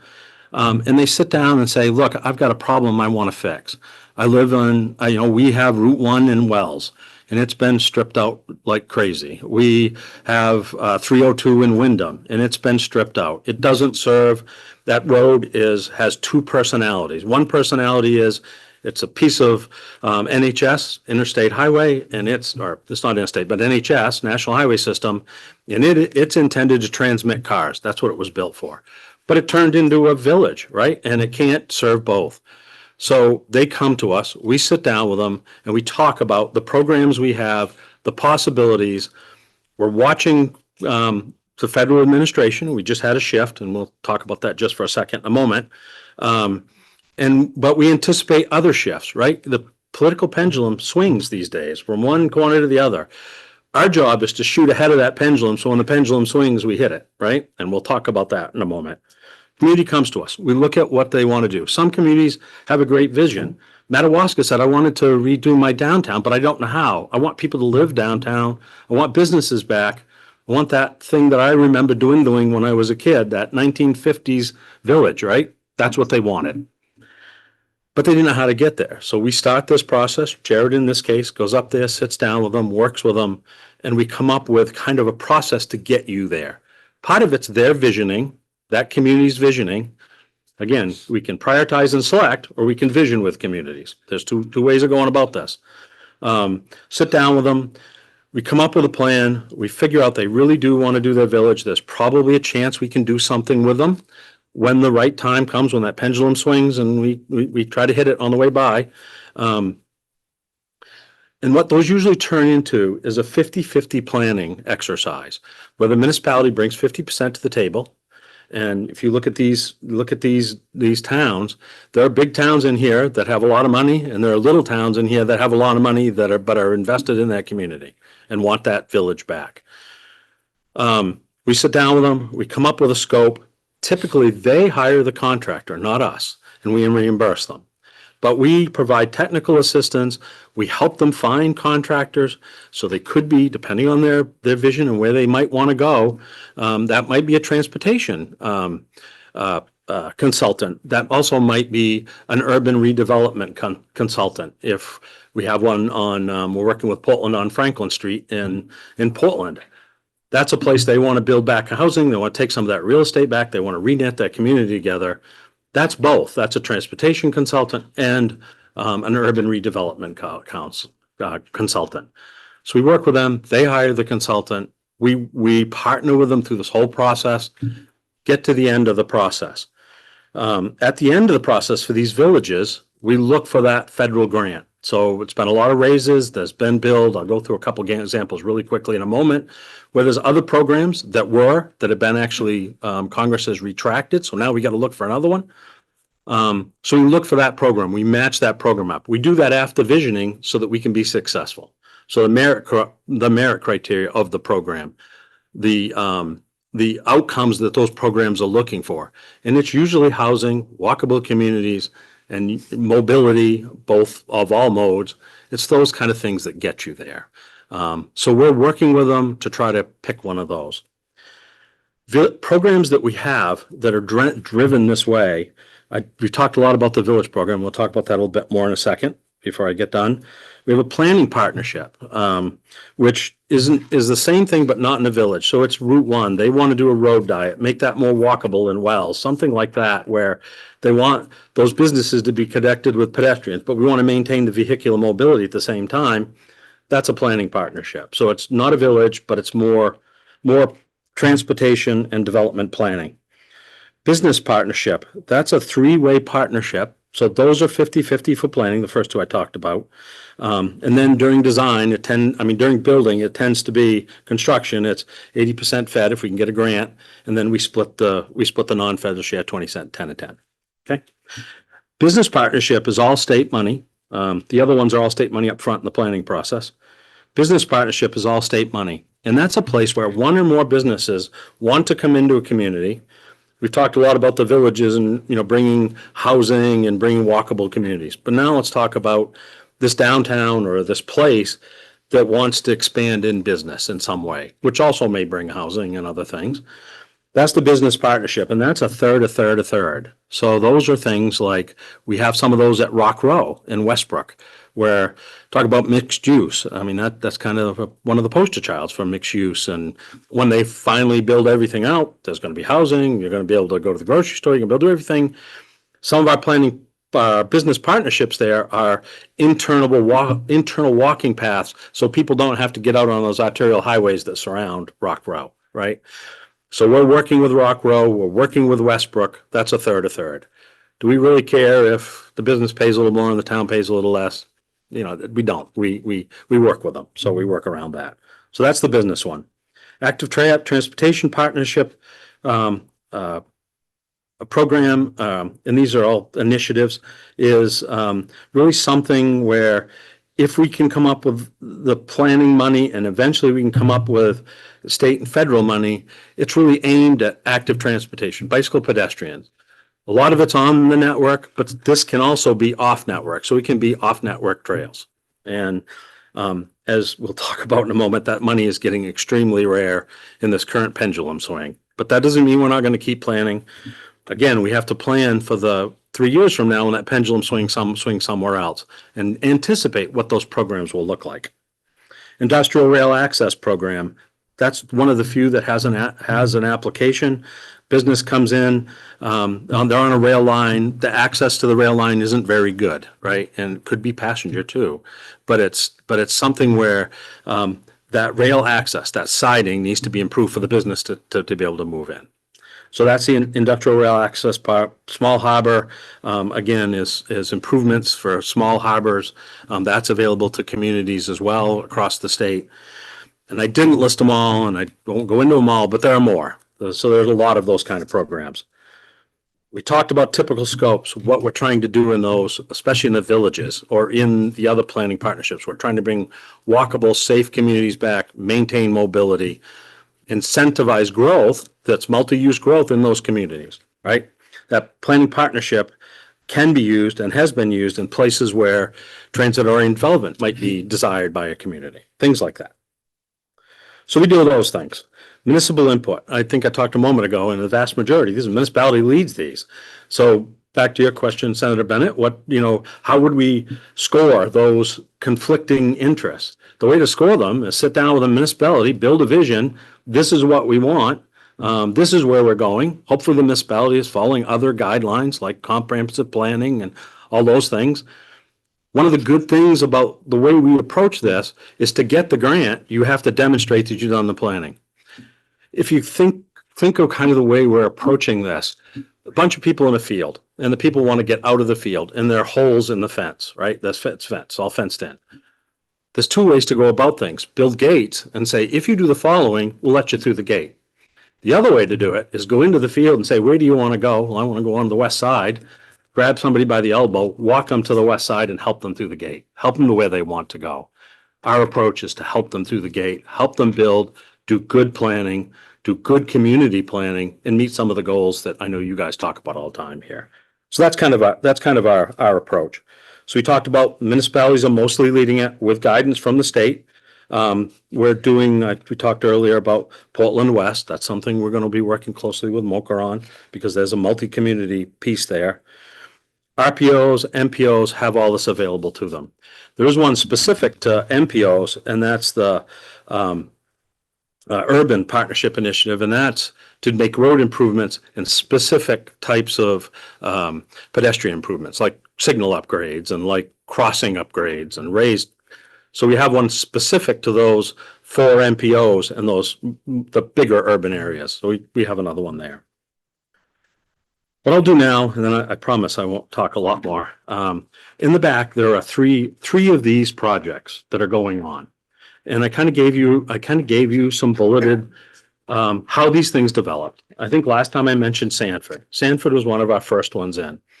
Old Milltown, Spoken Hub, highways coming in all over the place. Mills are gone. The town is really trying to figure out how to reinvest in those mills. Many mill neighborhoods, right? Kind of degrading, kind of declining, right? You got a public works director down there who's got a huge vision. Well, he's not new anymore. I'm getting older, so everything's new. But Steve Buck came down from Caribou a number of years ago, city administrator, really got that community excited about what Sanford could be again, right? And started talking with us. I kind of laid out how we went through a process with them. It was a planning partnership. It was before the villages. It would have been a village, but that was before we built the village. One specific village is they came up with one. We got a raise grant for $25 million. They're putting in 10% of 33 or however that works out. We're putting in 10% state. That's going to be highway improvement on several of the spokes. They used our MPI program to do some of the others. It'll add sidewalks, crossings, safe crossings. It's adding a park and ride. It's adding a bus stop, and connections that we're working with Southern Maine MPO on to reconnect to or make good connections, work connections to the submarine base and other things down around Elliott. It also has off-system trails going up around the old mill ponds because that's where a lot of the housing is, to make that attractive, to get that housing reinvested. So that's Sanford. Sanford's got the grant. We're just doing the final designs with them. Can't remember when we're advertising it, but it's coming right up because we have to because of the federal money. And it lists out all of the the advancements that are coming, or some of those. The next one is Libbytown. If anybody knows where Libbytown is, it's kind of down near the ball field, right? Between the ball field, Margaritas, Park Street, Commercial Street, that end of town. If you ever get a chance, Google Libbytown, Portland, and read the history. It was one of the very first neighborhoods in Portland, a very, very tight-knit neighborhood in Portland. 295 came through. St. John Street got expanded and went one way. Railroad in the middle of the village. Commercial Street, all kinds of stuff in that village, right? We went through a process with them of several years. People have been complaining about it for years. We've been paving, back to the asset management, making incremental improvements. Well, that really wasn't bringing Libbytown back where it needed to be, right? So we entered into them. I was in planning at the time, so I personally worked on this, went to all the public meetings, was really one of the first new PPIs that turned into VPIs, right? One of the ones that we really got to cut our teeth on.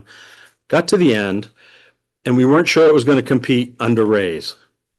So we went through a separate process to get them to get them a grant. We got the grant. And unfortunately, with that grant, Congress, as part of the big beautiful bill, clawed that program back. So we've lost that funding. What we're continuing to do that is we're going to get to PDR, which is halfway through design, far enough to make sure we know the actual cost and benefits. And we're waiting for that pendulum to swing back. When that pendulum swings back, we're going to be poised and ready with the City of Portland. City of Portland's doing a bunch of drainage. There's flooding there. That's not working well. They got to do some improvements anyway, so I think we can get that in. One more, and I promise I'll stop talking. The last one's Hollowell. That was one of the first ones out. And the only reason we put this one is you can imagine, I mean, anybody can envision Hollowell. On the way home tonight, you'll get to go see Hollowell if you'd like. Talks a little bit about where that came from. That didn't go to a grant. That was a piece of what we call backlog highway we had to repair anyway. But we went through this whole visioning process to get it. I can remember driving through Hollowell not too many years ago. Again, I'm older, so everything's new. And just think of Hollowell today. Go down there on a Thursday night, go down on a Thursday night and just walk around in the summertime and just the investment in Hollowell. There are people living, I mean, there always were. Hollowell is one of those places that kept people living, but the living spaces are much better. You can walk to multiple restaurants now. You can do a lot of things in downtown Hollowell. You look at the park. We didn't do the park, but look at what they've done with the park. Sometimes these transportation projects are those that spawn the next generation and the next generation of bringing these downtowns back. I know that was a lot of information really fast, but. Thank you very much. Are there any questions for the commissioner? Senator Bennett. Thank you, Mr. Chair. First of all, I want to add my voice to those just unspeakable tragedy, and thank you for your resilience and all of your department members, the state employees. This is really a tough time. I will share that with the department when I return. Thank you. I just want to say two things. One is, first of all, I think there was a tremendous presentation, and I think, sometimes the work that the department does, like other departments, gets lost because we're not the transportation committee and we don't have all the nuance. And so I think it's very useful exercise for you to come and explain it to those of us not on the transportation committee about the way these decisions are made and the kind of partnerships. I also want to say thank you for the work the department has done in my district in this exactly like you described. We have, the historic 50th running of the four on the fourth road race in Bridgeton, Maine. And you've got an important bridge project going on there. And I know it was a bit of a pain, but the department moved some things and made it so that the timing will work so that that race can be all it should be for the community and for the region. And you do this all the time. Your department does this all the time. I want to recognize that. I have been persuaded that this is this bill. I really, I voiced some questions that you responded to about, I think this bill would actually get in the way of your work. And so I would like to move on to pass the report. Second. Moved and seconded. Is there discussion? Representative Wilkner. Thank you, Mr. Chair, and thank you, Commissioner. You had to bring up the Libbytown project that before redistricting was the area I represented in the House. I think we met there. Oh, you did? Okay. And so I introduced the bill then to have DOT sort of do a lot of what the city had been working on since 2008, eliminate some of those redundant on-ramps and off-ramps and make it safer, et cetera, et cetera. I understand this, funding that we got was pulled out from under us. But, nothing's happened there. I mean, in the time, it's 5-6 years ago now.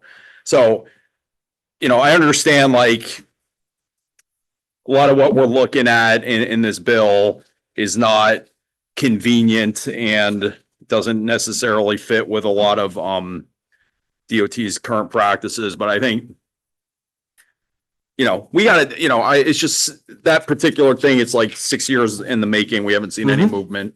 And I want to make sure that in another issue that it's just, we are very siloed in the legislature where in DOT, you're thinking about transportation, moving cars and housing. We're thinking about keeping people with a roof over their heads and how communities can be more interconnected. So, I would like, maybe this bill needs more work. But I think, other states have figured out how to implement these sorts of scorecards, and I don't see why that would be overly onerous. If you looked at like what Minnesota does or Virginia, I was thinking of Minnesota for another reason, but Virginia, have you looked at like what Virginia does in their smart transportation scorecard? Do you mind if I respond to a little bit of that? Please do. I think it was a question. Yeah, okay. I just, sometimes I take things as questions that aren't questions. So please stop me if I do that.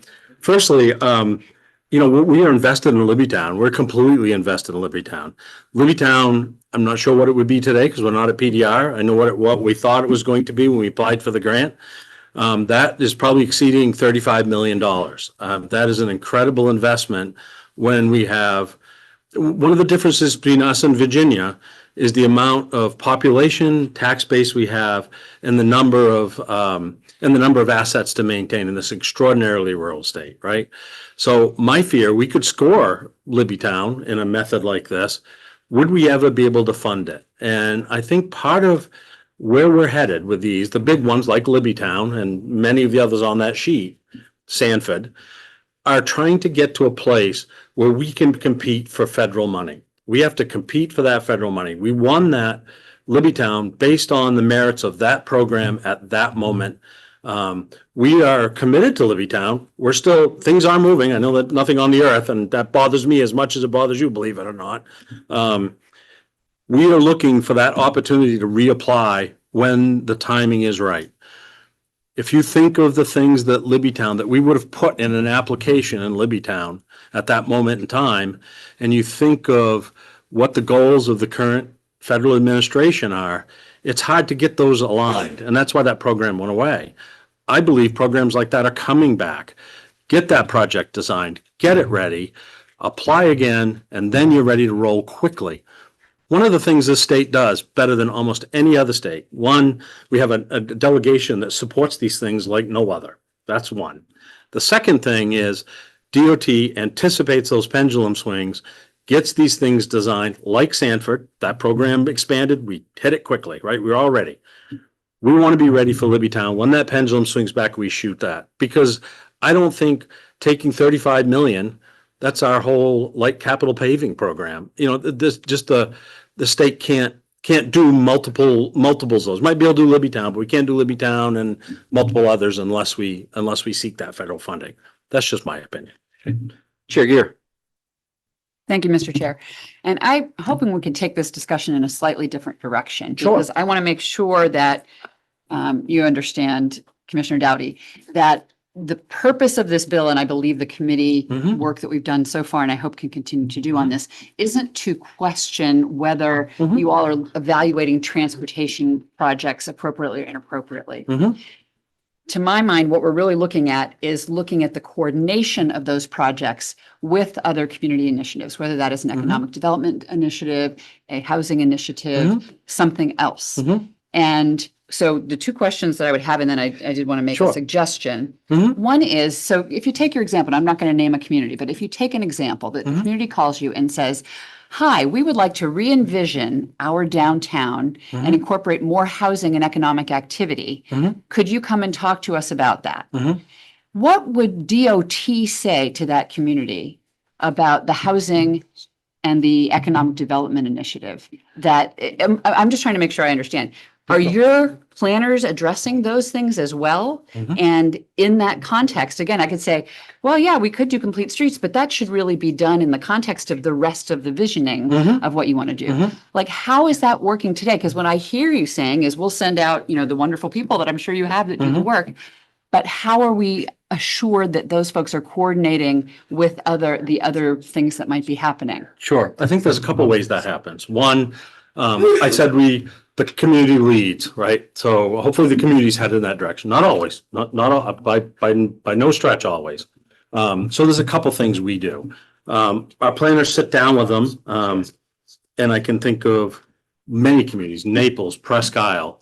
And part of the process is to really help them understand. So there's carrots and sticks. We'll talk about the stick. The stick is, we believe this program's coming, Libbytown, Presque Isle, Naples. For you to compete in this, you have to have merit criteria that you can demonstrate that this investment, this level of investment, $20, $30 million, maybe $40 million, is going to achieve things like expanded housing, connecting to communities. They come along with that fairly quickly because they're not getting anything unless they get there, and many are already there. Then we make sure that they work with stakeholders. Sometimes they're reaching out, and Director Horn and I are working on how we get connections to other stakeholders. But we make sure, I mentioned, we'll be suggesting and strongly suggesting sometimes, because you're not going to get money unless you do, right? So it's a carrot stickish thing. That if you don't develop multi-use housing businesses, then you're just not going to compete well. So if you're not going to compete well, we're probably not going to invest in that too much. You need to hire consultants and things and work with other stakeholders to get to those places. So it's go in the field and get them and bring them to the gate, to the hole in the fence that we want them to, instead of saying, you need to go through that hole before we'll talk. I just need to ask a clarifying question again. Sure, because please. You lose me on some of this sometimes. So if somebody came to you and they didn't have those other pieces in place, so they didn't have a vision for how they were going to reinvigorate the second and third stories of their downtown buildings or whatever. Sure. Would you then put them off and say, come back to us when you have that? Or would you do some other work with, what would happen in that Right. situation? So what we usually do is, like I said, we sit down with them and we have a number of conversations. We'll suggest to them they need to contact another community. We suggest to them they need to contact another state agency. Another community? I just don't understand. Like a different town or who? Well, it might be a different town that we think has been successful in heading here. It might be another state agency. It might be their planning organization. So we're suggesting to them, because you're absolutely right. There are towns that walk in here, Libby Town's a pretty good example of that. They had somewhat of a vision. We didn't have it all. We developed it as we went. But there's other towns like Madawaska that said, I want to redo my downtown. Well, what do you want to do? And so we start those conversations and we try to shepherd them to wherever it is that they need to start having those conversations. And each town's different. Dover Foxcroft, a number of years, they had some things they wanted to do. They want to do something. They want to do something. And they were doing little pieces here and there. And it took us a year or two before we got going, because we kept sitting down with them and having another conversation and saying, you really ought to talk to this community because we're working with them and you kind of match.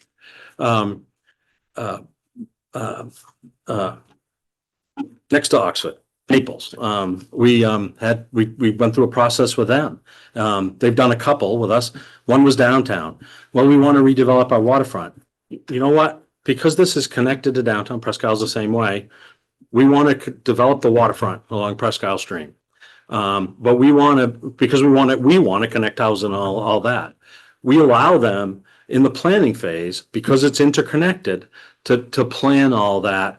Here are some consultants that can help you with that. I know you're doing a highway consultant, or I know you're doing an urban redevelopment council, but you really need a highway consultant too.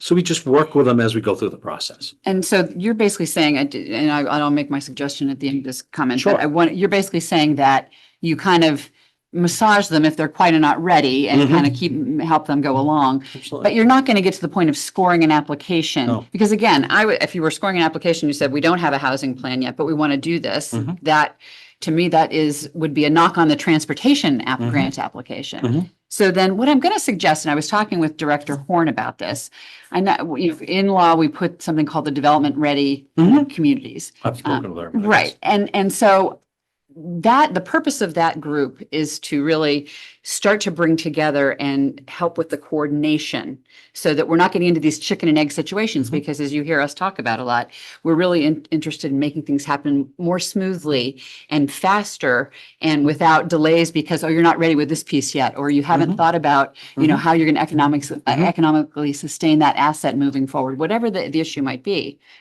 And so and we can certainly ask Director Horn for her opinion. I'm not trying to put her on the spot. Sure. But as the DRAC kicks off, would that be an appropriate place to start to have this brass tacks conversation about the interconnection of these various programs that DOT has with the other initiatives that MOCA is in charge of? Yes, I believe one connection with MOCA in general, overall, yes. And that's why my deputy meets with Director Horn. I think we do it bi-monthly now. We were doing it monthly. Sometimes we get all our planners, they come over to DOT, big conference room.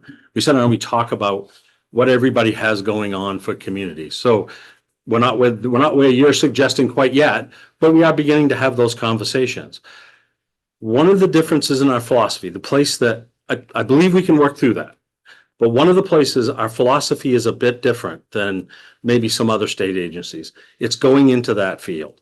yes, there may be delays. I think the delays are more on the funding end. You know, we're going to queue up that map. We're queuing up that map, and certainly with this administration, we're moving some forward. Not as many as I want, probably 2 or 3, 4 a year, not a dozen a year. There's a lot of dots on that map. I think that's the real delay is getting them done. But our philosophy is, I've been here a long time, and maybe I'm getting past my time in the world, but in Maine, home rule is an enormous thing. And home rule in many of those communities, it's a big deal. So you can go in, and we used to do this all the time. We're rebuilding your downtown. Here's what you need. And we left a lot of towns without doing anything and came back 10 years later. So our philosophy over time has been go into that field, find them, or they found us, they've called out for us. We walk into the field. We can certainly bring MOCA with us into the field, help them find that vision, and then bring them to the hole in the fence that meets their vision. I know when we come by to do things and we say, you need this, that's a short conversation, and we get fairly bruised. And so that's we've developed that philosophy. But you would be open to potentially using the DRAC as a way to have that conversation and come back to the committee with some proactive responses to some of the questions that have been raised. Once it's stood up, we understand change that how it's into a gonna, it's resolve all and new, ask right? for that. Yep. I'm open to talking to anybody, as you probably figured that out pretty quickly. I'll ask, any other questions for the commissioner? Okay. Any other questions? Thank you very much for coming. You're welcome. Thank you. Representative Callamore. Thank you, Mr. Chair. So we find it rare times that Senator Bennett and I agree on things. But I completely agree, first of all, that I think a bill like this will hinder the great work that our DOT does. Secondly, I coined a phrase. For those of you who don't know, I have worked in the transportation adjacent industry for about 8 years because of the work that I do at the research center at the university. And so I've had a really unique view on how funding happens, how choices are made, and specifically in the innovation side of things. And when we had some changes in administration that happened at the federal level and priorities shifted with research stuff, I coined a phrase that said, we want to ensure we have equitable access to crumbling infrastructure.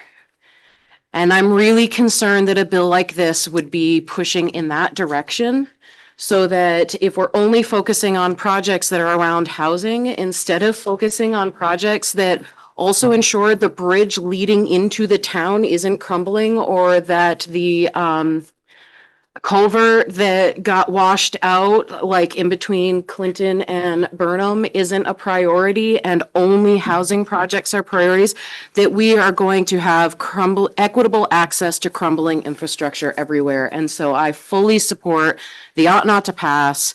I also don't think that the Housing Committee should be telling the Department of Transportation what they should or should not do. That is not our area of expertise. Thank you.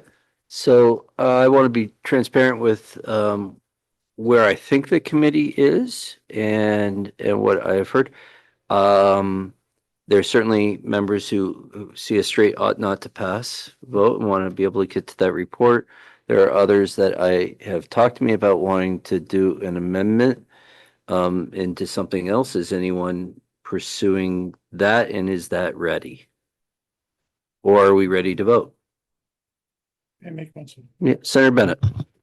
Yeah, I understand what Chair Gear was suggesting, and you know, I don't support turning this into a resolve and trying to do that, and it'll be a divided report, and it's going to be messy and whatnot. But I think one place that we could agree is actually taking the learnings from this exercise and from this this public hearing and the work session and sending a letter to the a public letter from this committee on this topic, rather than go through a resolve, which is going to involve a lot of process that may not get us where people want to get. Chair Gear.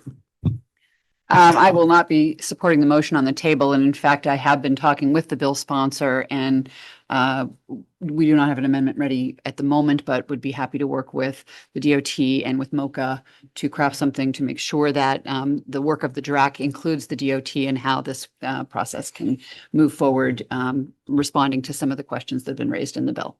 All right, Chair Gear, are you far enough along that you could verbalize, Bill, an amendment that you would have as a report? Or are you asking for a table to build that amendment? I would, yeah, Sophie, Sophie and I have not talked about this yet, so. Representative Gear, would you want to step off mic for about 2 minutes for a moment? We'll take a short break.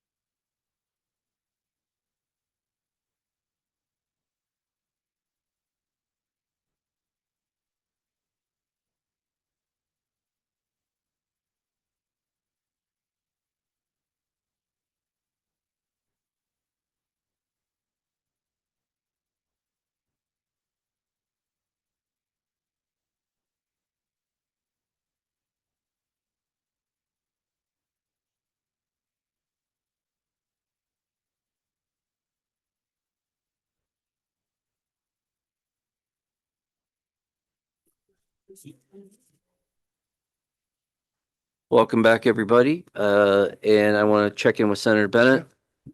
You want to amend your motion? Sure, I would like to do an ought not to pass with a letter as part of the, the letter would be consistent with encouraging the continued cooperation and participation between MOCA and the Department of Transportation with a view toward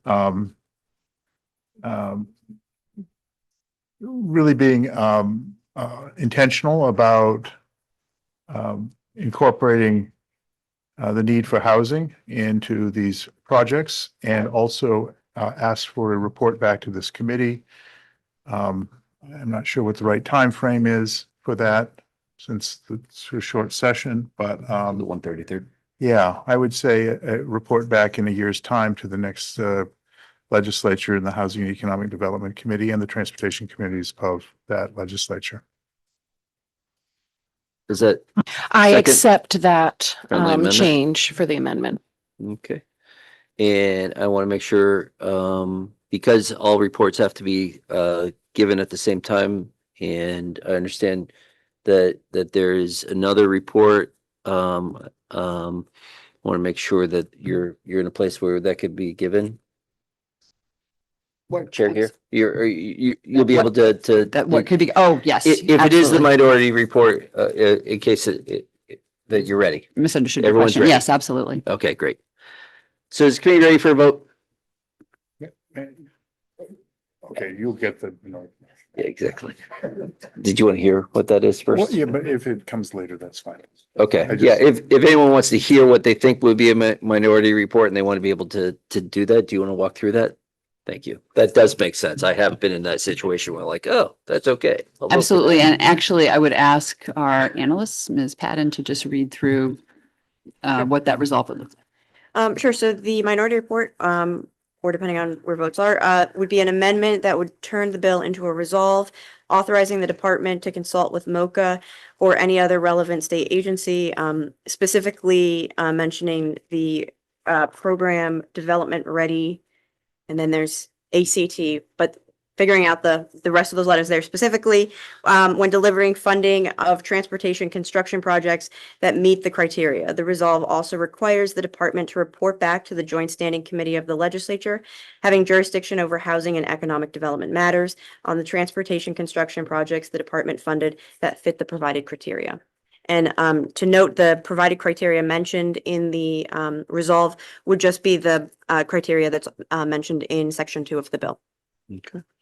So that is going to be one report, and the other report will be ought not to pass with a letter, as Senator Bennett has recommended. Is there any further discussion? Is the committee ready for the vote? I'll ask the committee clerk to call the roll.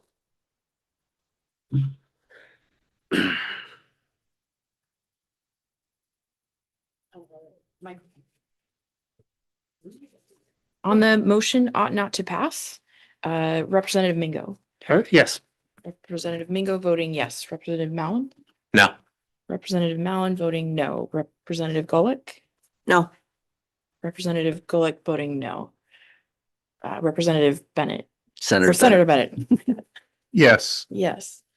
Senator Bennett voting yes. Senator Curry. No. Senator Curry voting no. Representative Gear. No. Representative Gear voting no. Representative Colmar. Yes. Representative Colmar voting yes. Representative Lookner. No. Representative Lookner voting no. Representative Julia. No. Representative Julia voting no. It's just confirming if we have Senator Bennett online. No, this is Senator Bennett, Senator Bailey. Bailey, no. So, the motion does not pass. Is there a second motion? Representative Gear. I move ought to pass as amended on LD 287. So now I'm just taking the votes of those who voted no. I'm taking. No, so actually I want to double check 1, 2, because do we have we're in a situation where I want to see if we do confirm that it's We have 1, 2, 3, That's 4, six. 5, 6. That actually could have been a split. So yeah, it could have been a split. So we can actually just get the second report at this point. We don't need a second motion. So is the second, those who voted no, is the report you wish to be on, the report examined or described by Representative Gear? Yes. Yes, yes, yes, yes, yes, yes. Thank you. So the difference is a letter or a resolve. Okay. So we have two reports and we have members that are absent that need to two reports that absent members will have 2 days to report. Yes. Senator Bennett, Representative Cullimore. Thank you. Two questions. First of all, so that it's clear for our members who are not here, who have to then vote absentee. First of all, how long do they have to vote? Is it Tuesday at noon because of the holiday? Yeah, business. Okay. And secondly, when they're looking at doing this vote and we're talking about the resolve, what are we looking at for a cost that might be incurred so that they can have that as part of their decision? I don't think it has a fiscal note at this point. So it's an unknown cost? Yep. Okay. Senator Bennett. I just note that the procedurally, I think it would be a little difficult to do a letter without a unanimous report because it will go upstairs and the legislature as a whole would be voting on whether this committee sends a letter. And I don't think that's appropriate. So given the fact that it's I guess I would like to reconsider and just do a straight up ought not to pass. Yeah, thanks. Motion to reconsider. Second. All those in favor? All those in favor of that motion that we will reconsider. I would recommend for the ease, we actually go with the motion that just got the majority. Representative Gear, you want to make a motion? I move ought to pass as amended on LD 287. Moved and seconded. It's the committee clerk to call the roll. And this is ought to pass as amended with the amendment being the resolve. Okay, calling the roll. For those voting in favor of the motion, ought to pass as amended. Representative Mingo. No. Voting no. Representative Mallon. Yes. Representative Mallon voting yes. Representative Gulick. Yes. Representative Gulick voting yes. Senator Bennett. No. Voting no. Senator Bennett. Senator Curry. Yes. Senator Curry voting yes. Representative Gear. Yes.